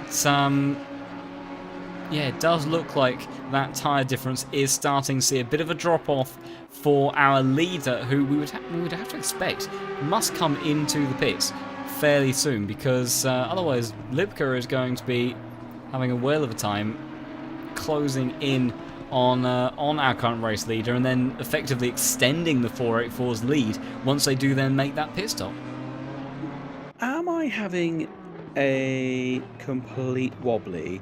But am I not right in thinking that car number 55, the Audi with the Gulf colours on it, and the number 26 Ferrari, who was being driven by, I can't remember who, were they not battling it out not that long ago? They were, and they've both made pit stops as well. Yeah, and I'm just seeing dear. in the chat that there's possibly been a DSC, so that's usually disqualification, isn't it? Oh, well, a DSC would be a disconnect, but disconnect. I think they Bilicki had a last lap disconnect. around was a 4-minute 26, Which might explain why maybe and they now had it's a a disconnect. 2:11. Yeah, so Maybe that was a hardware disconnect as Oh, opposed to a. what a 'cause shame. they're now in 11th place. I suddenly realised that wasn't just out of place. That's multiple laps down now. I just noticed it come up in the chat. Igor actually said, 26. What a shame. Was a really fun fight. So Yeah, after all that hard work from Crop there, just another issue that completely out of the driver's hands and the team's hands. Ends up seeing that car drop outside of the top 10. They might have the pace to fight their way back. They're 15 seconds behind the 707 car. The 707 is lapping pretty quickly by comparison, though I think the 26 had to let by the leader last time round, so it may not be entirely representative. But yeah, very, very, very frustrating series of events for that car after such a brilliant drive in the Ferrari to get themselves into the top 5.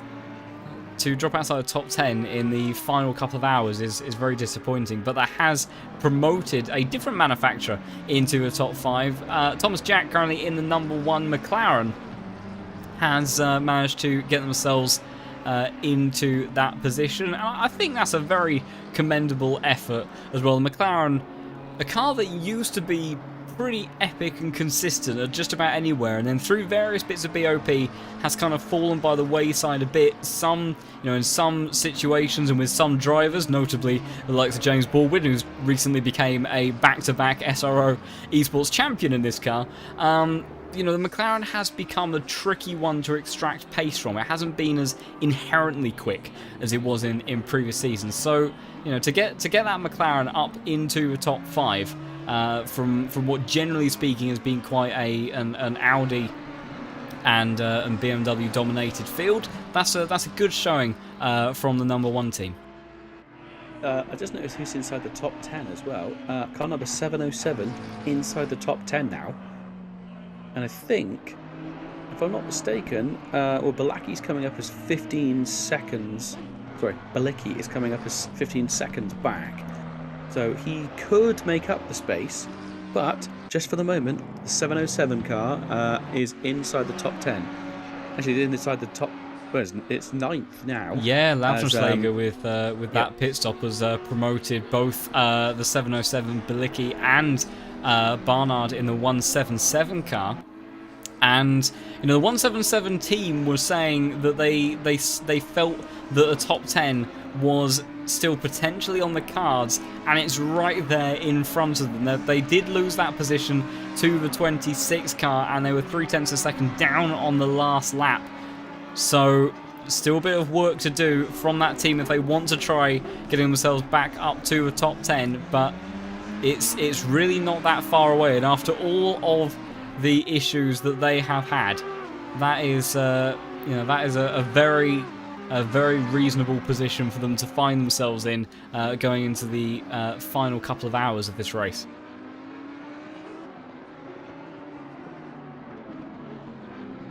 Meanwhile, just looking up at the front, last time around a 206.4 from Patrick Lipka, again showing absolutely phenomenal pace in the 484 car. And whilst they may have been coming under a bit of pressure from the 117 before, You know, that's currently a second and a half faster than Ada is currently achieving in that car that's currently leading this race. And you'd have to expect that, all things being kind of equal in the final couple of stints, but based on the gap they had going into the series of changes and pit stops, regardless of which driver they put into the 484 car and 117, based on the sort of pace and gap that it looks like Lipka might be able to open up, it's looking like they are in a strong position as the 27 car gets a drive-through penalty, which is an awful coincidence because the teammate of the 27, the 177 car of Yoga, Barnard, Kiki Mack, and I'm afraid I don't know if there's an additional driver in that car as well, apparently is on 3 warnings themselves. So both of the SpongeBob liveried cars, and there it is. Both Bikini Bottom racing cars, both get drive-throughs within the same lap of each other. Tetradax gets a couple more shots for this evening if he's still awake, and unfortunately that chance of getting a top 10 finish has just been absolutely obliterated by that unfortunate miscalculation on the 177's part there. But yeah, it's the problem that can happen with this circuit, and it's affected so many drivers during the race today, and unfortunately it claims another pair of victims. Quick thing hotting up, battle for 7th place, so Klopperman versus Allendorf. Oh, so it is. That's suddenly come out of nowhere. I was looking at the totally wrong end of the field. I was looking at the battle for 22nd position that heated up for a little while, but suddenly, out of absolutely nowhere, car number 16, that BMW, right on the back of the Aston Martin now. Yeah, big pace advantage as well, almost 3 seconds on the last lap. I mean, the 16 car did end up, we didn't quite see it on the stream, but it did have some damage that gave a bit of a kink in the bonnet, and I think that meant that this car was a little bit different in terms of where it was sitting in terms of the pit strategies. But yeah, right now we have a battle on our hands, like you say, for P7. That Aston Martin desperately trying to hold on to it for as long as he can, but Allendorf right now looking very, very quick. Yeah, that number 16 BMW looking really strong. I'd say under braking, it's gonna be pretty aggressive, I think. Got to ask, how are you getting on temperature-wise now? Is it still boiling in your room, or is it starting to cool down ever so slightly? Oh, this has been effectively a sauna for the entire 6 hours I've been streaming, as the 26 car has brought out a yellow flag. That is Belicki, whose day goes from bad to worse, and is in a very compromised position in terms of rejoins. So it all went wrong again through this opening sector. What happened to this car? I wonder if it was another hardware issue, or was it just a mistake? Through 3 and 4 then. Oh, and just a really slow kick of oversteer, and barely manages to get it stopped before one of the Bikini Bottom racing cars comes by, tries to flick it around to rejoin, ends up in a rather unfortunate position there. But Belicki in the 26 car, that has unfortunately made their life that much more difficult with that error there. And after challenging for the top 5 with some brilliant racing between Krop and Igor in the 55 car, it just in the last 25 minutes, it's just all unravelled for this team, which is such a shame after the stellar effort they've put on today. I mean, they've still got the opportunity to possibly bring it back. They're still just about inside the top 10. They have got the 177 car, who's had equally sort of obscure luck this race. So you never know, we might see a little bit of a chop and a change, but they might be able to hang on. That battle for 7th place, Klopperman versus Allendorf, still within, just around half a second between them. sort of saw it through Sector 1 that the Aston Martin seemed to be pulling away, and then the BMW caught right back up here through Sector 3. So again, we're seeing these places where different cars are dominant in different parts of the circuit. I think on this back straight, both of them were pretty equal. But the BMW got a lot more pace there, going through that triple apex turn. Oh, looks to defend into 19. This was the sort of battle that we saw between the 55 and the 26. But yeah, Allendorf not able to do anything just yet, but definitely looks... Oh, that was a very odd exit from the 21 Aston Martin. Completely backed out of the throttle there. It's still not on the throttle properly, is it? Yeah, that, or is it now? I don't know. I think that's one of the other cars emerging from the pits there. I'm just gonna hop back. So we'll go on board with Kloppelman. Comes into the final corner. So he backed out of the throttle majorly to avoid the sausage curves on the exit because he went a bit deep there.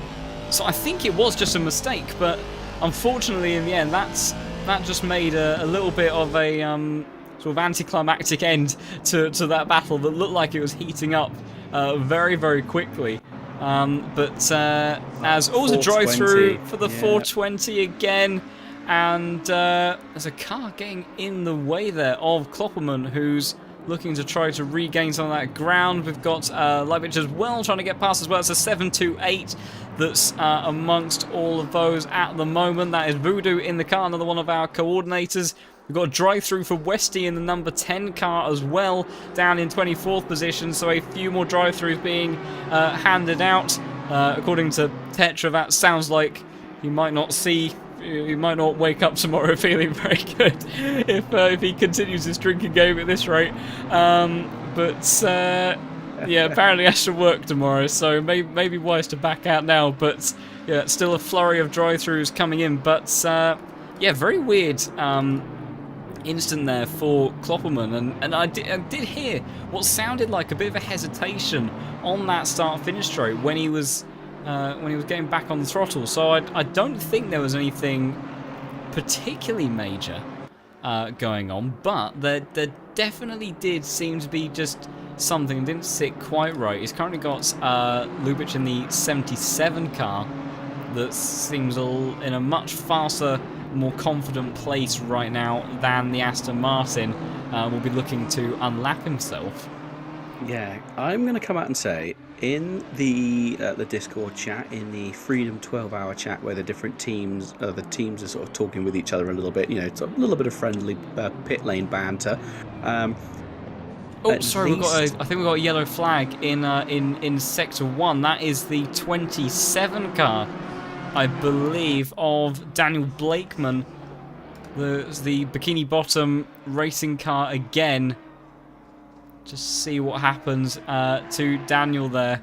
Oh, as he just makes a mistake through the exit turn 7 and bops the wall. And that's a bit more damage to the front of that car, and the difficulties of today just continues for this team overall. So yeah, very unfortunate moment there. Not major amounts of damage, but definitely more than he would have liked. So unfortunate moment there. But yeah, sorry to interrupt him. Carry on. No, absolutely fine, mate. What I was saying is, I have noticed there's a few people, when they were discussing the yellow light on the dash of the BMW, which has turned out is just there's a yellow flag light on the dash, like on the actual in-car dash, as opposed to so you can have the graphics on your screen. People reporting yellow engine lights on. So their engines are already yellow, and we've had people doing that since around the 10-hour mark, and before. People are starting to come out the woodwork and say, yeah, our engine light's on. Has that 21 car just been pushed that little bit too far, and maybe in the braking into that final turn, it's, you're right the way down to like first gear, I presume, has that just finally tipped it over the point where the game has gone, oh, you've done X amount of percentage of damage, now you get running faults. It could well be, because the beginning of it? Yeah, I mean, it was a 2:12 on the last lap as well, and has got I think the 728 car for company just behind. So up on board as they accelerate up the start finish straight, because you can usually hear hesitation.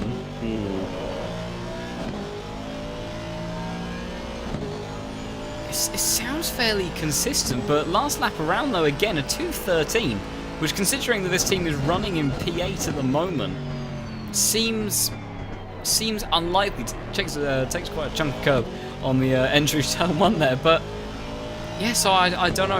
Maybe it's not too apparent in the engine note with the burbly, lovely sounding Aston Martin V8.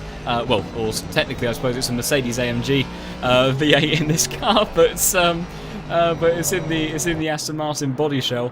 But yeah, something right now just does not seem right about this car, because relative to kind of its position, it's lapping about 5 seconds down on the sort of pace of those around. And oh, that's a big moment for the 728 behind, just about manages to hold on to that one. That was Voodoo that had a big sideways moment going through turn 9. And just, again with this Audi, just the back of the car just letting go at really odd times with almost no warning. I think maybe a small moment through turn 11 there as well, if I'm not mistaken. Yeah, went deep on the brakes. So yeah, that car really unstable at the moment, and it does seem that the Audis, whilst they've been generally very, very quick, but at the same time they at times have been very unpredictable to drive. Yeah, Kloppelman just in that 21 car just does not seem to be in a happy place whatsoever. No, and a real shame. They're doing really well, and then suddenly off the track again. Off the track again through turn 16. It has to avoid the sausage curbs. That was a similar sort of error. Wrong, isn't there? Something's wrong with that car. I don't know if it's just major tyre degradation or what exactly, but yeah, this car is just not looking like it's in a good place right now. No, I mean, or it could be, is it possible hardware issues? We've seen it. A lot of these guys, like their rigs have been running for 10.5 hours at this point. 10.5 hours of something, you know, basically being on and running. You know, you think realistically when these companies make these rigs, they don't expect someone to be playing it constantly for that entire time. And yes, obviously have downtime in between their stints, but especially for these two-man teams, that's still 6 hours minimum of running time, you know, plus they would have done a little bit of practice before the race to get themselves warmed up. So, you know, some of these things just aren't designed to be able to take this much abuse for this long. So, who knows? It could be hardware, it could be in-game, not entirely sure.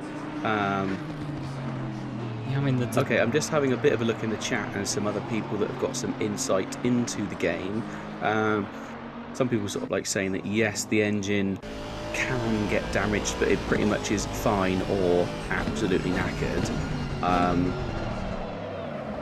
And then obviously there's the whole... Sorry, the 21 car was trying to put an extra lap on the 707 that's just come out of the pits and in the hands of Richard Phillips, and got that one very wrong on the exit. The Aston Martin just very unsettled in that traction zone and ended up in a very awkward place trying to sort that one out. Just having a quick look at the replay now. Went down the inside, got the move done pretty easily, and then just almost just entirely bogged down on the exit and kind of stalled the rear axle in the middle of a corner. It's a that 21 car, for one reason or another, it looks like a combination of tyres, maybe engine damage as well, or something. But there has been a major loss of pace in that car, because best lap that team has done is a 2:07.4, and the current laps are in the 2:13s, and I think this next one may be even slower as the 707 lunges down the inside into the final corner. Doesn't want to lose any more time behind the Aston Martin, but in actual fact did one of its fastest laps so far of a 2:11.6, and is now trying to fight back to the 707 that's just unlapped itself. I don't think we'll have any pace to compete with it, so a faster lap there from the 21 car, but still just over 4 seconds away from what that car was previously achieving, which is a a much bigger loss of pace than what we've seen on other cars from just standard tyre degradation. So I think there's definitely something more at hand here. Something we didn't think about, is this a tactical fuel save manoeuvre? Have they changed the engine map? Because you can adjust it on the fly, I'm pretty sure. You should be able to do it if you've got it mapped to your wheel, or or your whatever's next to you. You should be able to map it, because it suddenly lost pace, didn't it? It came around that corner and suddenly lost a load of pace, and then ever since then it's been down on power. Look at this in a straight line. The Audi's monstering up towards the back of it. Every time it's on a straight, it's massively down on power. Out the corners, massively down on power. Did he come around that final corner, click it over to that different map? Maybe it just took him a little bit by surprise. That's when we saw that swerve, to let someone know, let that Carnival 26 come through, which also is back up into 9th. That was the Ferrari to come past him. At that point, though, it's gone slower ever since. But like we said, it hasn't seemingly been. So there's no signs of damage to it. As we said, it's probably it would either have an engine that's totally kaput or it would be fine. Is this a fuel save? We've seen it before in different endurance races. Are they going to try and maybe stretch this tank of fuel a bit further so they can run less fuel at the end, be lighter, and really go for it at the end? Potentially. I mean, I'm not too familiar with the fuel maps in the Aston Martin, but I do know that it's one of the cars actually that has one of the best fuel economy. So it's a bit of an unusual situation to need to fuel save in this car. But down that back straight, the 21 did lift out of the throttle so that the 420 car could blast past. But generally, the top speed seemed reasonable, and the acceleration isn't a great trait for the Aston Martin anyway, so wouldn't expect it to be too powerful on the exit of turn 11 there. But I don't know, it just seems that the car, maybe it's just purely tyre degradations, again has a wiggle through the S's.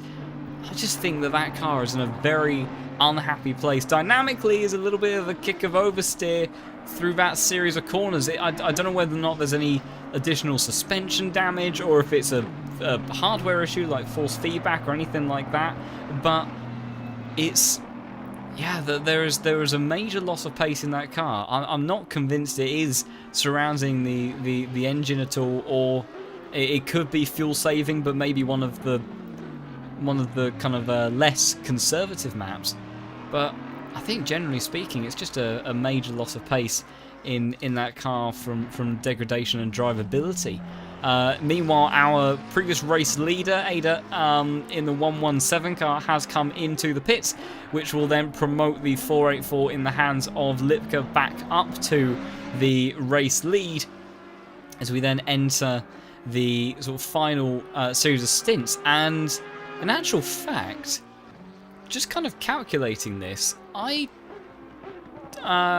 think that it's in a bit of an interesting situation where the stint timer then for the 117 car, they'll be able to either go all the way to about 15 minutes to the end and then have a very, very short final stint on low fuel and new tyres, or they may try splitting up a bit more 50-50 for a couple of will that be 70-minute.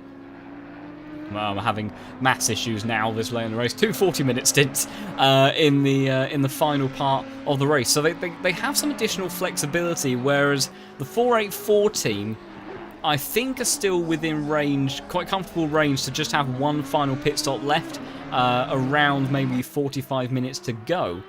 But there is some potential flexibility in those stints. And the other thing to note is I'm fairly confident, I could be wrong, but I'm fairly confident that the 991 car has made an additional pit stop relative to the 117, and they've emerged about 10 seconds up the road.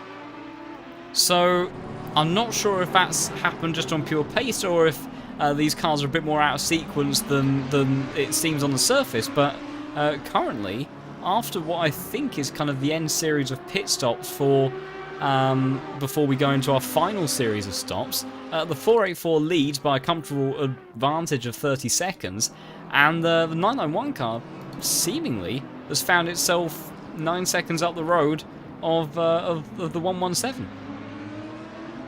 Maybe a real case of just sort of wait and see what the tactics are. Like we said, 1 hour 20 minutes left of the race. It's a bit of an awkward one, isn't it? Really, like you don't know. In the same way that every commentator has no idea what's going on inside the team chat. I just don't know. Yeah, Where's it going to go from here, really, isn't it? It's just, I mean, I'm looking around just at different numbers and stuff. We've got just seeing who is where on the circuit. So 707, that's down in 12th place. Is that going to jump up? He's only 5 and a bit seconds behind Lubitsch, who is the number 77 car. He's about 6 seconds behind that. We've got Balicki, who is 13 seconds behind car number 21, which we did know was on a real go-slow. Whether or not that has now picked up slightly, I don't know. Car number 21, 219 on the last lap. Was that with a pit? Surely they must have pitted. One would have to think so, but 219 still seems a bit on the slow side for even a lap with stop, because usually those times are kind of around 212, 213, something like that. But 219, that's... Well, in actual fact, I think a lap with a pit stop is usually, I seem to remember, maybe sort of 306 kind of territory. And an in-lap is usually only a few seconds, because of the nature of the pit entry and how quickly the start-finish line is to that final corner, is usually around 212, 213. So 219? That seems... Again, for this 21 car, seems very, very slow. And we now have a new driver in as well, so this must be with a pit stop. So yeah, so that last lap then, so that was an in lap. Oh, it's the number P4 car, Door in the 729 gets a drive-through penalty after putting in such a brilliant series of laps. Then I don't think it will actually have a particularly dramatic difference in terms of their finishing position, because the number 1 McLaren is quite a chunk behind, and the Audi up ahead I think is way too far for them to really contend with. So I don't think it will affect them too much in the end, but yeah, that's a rather unfortunate error for the 729 team, although it does at least reset their track limits warnings with less than an hour and 20 minutes to go. I mean, it means they can push really hard for it, and yeah, it looks like that car number 1 is actually an entire lap back. So yeah, so car number 729, it can afford to do a drive through without losing an actual position on. Yeah, looking at it, yeah, it's saying that car number 1, 3 laps down on the leader. Car number 729 is only 2 laps down. They're very close running on the circuit, though. They are literally within the same corner. Oh, and there you go. Door jumping into the pits now. Yeah, I'm also just keeping an eye on Takanashi's first proper lap coming out of the pits in the 21 Aston Martin, which we've been observing now for a while, for the for the reason that there's just been some odd pace discrepancies, really. Meanwhile, the gap between second and third has come down quite considerably. 1.3 seconds then in favour of the 117 car last time around. So it may simply be the case that there's a bit of an offset in the kind of final pit strategies for these guys, where the 991 car, which I wonder if they've managed to save a pit stop, because I don't know how they would have managed to do it, but the way that it's looking, I mean, they've only got 10 minutes to go before they could then look to do well, a little bit more than that to be safe, with kind of depending on when the clock finishes, but they haven't got kind of much more to go in order to then to be able to make one more stop and then that see them through to the end of the race. Whereas we know that the 484 and the 117 still have an extra pit stop to go.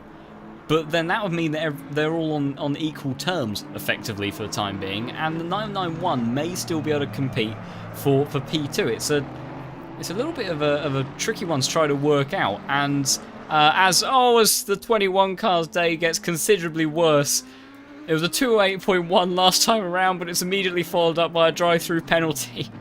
So that comeback in pace has seen them go straight back to the pits, unfortunately, for another visit. But that will promote both Belicki and the 177 car, who has actually found themselves back in towards the top 10. And I think I saw in the chat somewhere that car only has one pit stop left as well. So I think that is in line with kind of all of the cars around it. So they might have actually managed to make that drive work to get themselves back into top 10 contention. That's been aided by that rather unfortunate error from the 21 car there. But yeah, going into these final series of pit stops could be really very interesting. Work out is maybe the fact that they were on. No, I was trying to think to myself, maybe they knew they were running really. They had those track warnings.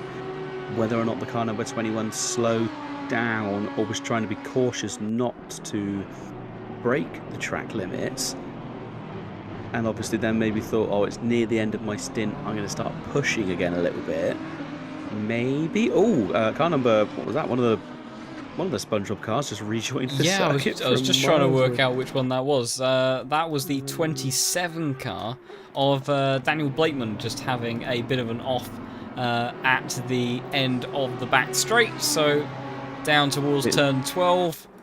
You see where the BMW brakes up ahead. BMW brakes now, and Daniel Blakeman sails on past. Thankfully manages to keep it out of the wall and the gravel, but then rejoins on the track just behind our P3 driver of Jay Fang, who has been continuing to put in very good laps and reel in Roy Moman in the 991 BMW. Has got a little bit of traffic to contend with now, but I think that perhaps in terms of outright pace, potentially the 117 car may find themselves effectively managing to regain the ground over the 991 car, so that it doesn't make a difference. But I do think that somehow, some way, whether or not maybe it's damage repairs or the timings of the stops or something like that, that the 991 car has managed to somehow leapfrog the 117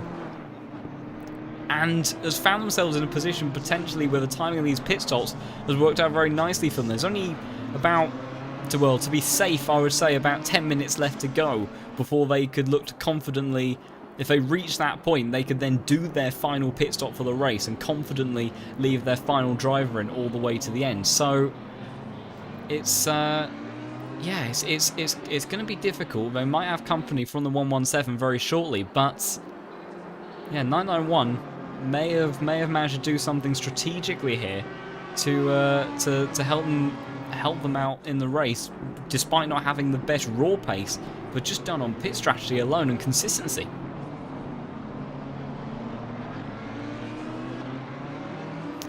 In the meantime, we've had one of our drivers, for the first time in a long time, set the team's best lap, and I think actually may be the fastest lap of the race, which on the last lap it goes to Dor, the AOR coordinator. He's snatched that away from Lipka by 0.003 of a second there for the fastest lap of the race. And yeah, it's that's very strong pace from the 729 car. Very unfortunate about that late drive-through that I think Dog managed to get. And there's the answer. The 991 car then has had to pit before that point. So that's going to be really awkward for them then in terms of the pit stops, because that means that they can only get to within about 6 minutes towards the end, maximum, in terms of driver stint. And they'll have to do another pit stop before the end of the race. So that's well, I think that effectively seals the deal then in terms of them being able to compete with the 117 car for P2 in this race then, because they have an extra pit stop left to go, and they will be well behind the 117 car once they re-emerge from the pits. How they split up this pit stop, though, could be interesting to see what sort of pace they potentially have in this late stage of the race. Yeah, it's I say it's a numbers game as well, isn't it?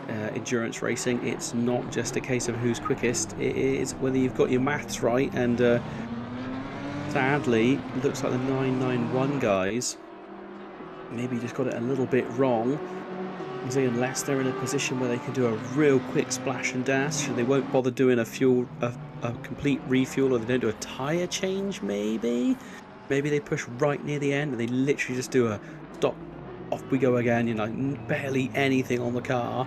But yeah, that 117 is sort of taken back second place, and I would be very, very surprised if something happens. There you go, just clocked over into 300 laps the leader has done. So that 484, the Audi currently piloted by Lipka, 300 laps under his belt. By my calculations, that's it's going to be a pretty wonky calculation, that, considering how late in the day that we are. But I do believe that's about 1,050 miles. So these guys in at the front have just to pop to the shops, that kind of distance, right? Yeah, it's a small walk around the block, really. But yes, these guys have covered quite the distance today so far. But I was just checking in with Dan Barnard in the 177 car, because he's got Takanashi just up ahead, a couple of seconds up the road, which after their late drive-through penalty has dropped them potentially into the clutches of this car. Takanashi, though, last time around, good solid lap of a 207.8. So that car seemingly has had pace. So it may have just been a combination of maybe a slower driver in the car, a really poor tyre degradation, maybe a bit of extra mechanical damage that we couldn't see, that was seeing the pace drop off before. But it looks like there is some half-decent pace left in that Aston Martin, as they look to try to pull away a little bit and give themselves some breathing room from the 177 car as we approach the final hour. So may not quite be the battle hotting up there that I was hoping for. But I tell you what, it's again, unfortunately, a bit of an illusion. We've got third and fourth place right next to each other on track. However, they are actually a lap apart in terms of realistic places. So slightly deceiving bit of excitement there for a potential battle for P3. But no, that's still firmly in the grasp of the 991 car, which is the final car to still be on the lead lap. Well, we say that unless these two tangle, and you never know. Weirder things have happened. It's been just shy of, it's been what? 10 hours and 57 minutes of racing so far, and yeah, we've seen odder things happen. So who knows? These two might get together. It's just that bit of blindness again. If you're looking in your mirrors, or you're looking at, you've got it set up so it shows, because you can have your dash set up differently, can't you, for what it's showing. But Schroer in that 991 car will be looking at his HUD and seeing that fourth place is right behind him. And there goes the 729, and yet Dor doesn't spend much time at all getting past the 991 car and laps himself there. But yeah, the 991, not the first time they've had to a bit of an emergency to open up the steering at the apex. It was obviously at this corner here, turn 16, where when the number 2 car was still in this race, they had to do a similar thing there with a lunge up the inside from the number 2. But yeah, in the end, a clean move there from the 729 to unlap themselves. But yeah, not too much of a difference maker in the grand scheme of things with this race. No, I don't think that's going to. Don't think that really puts third place too much under under threat again, unless we see a drive-through. If we do a drive-through, that's going to close that gap up more, or if there's any kind of issues. And weren't we saying that number 991 has to do an extra pit stop? Am I right in thinking that? Yeah, so it's a bit of an unfortunate situation that they found themselves in. So I don't know I think see the likes of the 484, the 117, and the 729 will probably be looking to do their final pit stop maybe around sort of 45 to 30 minutes to go. Whereas the 991, if they decide to use the entire stint time for Niels, they can split it up if they choose to do so. So it slightly depends how they decide to do it. But the furthest they could get if they maximise their stint time would be to about 5 minutes remaining. So they would have to do an additional late pit stop. So everyone still has effectively one pit stop left. But the position that the 991 car found themselves in, they almost found themselves in a position to be a pit stop ahead of everybody around them, which really could have given them a good chance to contend for second place, but they just haven't quite managed to eke out that time. It may simply be mathematically impossible. I haven't done the numbers to work it out, but yeah, they were unfortunately about 7 minutes away from being able to make that sort of strategy work, and yeah, in the end, that's going to put them in a little bit of a weird and compromised position for their final pit stop. My thoughts are that the 991 car is going to lose 4th place. I think. I know it's technically. I mean, they're on the same lap now. Technically, oh no, they're not really, I suppose. But well, no, they are on the same lap technically now, aren't they? I do believe they are, yeah, because Dor has... he's got past him and he's in front. I know, obviously, they're at opposite ends of the same lap, but they are technically on the same lap at this point. Yes, it is a little bit of a weird one, yeah, so they... It's a hard one to explain, but yeah, like... I wonder, if he's got to do 2 stops, is it going to be... is it going to be too much? 2 pit stops. One of them's going to have to be the tyres and fuel. So let's say 30 seconds, of the car completely stationary, isn't it? I think it's 30 seconds you get the tyres. Yep. So minimum time if you do a tyre change is 30 seconds. So let's say 30 seconds there. So that's, what's the lap times here? They're about 2 minutes. So that's a quarter of a lap just while it's stationary. Let's say you might lose half a lap for the entire pit, do you reckon? I think generally it's been, yeah, so the timings have been about 3:06, so it adds on about an extra minute. So yeah, half a lap's worth, I would say, from the pit stop. At Tetradax, yes, it is shorter if you don't change tyres. It could literally be a case of stop, chuck like 2 litres of fuel in, and then just gun it off again. And yeah, in answer to Simeon, so the awkward position that the 991 car has found themselves in, if they choose to go down the strategy of maximising their stint timer and then only having kind of about 7 minutes left, then in the end it would be faster for them to not change the tyres and just go for a very short splash of fuel just to see them through that kind of final 7 minutes or so. And even though the pace difference between their very old and I imagine sad tyres will be, probably a good 2-3 seconds a lap different to what they would be on fresh tyres, with only about 3-4 laps of racing left to go, they still gain about 18 seconds of track time. So in relative to if they did change tyres. So it's a awkward situation that they found themselves in, to be honest, because ideally if they just managed to go just a smidge further, they could have actually eked out not having to do an extra pit stop relative to the other cars around them. But yeah, unfortunately, just could not quite reach that point. Now, whether or not, like I say, if that's a mathematical limitation of the 65-minute pit timer, or if that is just something which is possible, but they maybe just couldn't quite do, I'm unsure. The other thing that I did notice actually was the 26 car, which now has a Cropback in, pitted about 63 minutes.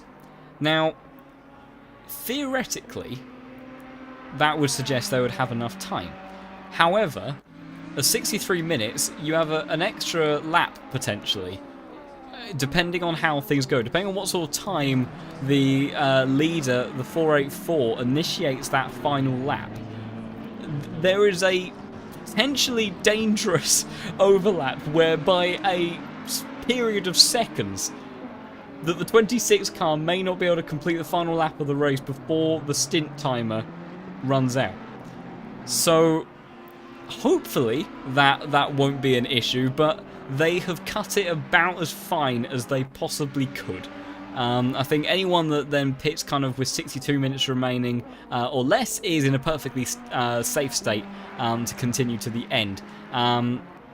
But it may be the option that the 26 car, if they feel like they're in danger of running out of time on the stint timer, they may actually have to give up an extra lap over the race leader, so that then they can just drop behind them and then finish immediately after, which is a strategy that we sometimes see in GT racing, both on ACC and in the real world. Quite often you see cars pulling to the side at the very end just to finish that bit sooner. As always, the 16 car gets a drive-through penalty, so the BMW that had worked its way back up toward P7, who, that looks rather awkward.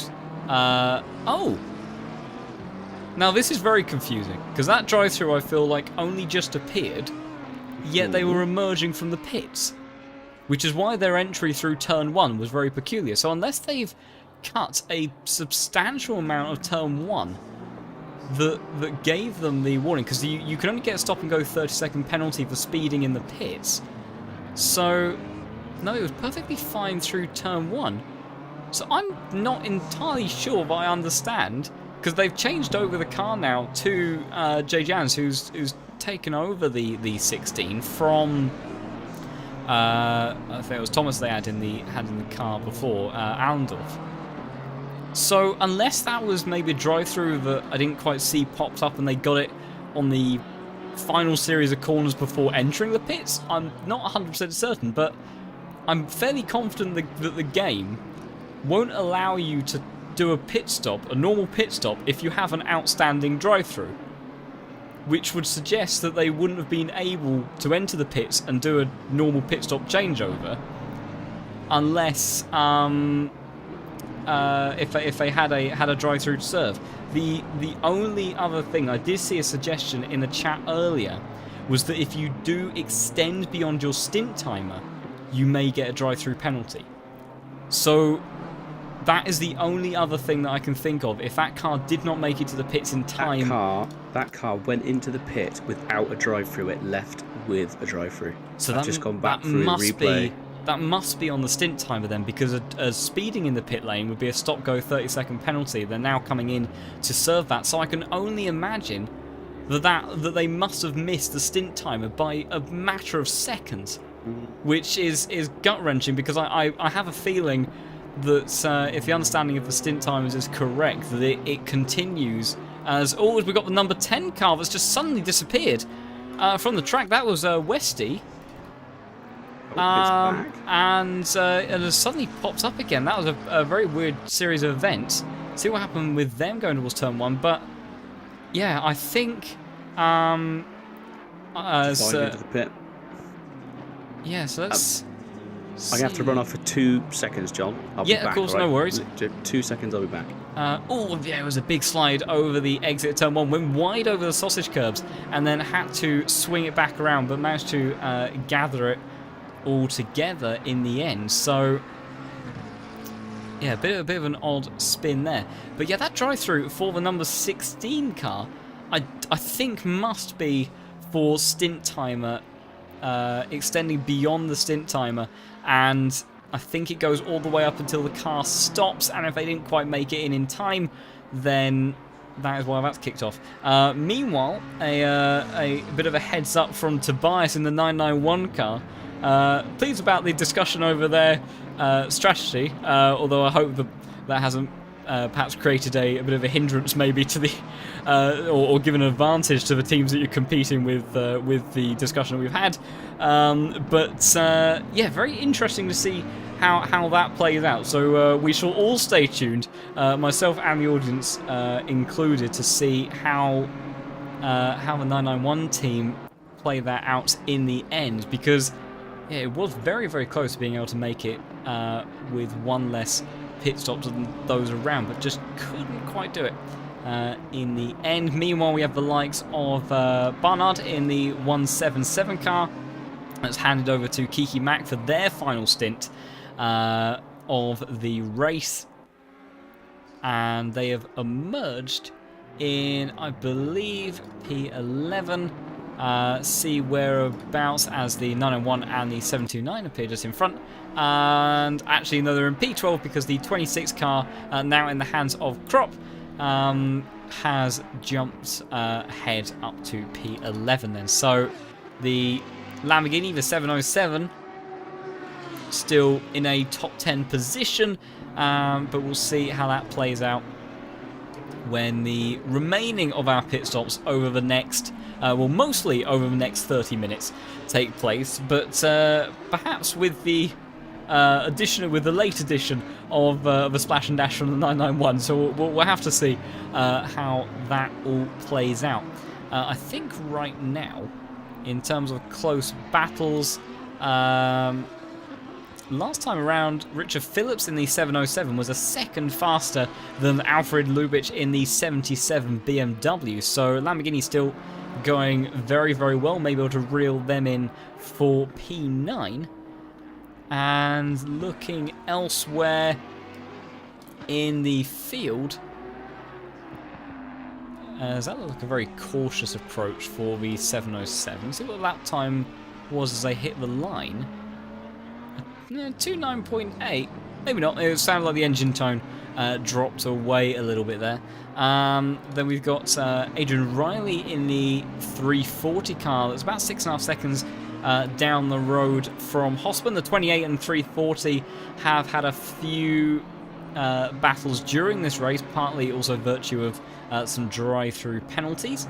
As Simeon makes a very poignant comment about, drive-through penalties at this late stage of the race can still make a tremendous difference in the overall outcome, and it's almost blended into the chaos with what we've seen so far in the race, with quite a few of them being handed out. But undoubtedly, there's a spin from number 10 again. That is on the exit of turn 19, trying to get going again. Will manage to loop it around just before the 420 car comes around. But what on earth happened to the number 10 car, driven by Westy at the moment? Having all sorts of issues with what seems to be quite a tail-happy McLaren at the moment. Swings it into the apex, just carries a bit too much speed. And again, one of these very, very slow and frustrating spins where it's not a violent, dramatic snap, which kind of almost, I would say, dampens the frustration of it in a way, because it lets go so quickly. But it's one of those spins where it was so close to being savable, but not quite. So, number 10 car of Hexagon Nation, unfortunately, dropping a bit further down once more. Another one of our coordinators, Heiko, not having a particularly fun day in the 76 Ferrari, all the way down in 25th position. Our last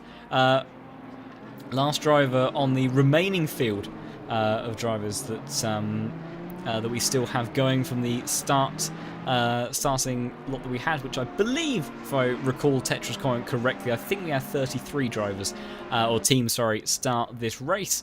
And we've lost about 8 cars during this, which, considering the nature of this circuit and some of the incidents, I think is it goes to show the valiant and courageous spirit of a lot of these guys still competing, when you can be that many laps down and still see it through to the flag. And to reiterate one of Tetra's comments earlier, actually, the fastest lap honours does still technically go to the number 2 car on the 205.8.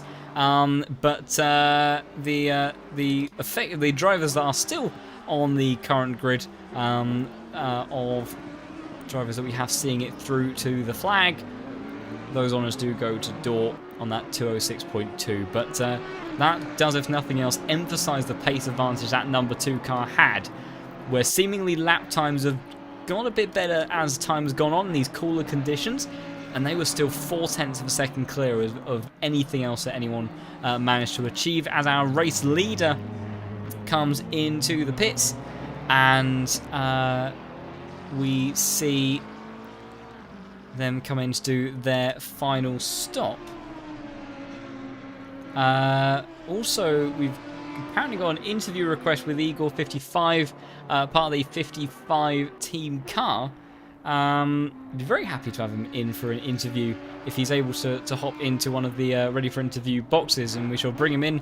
I'm not sure if Tim is still absent at the moment. Are you there, Tim? Just got back. Ah, fantastic. I was about to say to you, Igor wants to jump in with us. All right. If he pops into one of the ready for interview boxes, and yeah, we'll bring him in, see what's his rundown the final hour is, because yeah, they're obviously involved in that brilliant bit of fighting which they had with the 26 car, and there he is.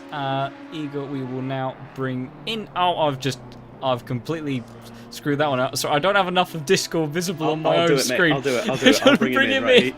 Here we go. Igor, can you hear us? Yes, I can hear you. Fantastic. Yeah, brilliant stuff. Sorry, I had a bit of a calamity trying to get you into the contra box there. But it's the end of the race, so I wasn't sure you would still take someone. So. Yeah, of course. No, we're always happy to have interviews. But yeah, so obviously in the 55 car for yourself and sitting P6 at the moment, you happy with kind of how your race has generally gone, or feel like certain things could have gone better? Yeah, it went good. We were a bit scared of the BOP because we started P7 and we lost some. I lost some places in the first hour, but then yeah, we had some other drivers had bad luck with disconnections, I think, mostly. And then we had some good consistency and managed to take up some positions again. So all is going well. And especially the driver now, Barney, is absolutely flying. Yeah, 207.5 on that last lap. That's quicker than our current race leader. Yeah, very much up there with some of the fastest laps we have going on at the moment. So yeah, still in a very strong position. The number 1 McLaren maybe a little bit too far up the road in the final hour, but they still have to come into the pits, so it might be possible. Yeah, as well as you know, as some of our audience in the chat has been saying, never say never. 991 just had a slight little crash. Sorry, I had to quickly say that 991 having a collision with one of the back-marking Audis just as they were coming onto the back straight. Luckily survived it, but that might also affect the end of the race for car number 991. Yeah, we've just got that up on the screen in a moment, so we'll see what happened there. But yeah, a bit of a highlight for you in the 55 car, that battle with the 26 Ferrari, I believe it was, between yourself and Krop. That was a nice little scrap. What was that like from your perspective? Very, very exciting, because I was on quite old tires already and he was on much newer tires, and I just wanted to keep him behind me as long as possible, because then we had more chance of beating them at the end of the race. So I knew I couldn't keep him behind, but I knew at a certain point he would get ahead, but the longer I kept him behind, the better. So I just did everything I could, and I think I did a decent job. But yeah, it was very fun as well. Yeah, he was also very clean, so that was fun. Yeah, it was brilliant for us to watch, because there was I think there was a couple of moments where it looked like the Ferrari had managed to get the advantage over you, and you just kept the drive. Also, you making use of that Audi top speed as well, I think helped you out out of the final corner. But yeah, they managed to keep Krop behind for a couple of laps there, and like you say, a really nice, clean and fair fight, and definitely one of the highlights I think we've had on the stream, because as sometimes is the case with endurance races, action is occasionally a bit sparse in various points of the race, and yeah, that battle between you and 26 Ferrari was absolutely brilliant. But a huge shame about their disconnection. Yes, that was very unfortunate. They're doing well to recover back into the top 10 for the time being, and whether they can get any further up the road, we will have to wait and see. They might be able to catch up to the 21 Aston Martin potentially, depending on who they have for their final stint. But yeah, unfortunately, disconnections, hardware issues, drive-throughs, we've had them all so far today, as is the case usually in endurance races, and you know, is unfortunately a big part of these races. But yeah, at least the disconnection happened after that sort of highlight between yourselves and 26. Yeah, that was really good. I know I suddenly saw and I thought, where did he go? And then one of my teammates said, yeah, he's out of the game. So No, there's nothing worse than when you have a disconnection issue or something like that. Yeah.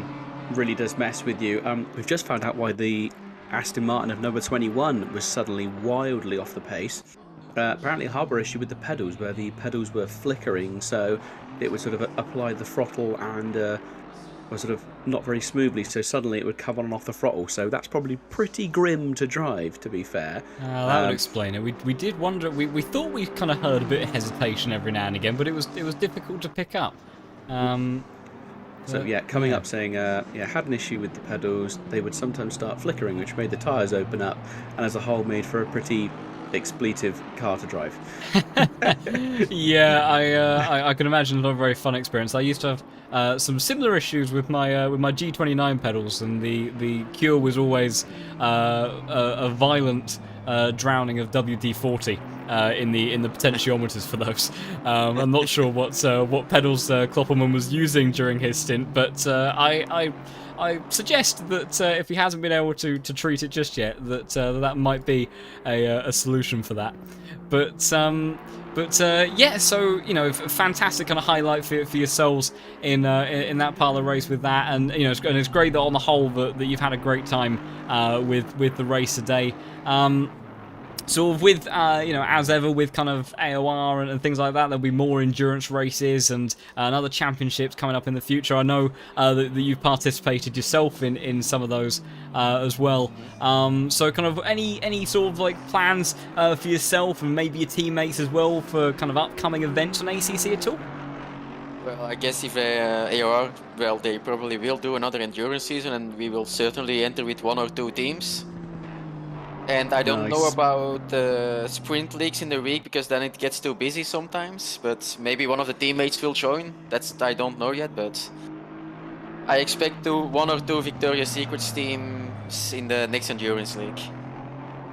Brilliant. Fantastic. Well, that'd be fantastic to see you there, and maybe another battle between yourselves and the AOR coordinators will spark off in the endurance championship on that front. But well, brilliant stuff, and thank you so much, Eagle, for popping into the for the comms box in the last hour. I do really appreciate it. No worries. And, thanks for having me, and thanks for the commentary.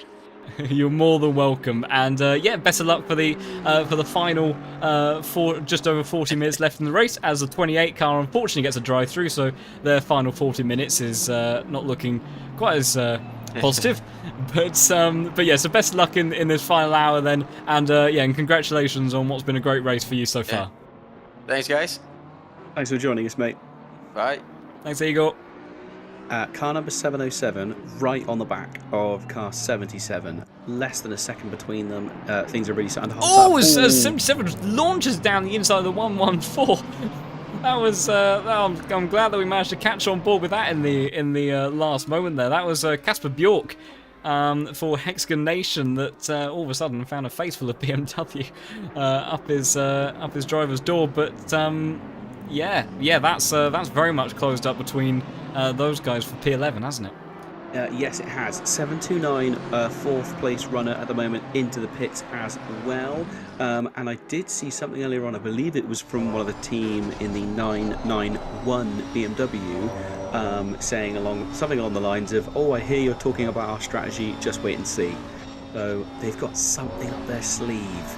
I was sensing the same thing, and I sort of preemptively apologise in case I'd... Oh, so we've got an off for the 114, so that was the driver that in the BMW that we saw just a moment ago. That's Casper recovering through turn 8 then.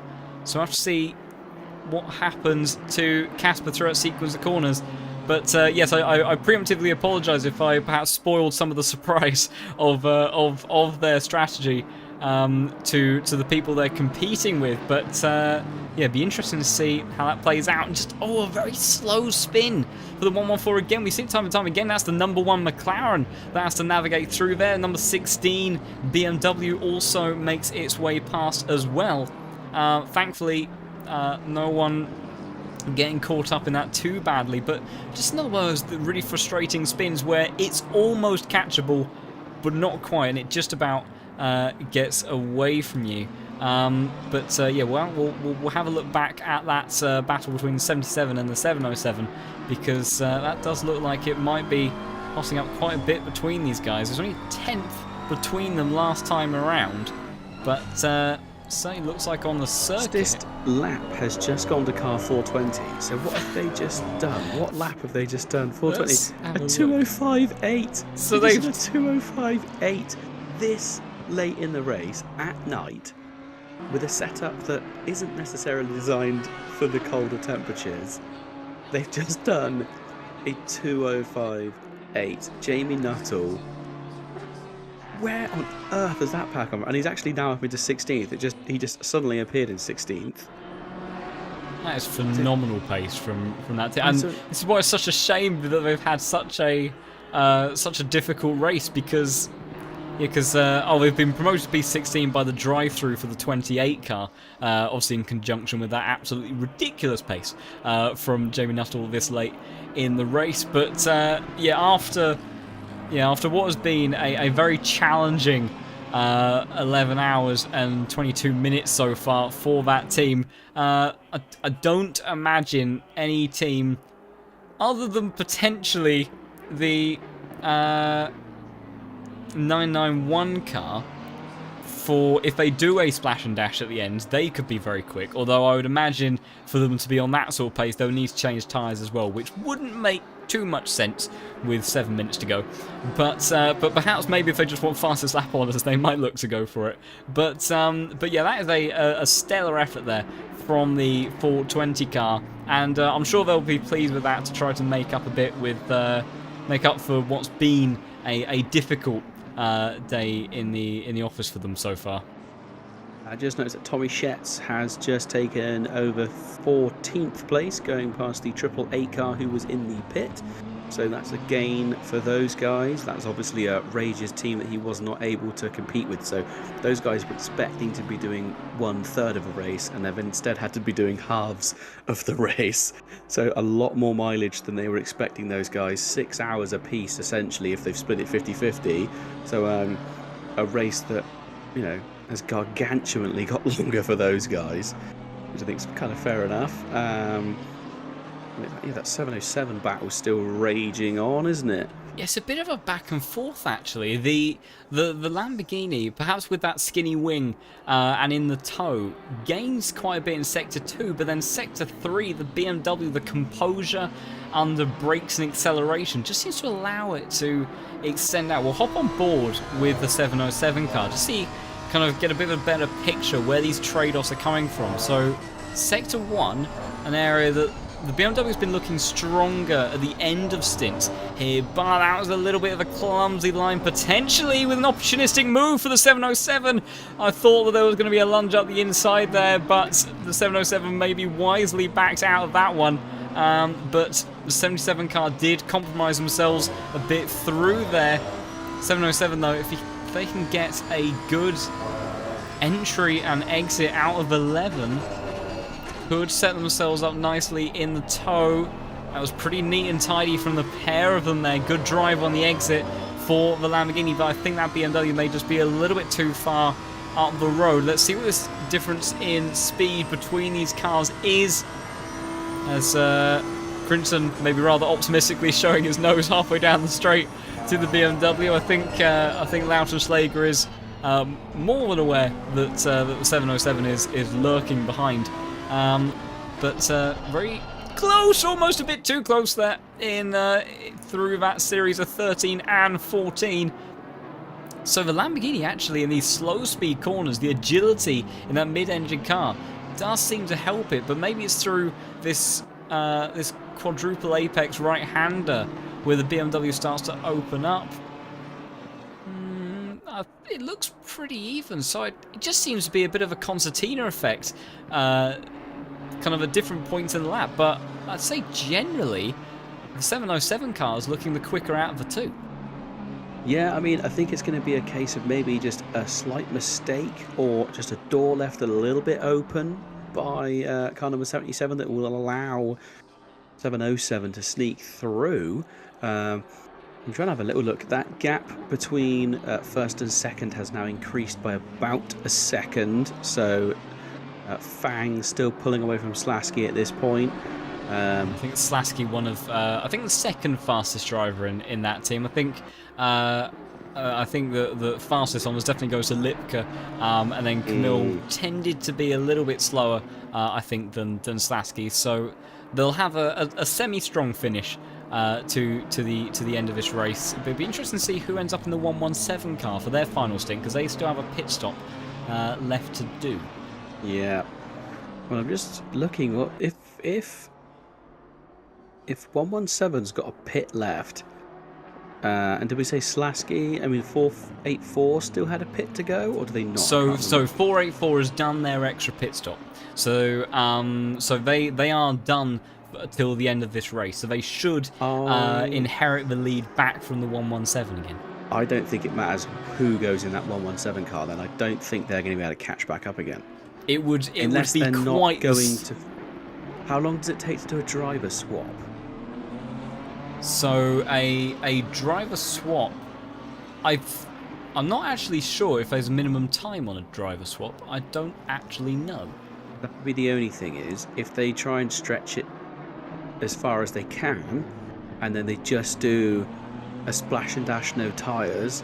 But I still think they're going to lose 18 seconds. Yeah, and the 484 I think has definitely taken fresh tyres going into this stint. So I think even if they did that, they'd, if nothing else, probably just endanger themselves of maybe getting a puncture near the end of that stint, because I don't think they're in kind of splash and dash territory in terms of when their stint timer will end. So yeah, I think all things being well and no major incidents, the 484 is definitely in a very strong position at the moment to reclaim the lead with quite an effective margin going into the final 30 minutes of this race when the 117 decides to take their stop. It's all heating up. It's all getting stressful.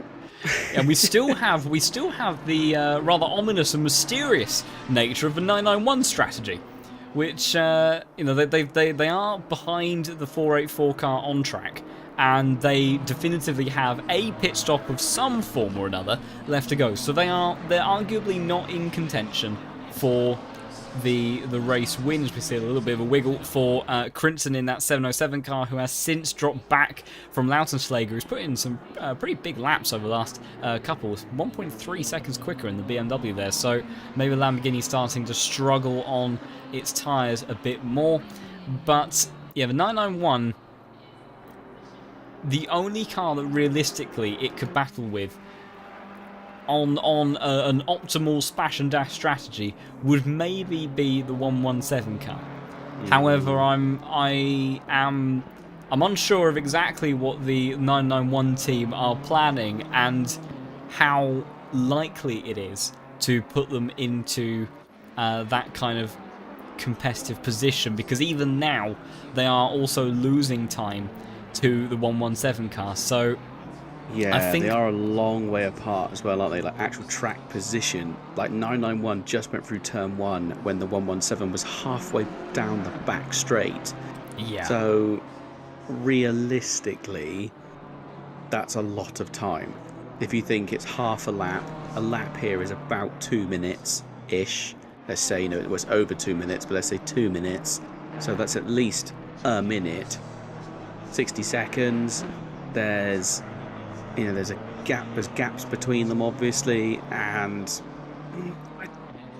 maybe if the 117 make a mistake on their pit stop, it could doom them. If they get their pit stop correct, like the right fuel, and they, depending on what they do splash and dash wise, or what they decide they want to try and do, tyres or not, driver change or not, second place is theirs, as long as they don't mess up their pit stop. But we've seen it before. We saw it back at Bathurst. I think it was the Dow King community car.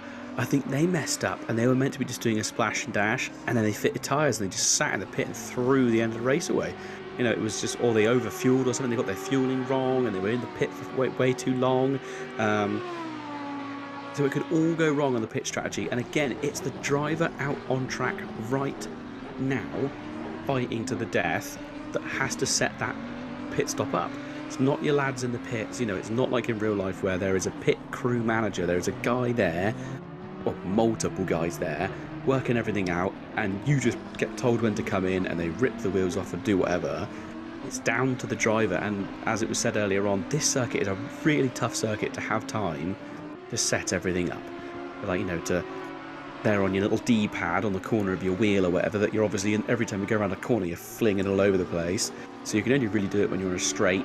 Bring up the right bit of your HUD, adjust any temperatures or whatever you need to, or decrease the amount of fuel, make sure you put the right tyres on. Right driver as well if you're planning a driver swap.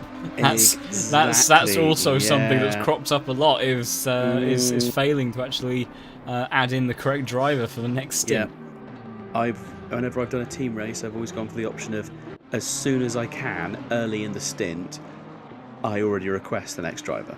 So it would literally be a case of, if I'm out on track, a couple of laps in, once I'm comfortable and I know I'm not going to bin it on cold tyres, and I'm right, get the request in so it's done, then it's one thing less to do towards the end of the stint. And then obviously if you did have a big crash and you're like, oh bugger, I've got to bring it back to the pits, then you're going slow anyway, so you can unselect that and you can just stay in the car or whatever. But it's a lot to do. It's a lot to do, and this is a really technical circuit. And as again we've said, these lads don't have the same amount of experience as they do with other circuits here, so they don't have that muscle memory. They're having to think to themselves, when am I going to be able to change my tyre pressures? When? What do I need to change it to? What's the track going to do? How are my tyres going to react? Yes, these guys have now had 11 and a half hours of practice, essentially, but it's still not ingrained in your brain. You're not thinking, oh yeah, usually, the front left gets hot. There's certain tracks you just know that's going to happen, or one tyre's going to stay cold. It's difficult. A lot of these guys would have had to just sort of do it on a bit of a wing. Some people describe an endurance race like this as being 12 sprint races, but it's really not, because there's certain things you can't change. You can't change the geometry of the car, the brake ducts, so you've got to try and think of what's going to happen over 12 hours. Is it going to rain? Is it not going to rain? If it rains halfway through the race, you could have 6 hours of wet racing. If it's a sprint race, you might just have half an hour of struggling round on slicks or something. And also, like track limits as well. The consequences in a 1 hour sprint, getting one track limit warning is inconsequential.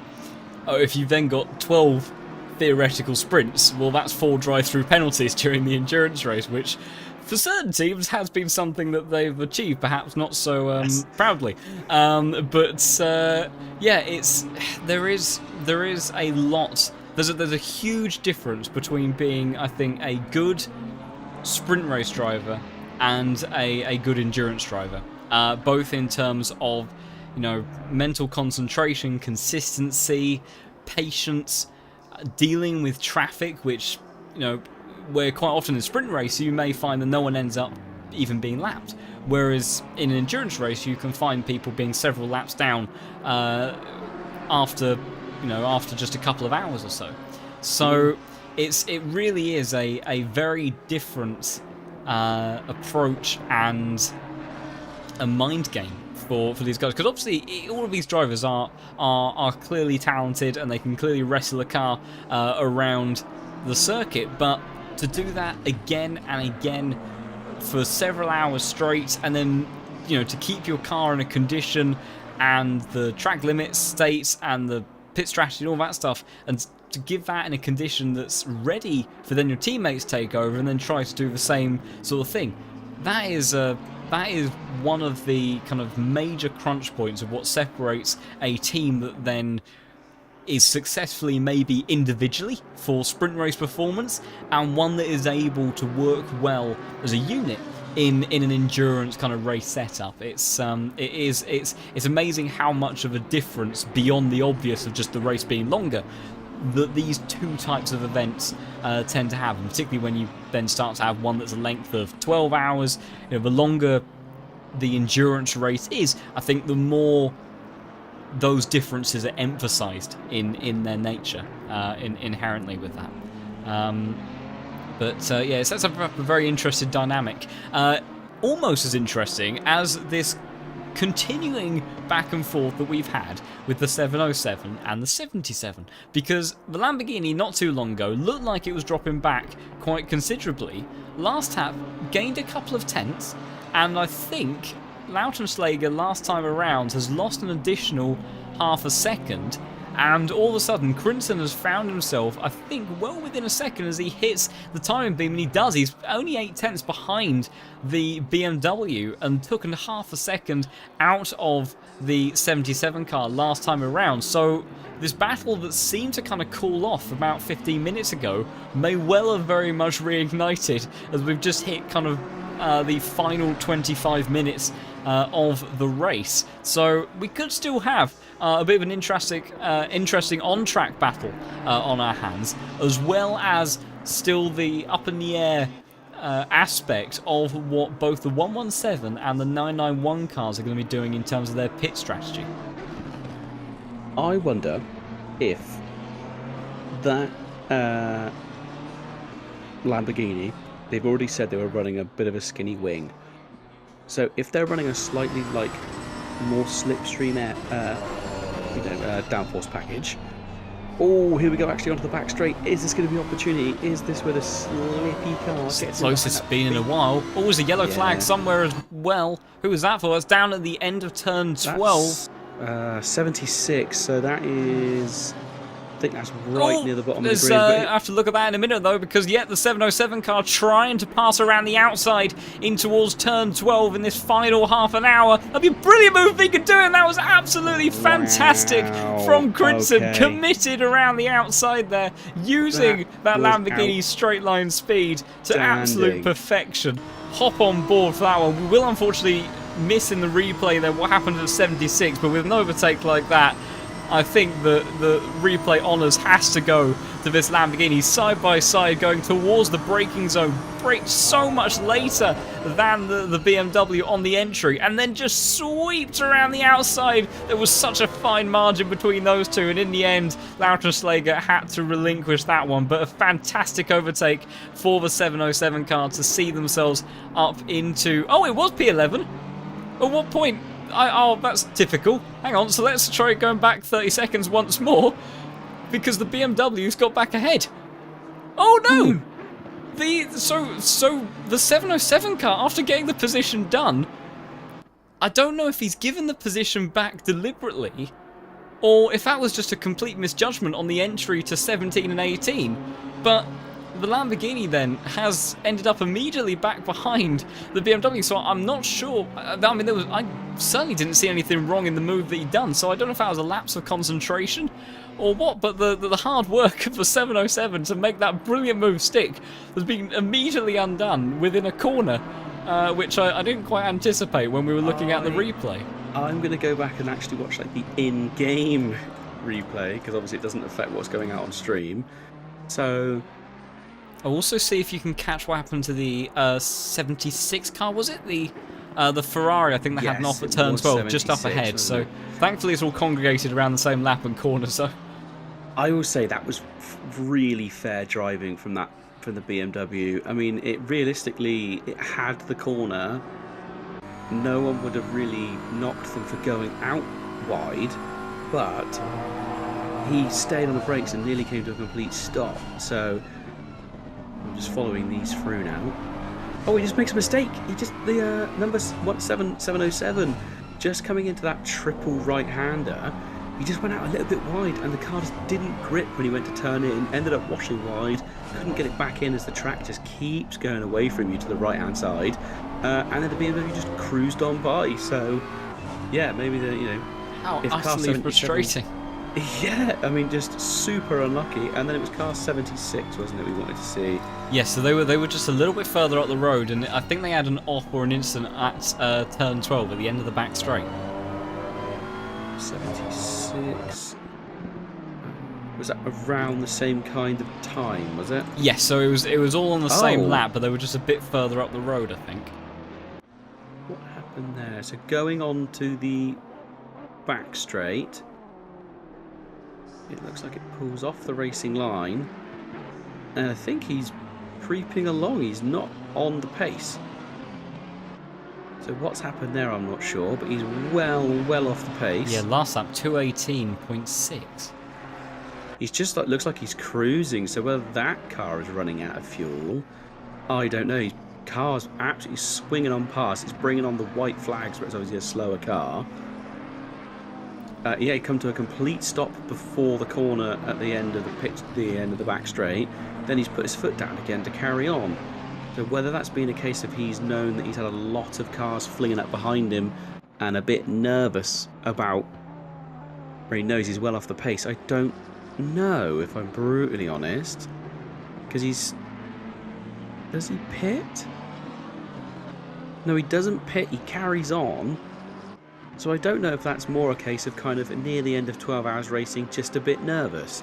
But he completely let off the throttle and was just cruising along. So Yeah, it seems to have gone up to full pace again now, from what I can tell. Just had a brief look at him a moment ago, but yeah, a very peculiar one by the sounds of it. yeah, I wonder if maybe that was a little bit of nerves. He saw what car was coming up behind him, and just thought it was best to stay out of the way. But then once you slow down to let one car pass, then suddenly everyone else is really going faster than you, because he's just let 77 and the 707 past as well, hasn't he? Yeah. So I wonder if he's just trying to finish the race at this point, which is fair could well enough. be. Just trying to get to the line. It might be a case of that. He's just, It's not it been looks the like- easiest of drives for that 76 no, it car hasn't today, been. but But fair play for sticking it out. That's the thing. Like we say sometimes, it's not necessarily that you're just the fastest. It's finishing the race that makes all the difference. And they're going to finish the race. They should finish. But yeah, he's pulling way off the racing line, letting the number 1 McLaren through now as well. Oh, my TV is about to have a hissy fit. Let's do something. Stop it. There we go. The only downside of using a Samsung TV as your second monitor is that after 3 hours of not touching any buttons, it just goes, oh, you're not using me anymore, I'll switch off.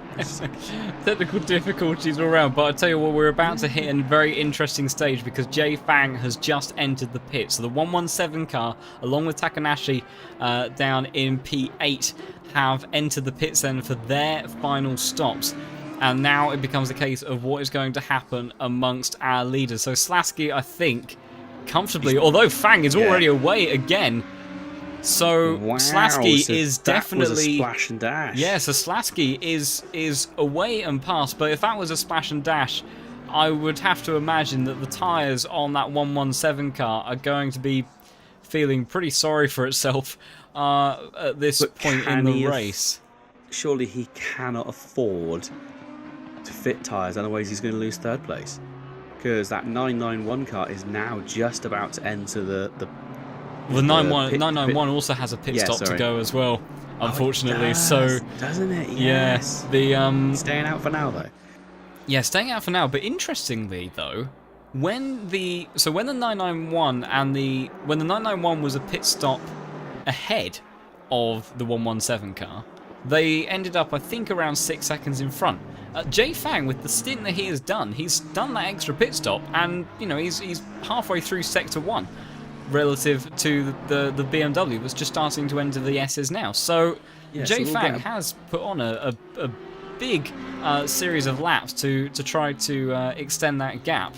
But I think, you know, there's 16 minutes left on the clock. Slasky is just entering turn 12.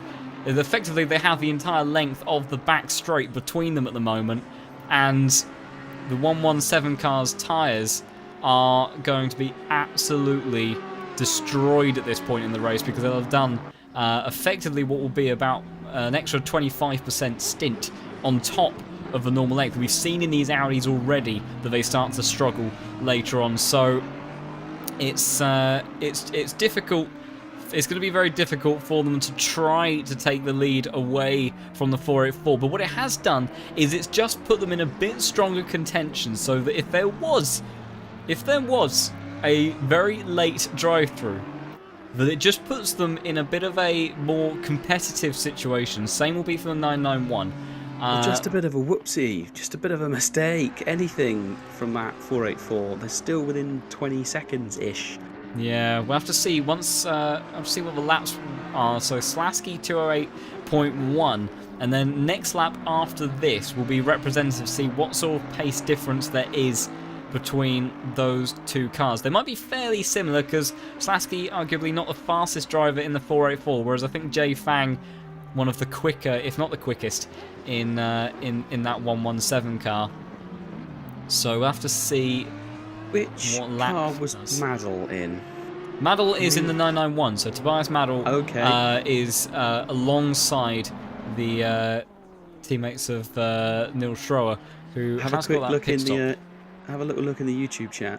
Oh no, that's So there's still rather out there. unfortunate. That's Yes. I wonder. So that would, I imagine, then explain why it is that the 991 car has lost so much time over Jay Fang then.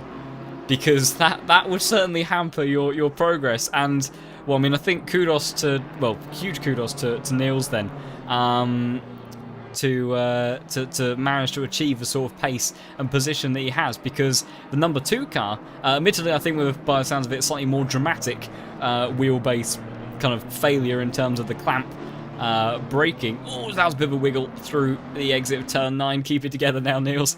Am I the only one that bolts it down? I've got the clamp, and I'm just like, nope, big bolts.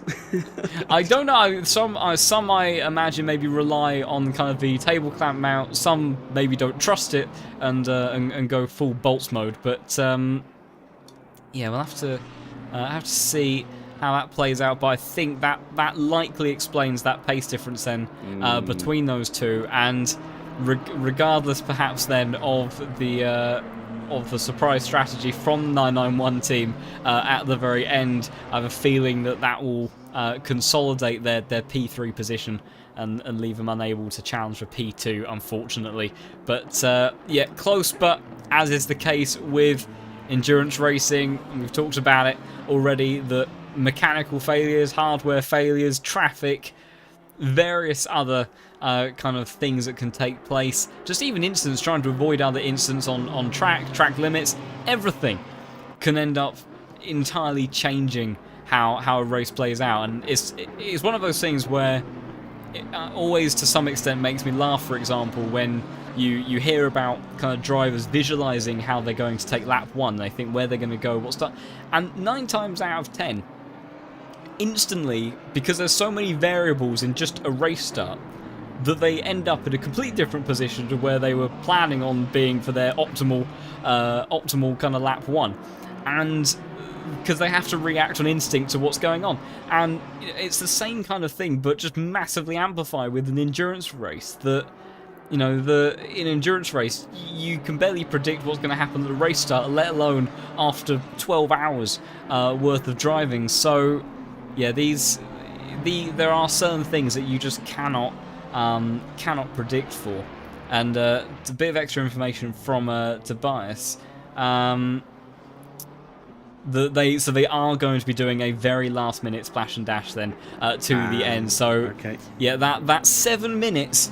That 7 minutes in a 12-hour race, that 7 minutes seems absolutely trivial and seems like nothing, but 7 minutes is effectively the difference between the 991 car being a pit stop ahead of where it will, admittedly a short pit stop, but a pit stop ahead of where it could have been on track if it had been possible to just eke out those stint times a bit further. And like I say, it may not mathematically be possible, but yeah, I think unfortunately the nail in the coffin with that in the end was the technical issue by the sounds of it. But still a very valiant performance to get that car into P3, because the BMWs, it's the last remaining car on the lead lap, and the next BMW I do believe is Concoli in the 55, that's 3 laps down on our leader. So the pace that the 991 team has had all race long has been extremely impressive. And oh no, the drive-through, I don't think it'll make a difference to the 991 team in the end. I certainly hope it doesn't, because I think there's an extra P4 is a lap behind P3, so I don't think it will make a difference even after serving that drive-through. But talk about commentators cursing half with 10 minutes to go after driving so consistently. I suppose with that hardware issue with the base being loose, it's almost inevitable. But to be fair, Niels is still doing 2:08, which is a very respectable time, especially when you factor in the kind of the circumstances having to drive with at the moment. As McLaren, I think that might be the number 10 car, getting just out of the way, doing his best to get out of the way of some of the others as well. But yeah, I don't think in the number 1 McLaren into the pits. Oh, so that's a very late. So that's a very late pit stop for them as well. Yeah. So 55 Concoli. How far back are they? I have just realised actually the battle for P3 could be closer than I initially thought, because I imagine that P4 doesn't have an extra pit stop to do, whereas we know the 991 has a drive-through and a pit stop to serve. Now, admittedly, both the drive-through will be fairly short. I think a drive-through lap time is about 2 minutes 33, if I recall correctly. So it adds about 30 seconds to your race to your normal lap time. So that'll be an extra 30 seconds, and then a short splash and dash pit stop will probably be a good 20 seconds shorter than a conventional pit stop. So they should still end up being about half a lap ahead of P4 if my calculations are correct. But that's still, non-ideal for the final 10 minutes of racing. I'm sure I've had this conversation a billion times, and every time my brain just deletes the information that is saved. Can you just do a drive-through to reset your stint timer? Not even stop, nothing. Can you just drive through? I don't believe so. I think that the stint timer will apply, because it's not based on when you are on track or in the pits. It's about when you actually serve a form of pit stop. Now, a pit stop can be 2 seconds long by adding in a 1 litre of fuel, or it can be 30 seconds long with a full tyre change and driver swap. But the car must come to a stop in its box. And oh no, now I could be wrong here, but the drive-through hasn't cleared for the 991 car, and ominously, we're about 7 minutes left on the clock. Now, whether or not, they couldn't do their although according to Tobias, saying that they have reset the stint timer now, and they have because you can choose to serve your penalty, can't you? That's part of the pit menu. You can serve to choose your penalty. So if you were doing a race that had multiple stops, you can say, no, I don't want to serve my penalty this time round, and then do it. But I thought you only had a certain amount of laps to do your drive-through. Isn't it 3 laps for a drive-through? Yes, usually within 3 laps. So whether or not they've managed to effectively convert a drive-through and a pit stop to now 2 drive-throughs. But if like that was the case, because I think you can drive through just to reset the timer. which I think is why, because this is going off of Spa last weekend, there were drivers that were getting near the end of their stint timers, but because it was under full course yellow after a big crash, people went in to reset their timer and then just drove around. Because even if their tyres were knackered, doesn't matter. You're doing like, you know, whatever the speed is. You don't have to go very quick. Everyone's just cruising around in like first or second gear. There were guys just driving around on trash tyres. One, saving a set of tyres. Two, resetting the timer so they could stay out even longer. So they didn't have to stop and lose any track positions. They could just... And the pit is the same... Basically, the pit speed is the same as the full course yellow. So they didn't lose any track position, or barely any. Obviously, they went like a few feet longer to get in and out of the pit, but they might only lose one spot. So I'm pretty sure that not even stopping, it goes at 991 into the pit again now. So yeah, it must just be a case of drive through and then drive through again, and that should clear it. I mean, we're going to find out now. The proof will be in the pudding. My question is then, to the 991 team, was their intention always to never actually do a final pit stop, but just to take drive-through? Because a drive-through would, of course, be faster than any length of actual pit stop that you do. And if that would then reset your timer, but you had enough fuel to go to the end, then you effectively cut that out. Yeah. So I so suppose it's not even a splash and dash. It's literally just. It's just taking the penalty of extending the driver stint by just changing it to a drive-through. No. Even without the drive-through penalty. Like, say they didn't pick up the penalty, they could have reset their driver stint just by driving through the pits. Yes, that's effectively what I'm saying. So if their intention always was it, because Tobias did suggest about a bit of a surprise strategy, and I imagine, although it's been sort of slightly camouflaged and confused with the drive-through that they got for the track limits, that. Although then there's someone else suggesting that it didn't reset their stint timer for the SXS blue car. So this is all very peculiar. I'll be honest. This is talk to some people afterwards, mightn't we? I think we'll have to talk to people for both information and therapy, because this feels ominously like Michael Schumacher crossing the line and serving a penalty in the pit box to win the race at Silverstone, because it feels like that kind of strategy call. And after 6 hours of racing on my side, 7 hours on your side, and 12 hours of racing total, I'm not sure that we collectively have the IQ to process the strategy calls that seem to be being made at this point in time. So we may have to put that one potentially to bed for now. But okay, so hang on, we've got some input from Heiko now. So we're entering the pit lane with the drive-through penalty. Entering the pit lane with the drive-through penalty not selected in the MFD will reset the stint timer as long as you have enough laps for your drive-through. You're so, right, that is. So yeah, just doing a drive-through, but not a penalty drive-through, will reset your timer. So if it hadn't have been for the rather unfortunate track limits drive-through that then came later on at the end, yeah, the intention of a 991 car was not even to do a splash and dash. It was to just do a drive-through to reset the stint timer. Well, the final 10 minutes of this endurance race, whilst potentially not exciting in terms of on-track action, I think has been one of the most elaborate and intriguing series of strategy calls and combinations that I have ever heard and discussed with ACC, which, if nothing else, is an incredibly useful and interesting sets of information that I have no doubt that potentially some other people will make use of in the future, because that, if it hadn't been for the drive-through penalty, I mean, if it hadn't been for the drive-through penalty, and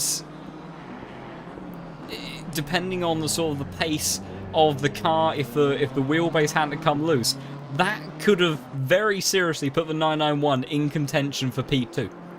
Based on that relative time saving. So sadly we'll never know how that would have played out exactly, but overall it must be said that from the 991 team, at least in spirit if nothing else, is a pretty genius strategy call to come up with, and you know, and is potentially, arguably, part of the reason for a team that quite clearly understands how to do their best performance in an endurance race, is why that BMW is kind of relatively out of position and in the place it is. Unfortunately, they have now fallen off the lead lap as a result of that additional drive-through, but if it hadn't have been for that, they would have remained very much up there in competition. But yeah, what an interesting sort of bit of discussion on strategies there in the final stages of this race. We are going to have, I think, 2 laps left remaining, because I think Slasky will make it to the line. Yeah, he's sector 3. So yeah, so it will be 2 seconds laps left after. Actually, wait a minute. Am I being? No, I'm being stupid. There will be one lap after he hits the line, because yeah, there's not enough time to go around again. So the 484 car then will be starting the final lap of the race. Jay Fang has, on those older tyres, done a pretty extraordinary effort to try to close in a little bit on the lead car, taking 3/10 out on the last lap. I have to see what it was on this lap, although may have lost a little bit of time, because I think he's been having to deal with some traffic. He's got a collection of Audis and cars in front of him as he comes around. Oh, no, not at all. It was a 207.6, so actually took out almost 9/10 of a second on out of Slasky. So Jay Fang really has thrown everything at it in this final stint, and it's been a valiant charge from the 117 team, as 2 drive-throughs suddenly appear with 1 lap to go for the 451 car sitting in P13 and the 888 car in P15. So I imagine that they probably won't serve those drive-throughs, that they will just go to the end of the race and leave it as a track penalty. Just take your penalty. I'd imagine, but yeah, so that's a rather unfortunate way for them to end their race. That will promote the 88 car of Shetz up to P13. And just briefly checking in before we have a look at our leader again, Crimson. He after making that fabulous move on the BMW, one of the moves of the races, just after that mistake, just never seemed to be able to re-establish the pace that he had at that point in time, and drops away from Lautenschläger. But he closed up a few times during the great 991 pit stop debacle. He got a bit closer. Again, where I think they're running a lower aero, I think the tyres are overheating, so he's having to attack, then back off unless he can get the move done to let the tyres cool down, and then he can attack, let the tyres cool down a little bit again. Otherwise he's going to totally trash them too early. Literally coming into the final sector now. I think if Jay Fang hadn't have done that splash and dash, and they'd done a proper change, then and obviously if the 991 strategy had gone correctly, they would have definitely taken second place away. But to the line now, a little bit of a wiggle, but 484 crossing the line in first place after 12 hours. Simulation Esport will be absolutely delighted. We've seen them pop up in the chat from time to time as well. Fantastic drive from them. Jay Fang then, collection of cars all in front of him. A valiant effort there from the 117 team, J team there to finish in second place. A brilliant bit of driving there from them. We've got a while then until our P3 team make it to the line as well, having fallen a lap down later on. The likes of the 55 team have crossed the line, finishing in P6. Crop managed to recover to P9 in the end, so did get a top 10 finish. Takanashi saw the 21 car to the line in P8, which was good considering the issues that they had with Kloppelman's pedals during that race. So a good recovery there from them, as some of the other drivers in the mid-teens positions have also crossed the line. Did look like Jamie Nuttall then will hold on to the fastest lap. So a brilliant sort of flourish at the end there. Obviously the 420 car very frustrated, I imagine, with how their race played out.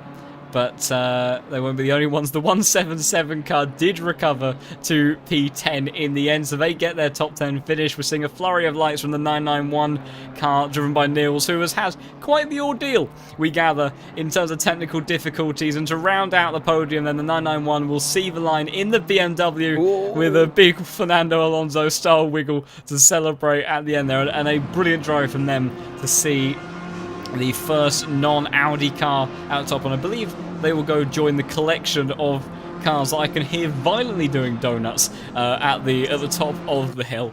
We've already got a couple of cars already in the pits, and that will be it then. After 12 hours of racing, it all comes to a close as we see the car park that is just up ahead. I'll see if I can get a slightly better view of said car park. There we go. We've got the 77 and the 420 having a hug, and I think we've also got the 55 car of Concoli that is doing donuts with one of the McLarens that's now parked in the barrier. So we've got a nice collection there of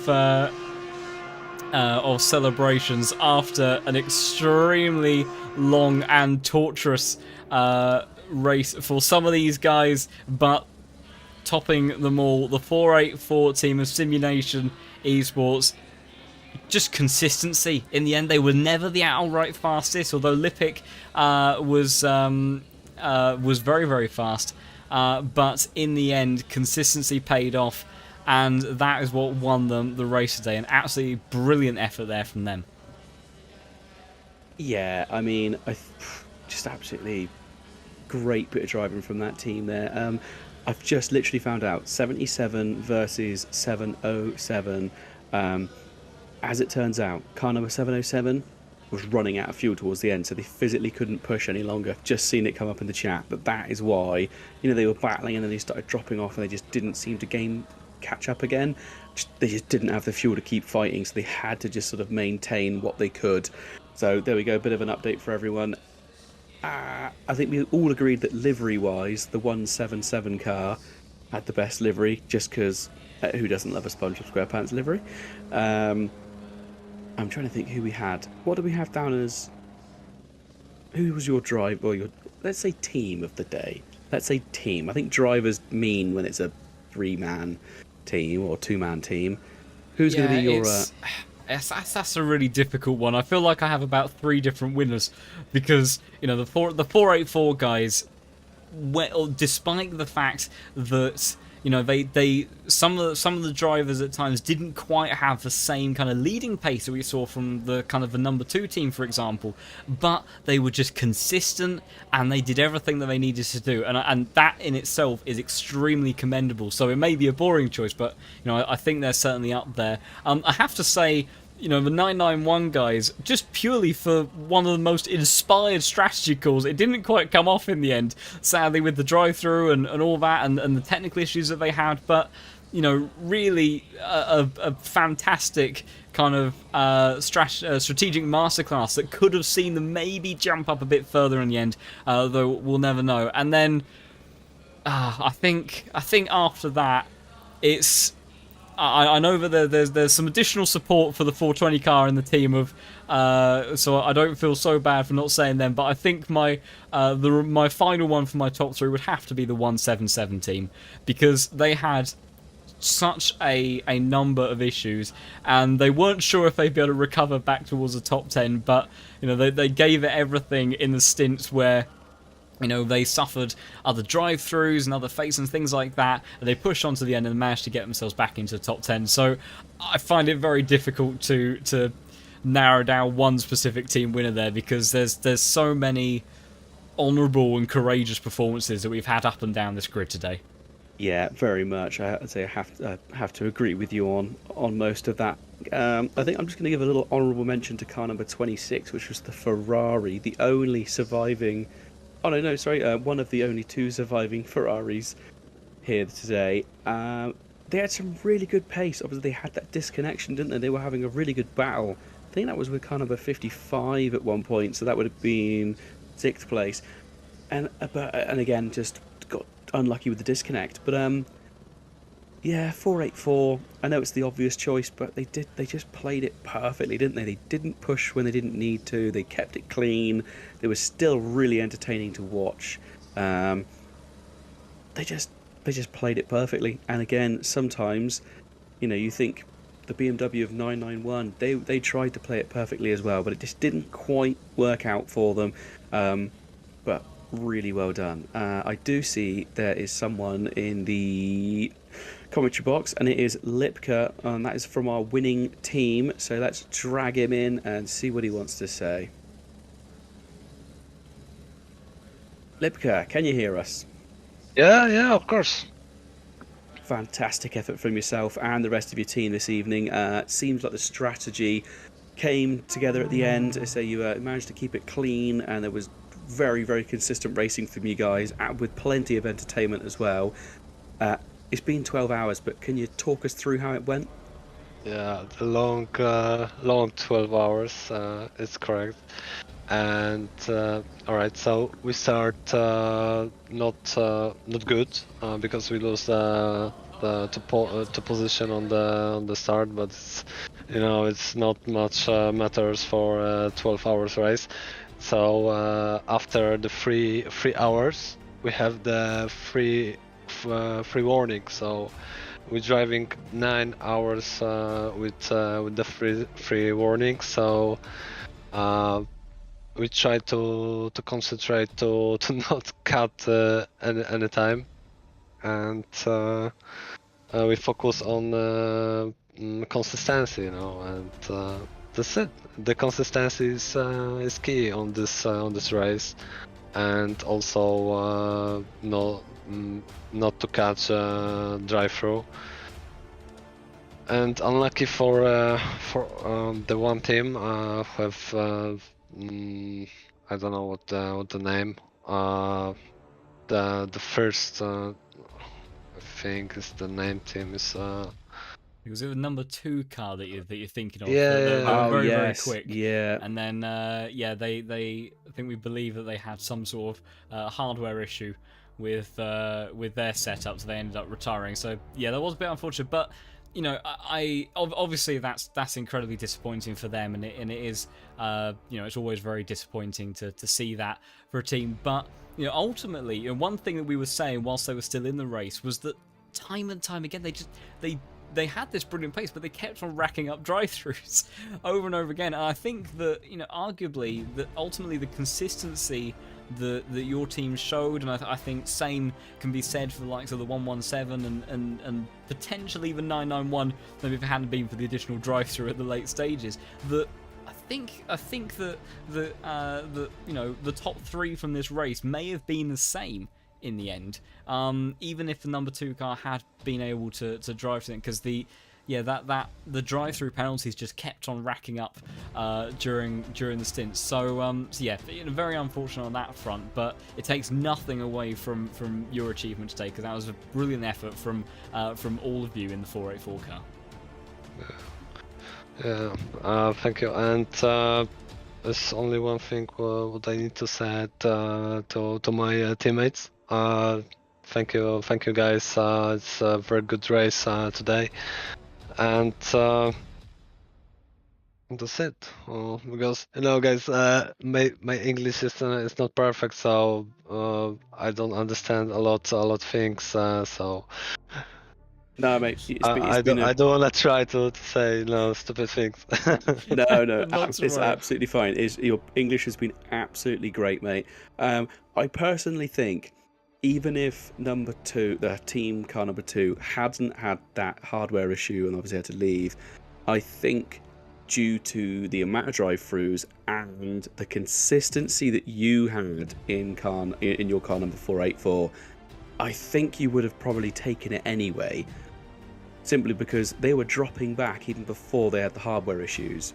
I feel like it suddenly went downhill when they had the hardware issues, but leading up to that point, the gap had slowly been coming down over time, just because they kept having to go into the pits. So, round of applause to you and your team. Definitely, have a beer or a champagne, whatever you fancy. You've definitely deserved it. A well-deserved win here today. Yeah, Yeah. huge congratulations. All right, thank you very much, and see you at the next event. Yeah. Yeah, thank you very much, Patrick, for joining the interview, and yeah, look forward to seeing you and the rest of your teammates in events in the future. All right, thank you. Cheers, Patrick. bye. Excellent stuff there to have one of our teams coming in. Curiously, Voodoo, one of the coordinators. I see. It was probably because of the enthusiastic cursing Yes. in the comment. Why YouTube temporarily restricted the comment, but a very nice one of that from one of our coordinators. From that, but yeah, We keep it clean in the booth, but the YouTube chat can kind of say what they can use any expletive they like as long as it's not too offensive. So and if it's as said long in as a positive fashion, then I think it's I think it's well worth approving. And I think, and also after 12 hours of racing, I think one way or another, emotions, adrenaline are going to be running high anyway to end up using language a bit like that. I think it's a bit of an inevitability. But I've got someone else that wants to come in for an interview. I don't know who this is, but someone's trying to come in for an interview, and I don't know who. Okay. They've DM'd me. Hang on, it's a name I don't recognise, but I'll quickly just message. Whilst you look to try to negotiate getting them into the comms box. Also, just want to say thank you so much, everybody. Just putting in some very kind comments now for the support, for the commentary and stuff like that. That's very kind of you, and also for those the likes of Simeon, especially for watching all of the action. It's been very nice to have the audience for such a long race as well. I think we have got said person now ready for. Is it Seabok? Yeah, Seabok has just joined, ready for interview box. I could be wrong. I have an instinct about which car they might be from here. I'm going to say the 28 BMW, but I could be wrong as we bring them in. Let's have a look. Hi, Seabok. Can you hear us? Yeah. Fantastic. Sorry. For our information, what is your in-game name and which car were you driving for? I was Sebastian Björkholm in the #1 McLaren team names. Small PP. Right, so I believe then, so you finished P5 in the end, if I'm not mistaken? Yes. Yeah, so excellent stuff from you, and the next kind of after the 991 BMW, the next non-Audi car in that, well, obviously Audis were quite a generally sort of dominant car, I would say, around it. So brilliant performance there from you guys, and it looked like you had to work quite hard throughout the race to get yourself there. So what was that like from your perspective? Well, yeah, we had a really good Cinderella story. That's what my teammates said. We had a really bad start. We started P17, and after the first lap we were last. And then we just had damage, and we just pushed our way. After 2 stints, we were up to like 28th. Then we had Thomas, our fastest man. I'd say he was the fastest in the race at some points also. And we climbed just slowly and slowly, we trickled up, and in the end we got somehow P5. We had the same strategy like the BMW, like a splash and dash. And we got it to work luckily, and got past the number 55 Audi, which was really close. We had like a 14-second gap to them, which was really close. We didn't have many battles. We had just to push. We didn't have many wheel-to-wheel battles, but it was really fun to drive, and yeah, really fun, and it looked nice becoming night in the game. Yeah, absolutely. It was quite a nice transition on the stream as well, and although sort of maybe didn't have so many fights, you did have one additional incident, I think, if I remember rightly, with the 420 car spun in the middle of the S's and clipped. I can't remember which one of your drivers it was that was in the car, but clipped kind of the back of your car and just innocently was making their way through the S's. And did you? Oh, that was you. Was it? Did you suffer too much damage from that, or was it fairly light contact? It was fairly light contact. It was only 2 seconds of damage, but it was just how it hit me and put me in a spin. I remember when I was driving through there, I was thinking like, yeah, will I fit through? But I didn't fit through. It's sometimes very deceptive when those gaps start closing when you've got the cars spinning around you. But yeah, brilliant that it wasn't too detrimental to kind of your race in the end, and to have that Cinderella story, as you say, to climb up to P5. That's a brilliant result for you and the rest of the team. And any plans for sort of potential kind of future AOR or ACC events amongst yourselves individually or as a team? Probably. I think we have a great duo with Thomas. Both we are the Finns with the small PPs. Let's see if he's ready to go once more. I don't know. It was a great race. We just got really unlucky sometimes, but we still managed to pull through and have a great race. Yeah, just great effort for, I think from every team, but yeah, great effort for myself. I missed the very beginning of the race, so didn't see the fight back from the back, but it's just a great drive. And to be fair, anyone that wasn't in an Audi today, I think an extra hats off to you guys for managing to fight your way through and keep up, because I've seen it in a couple of different leagues where it's pretty much just a solid field of Audis. So yeah, anyone that didn't choose the Audi, big round of applause for you guys. Yeah, I gotta say that too. The Audis were really quick on the straight lines, and everyone else was just pretty equal, but the Audis were something different today.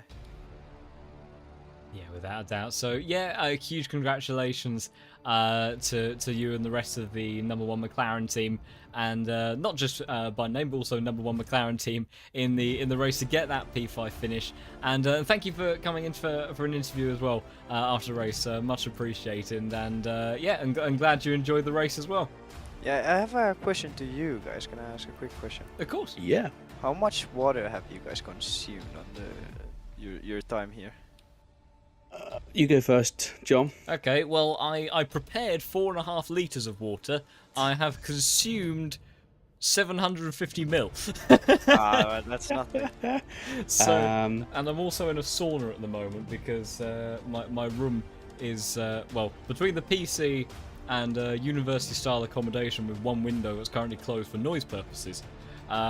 It's very warm. So I've probably lost more water than I've actually taken in. For me, my PC's up in the loft space. So earlier on today, it was really hot. So I think I've had 2 liters of water. But then I've also had probably about 2.5 liters of tea, because I had a flask. I had like a thermos flask up here with tea in it, so I could keep drinking tea. Otherwise, it's a really long run down to the kettle to make a cup of tea, and a can of Red Bull. So I'm probably not going to sleep tonight now. I'm just going to be sat there shaking furiously in my bed because of all the caffeine. But yeah, to keep my voice alive. I think it's, how long was it I've done today? Is it 7 hours? You've done 7 hours, Tim. So well, yeah, seven and a bit hours at this point. So yeah, I think you've done 6, haven't you, John? Yeah. Yeah. So I had a nice little break in the middle, which was good. But yeah, just I end up having to drink tea, otherwise my voice falls apart. Although tomorrow I'll wake up and won't be able to speak, but that'll be fine. Who needs to talk when I've done enough today that I don't ever need to again. But yeah. Hopefully that's hopefully that answers your question as to the endurance that the commentators have been through, whilst obviously 2 very different perspectives of participating in the race by driving versus the commentator's experience. But yeah, fantastic stuff once again from you and the rest of the team to get that P5 finish in the end. And yeah, look forward to seeing yourself and any of your other teammates in future events, hopefully in the future. Yeah. Thanks a lot, Siva. See you next time around, mate. See ya. I think we can probably call it a day there, can't we? I'd imagine. I think it's looking likely I don't see anyone jumping at the opportunity for any more interviews, understandably considering the length of the race and the time of night for most people, because also those in Europe, which most of in sort of more central Europe, which most of the teams this evening were from, it's even later for all of those guys, if I have my time zones correctly. But can we do a quick shout out before we end? Quick shout out to Driver61, obviously one of our sponsors for this, just all of AOR is sponsored by them. Thank you ever so much for that. Give them a Google. Also, any links to it should all be available in the description of this video. Also, SIMSOK, driving socks for simulating, for sim racing. They're great. They're kind of socks with little grippy bits on the bottom that help keep your feet cool.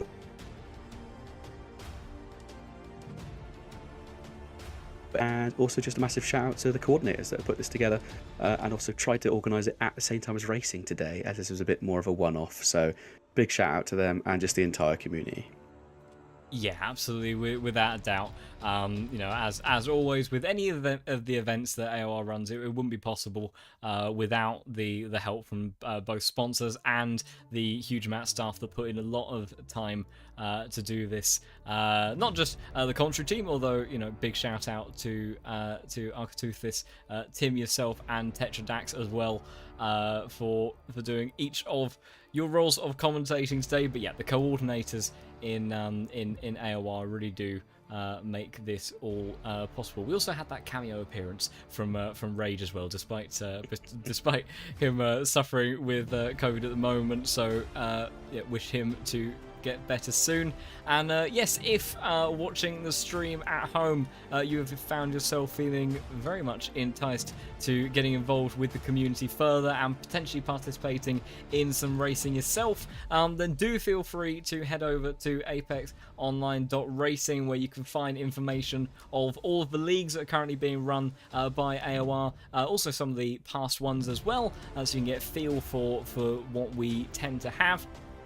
And you can get yourself registered and signed up for events in the future. There is a mixture of team-based and individual-based leagues and events for ACC, and as Tetra and the like have mentioned earlier, AOR also has a big platform in terms of F1 and also a bit on Project Cars 2 and some other bits, I do believe, depending on what tickles your fancy. And if you just want to sort of be notified more about when these events are happening and when the streams are taking place, then do consider following AOR on Twitter at ApexOnRacing.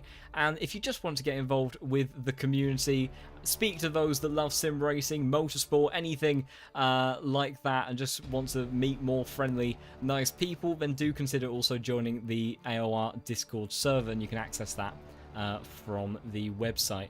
So thank you everybody so much once again. And Tim for joining me on this final stint as well, with Commentator of the Day award going to you for that 7 hours. No, not at all. Yes, and then the final thank you, of course, goes to everyone that's tuned in and watched the stream throughout today and given so much support. Hope you enjoyed the race as much as we all did, and look forward to having you here back for AOR again for future races that we have coming up. So thank you everybody for tuning in. But until next time then, it will be goodbye. Alright guys, go to bed.